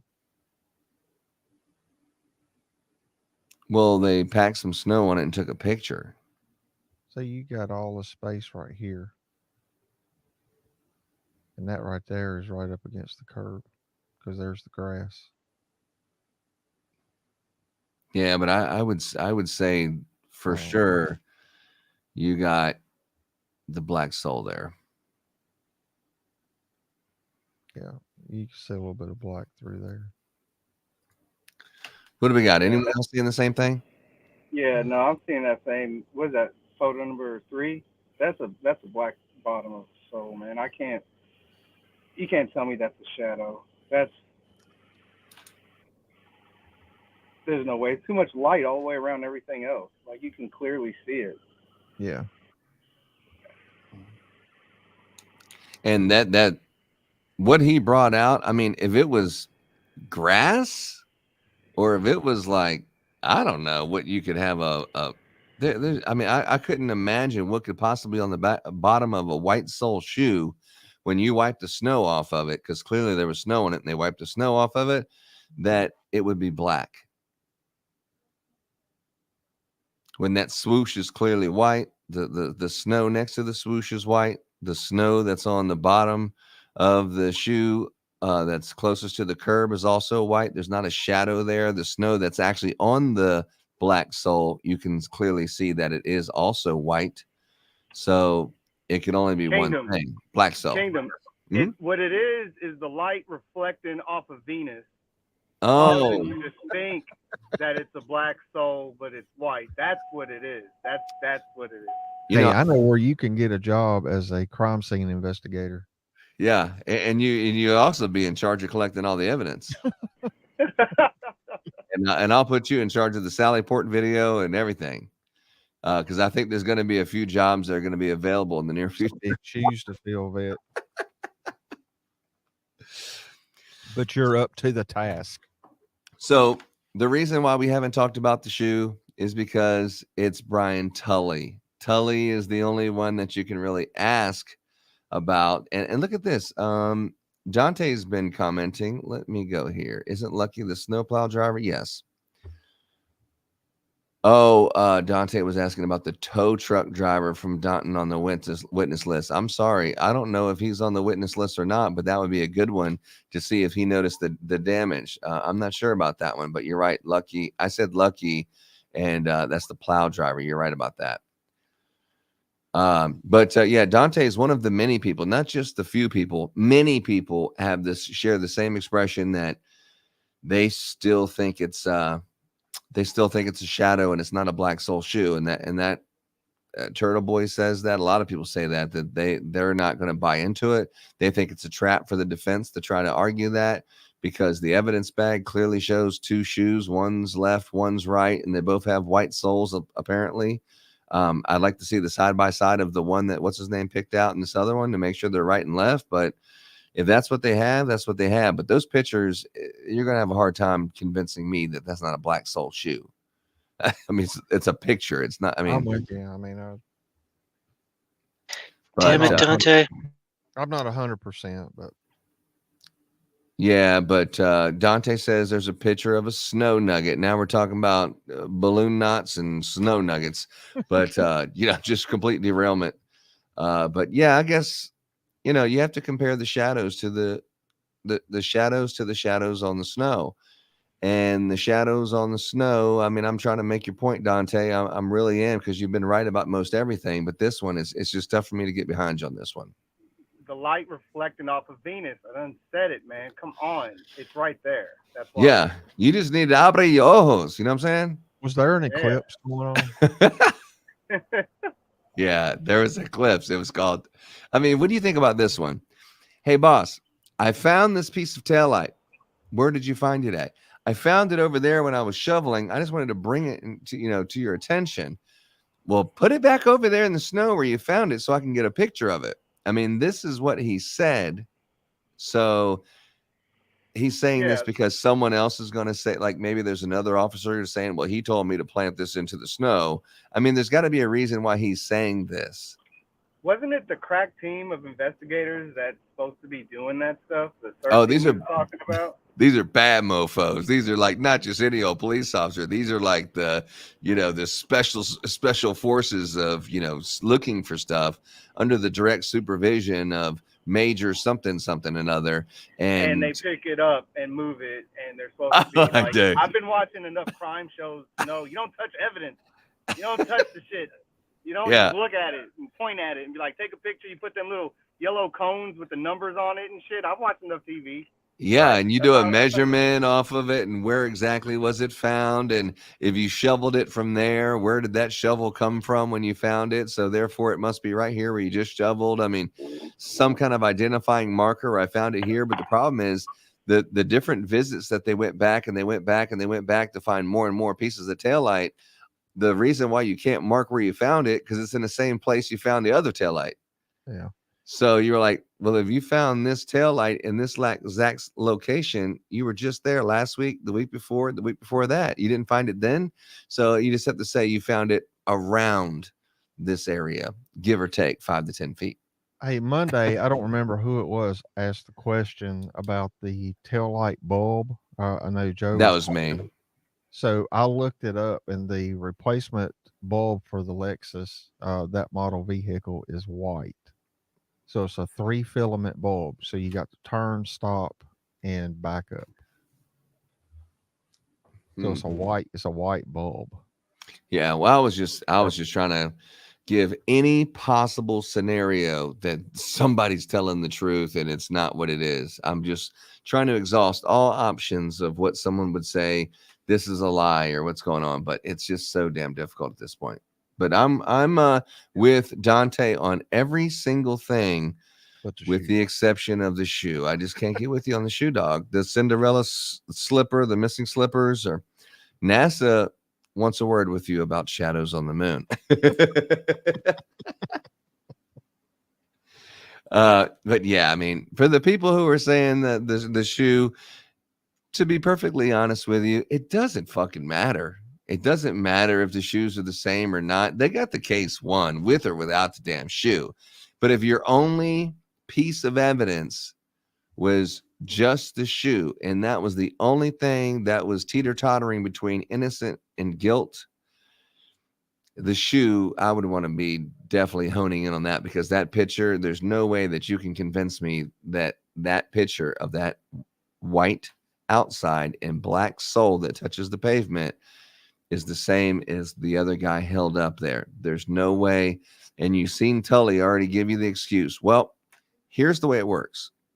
You bring the evidence into this secured room, but if someone does not have access, they can put it into a temporary room, and then at some point it will be logged and then put into the permanent room. So he already gave himself an out just in case. Just like Brian Higgins said, there was a guy who kind of matched the description of of John O'Keefe, coming into the house. Oh, you sure? Well, I'm not sure. I just think I may have seen someone that kind of looked like this hair and this going into the house. So just in case you can prove it later, I did say that, you know, there's also another reason why it could be different. So he definitely laid the groundwork there. And I think Alan Jackson, I don't think you have to drive it home, but I would expect him to. The pictures, at least, show the jury. Right, John? Yeah, you would think. I would. But Yeah, I mean, what's the worst that could happen? They're like, no. These are the both white shoes. And no, you can tell because of, and nothing else. You just put the doubt in the jury's mind and you say, this taillight's all bullshit. And it's not even like, you know, Michael Proctor by himself. It's not Yuri Buchanan. It's not just him by himself with Michael Proctor. It's Jennifer McCabe. It's the chief of police, Ken Berkowitz, who found it, and then he retired like almost immediately after, like a month later, he retires or resigns. And then you also have this guy up here, Tully, which Tully clearly is involved in this. I mean, the evidence isn't there yet. I've heard other people give, you know, some testimony. Well, I've heard other people talk about it. I'd like to see here in testimony, but all the stuff that you heard about the cell phone and what the cell phone's going to show, that's all coming out in court, just like everyone else that's saying it offline is saying this is what's going to happen. Everything they say that's going to happen has been happening. And I think as far as planning the shoe, I'm a believer at this point. Yeah. I think putting Tully on the stand right after Michael Proctor is not a good act to follow for police trustworthiness, but it does sound good so far. Well, that's what I was getting ready to say. I mean, he sounds good, so maybe they did that. Maybe that was their strategy in trying to clean up Proctor's mess. I don't know. Knowing that you can't cross-examine him until tomorrow. So you leave the jury at the end of the day saying, well, I don't trust Proctor as far as I can throw him, but this guy was the guy who was in charge, and I believe that guy. So even though I don't trust Proctor or his boss, you know, Sergeant Buchanan, seems to be saying the right thing. So I can leave the day and say there is a little hope of they're doing the right thing, but that little hope is going to be smashed away like one of those hammers at Chuck E. Cheese when the little mole, you know, comes up. You're like, whoa, whoa, whoa, whoa. Yeah, dude. Yeah. I mean, that's how Alan Jackson's going to treat him when it's his turn. But so far, it's okay. What's your takeaway? What else is the takeaway that we got here from today? We heard a lot of Michael Proctor, and I think we even have a Johnny Cochran moment, a clip from If the Glove Doesn't Fit, You Must Acquit. This clip that's played over and over and over for years and years and years. Now it's been decades ago. It seems like we're still playing this clip from that trial. I think Alan Jackson had one of those moments when he was giving his final say to Michael Proctor, that little speech that he had right there. That was classic. Man, I fell asleep at the end of the trial. Which one? Today. Oh, yeah, it happens. So one thing we did learn today is that Michael Proctor does not like David Yannetti. We do know that. I mean, is it not like or is it hate? Well, that's you have a point. I digress. Hate. He hates Yannetti.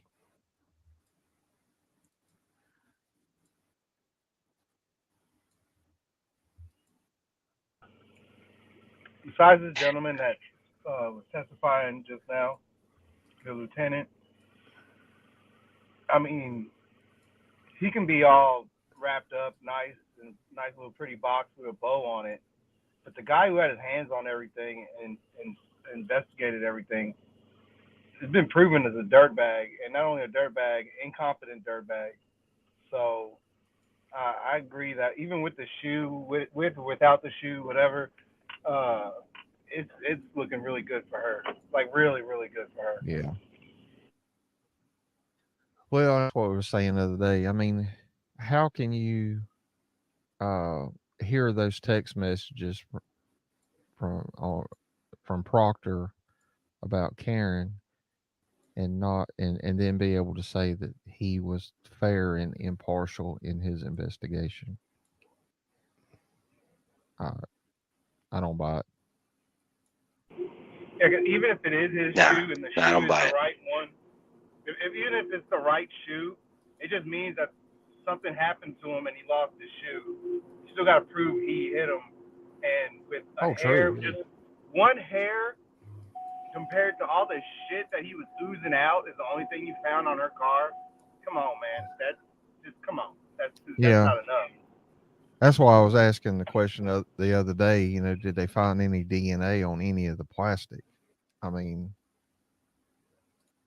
and I don't see how where his injury is, like pretty much centered at the top of his skull, but back just a tad, how that was even possible to hit or for the vehicle to hit him like that. I don't understand that. And kind of like the point I made the other day is if that's the only damage to his body, there's absolutely no way a car chucked him 10, 12 feet, whatever, into the snow. There would be way, way more damage. I'm still of the opinion he was in the house. They got into him and Higgins got into an argument. They got into a fight. Things got out of hand. They knocked him out or whatever the case may be. And then he died and they just tossed everything, all of his belongings out there with him.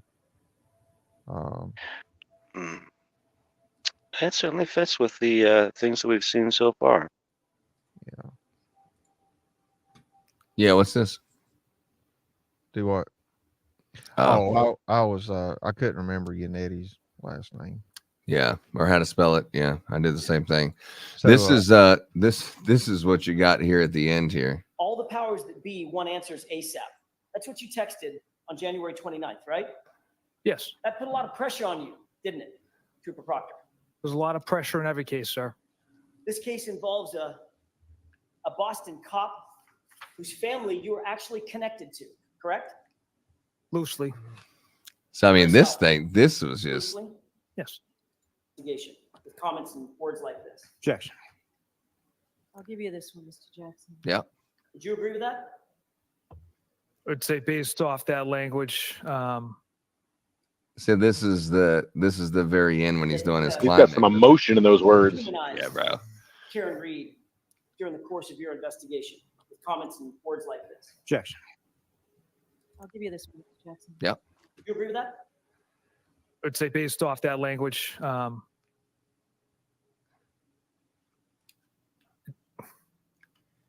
yes. And you admitted in your own words that the cop homeowner wasn't going to, quote, catch any shit, right? I mean, the way he was saying it, he was saying it like he was a thug. Make this cut and dry. Isn't that right? The homeowner wasn't going to catch any shit because Mr. Elder had nothing to do with Mr. O'Keefe's death. Because you were going to make sure that the case was cut and dry. Those were your words, right? Objection. Sustain. And you treated the Alberts the same as her, no bias. Far easier Yeah, really. to pin it on the girl. All right, guys, I got to run to the who's All right, a Doc. whack job cunt in your I will words. catch y'all tomorrow. Yeah, Who you hope, you Just tell kills him there, himself. Alan. right? Objection. All right, I'll catch y'all tomorrow. All right, boys. He Well, definitely I'll put let it you tomorrow. together pretty cleverly. Yes, he did. Later. Shame on you, sir. Objection. All right, so jurors, disregard that. I've told you before, lawyers can't make comments. They can ask questions. And Mr. Jackson, you know better than that. That's all I have. Shame That's on all you. you have? Like Lally? you said. Thank you. Shame on Wow. you. Shame on you. But yeah, I mean that's pretty much what's going on. The whole thing has just been a big shit show with Michael Proctor. This has been very entertaining, but it's sad that it's an actual real life true depiction of the American justice system that's happening right there in the Boston, Massachusetts area with these police departments and the way that they investigate. That part's sad. It is humorous and it's funny to watch them get caught in a lie, but how many times have they done it and haven't gotten caught, and how easily that they're willing to plant evidence and just listening to them lie, and just one lie is compounded on another lie, covering up one lie with another lie.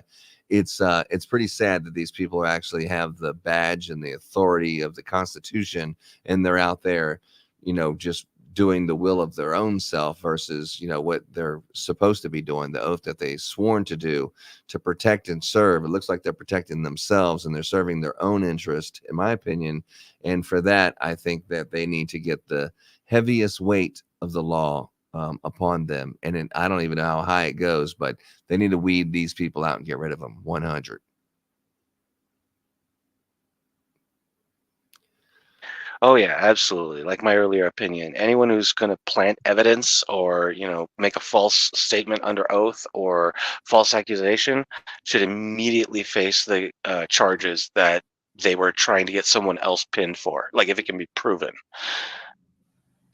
100%. 100%. But ladies and gentlemen, that's all we have. We'll be back tomorrow. Tomorrow will be Thursday, and then Friday I won't be available, so we'll be looking for someone to actually run the stream.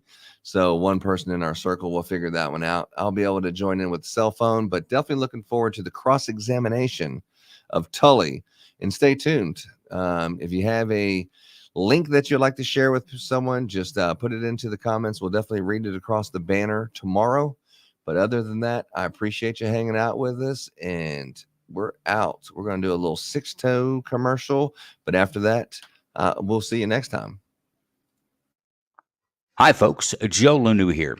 SigSoda.com has come up with an exclusive hat design to show your support for our friend Dexter Taylor, a.k.a. Carbon Mike.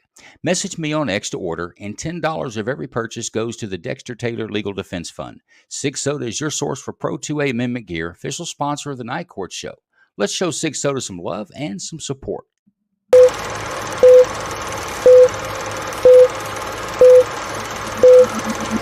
You're listening to the Karen Reed Murder Trial on Kingdom Radio.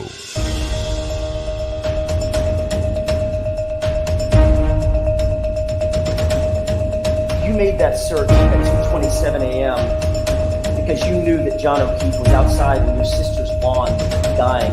Closer, closer, closer, closer, closer.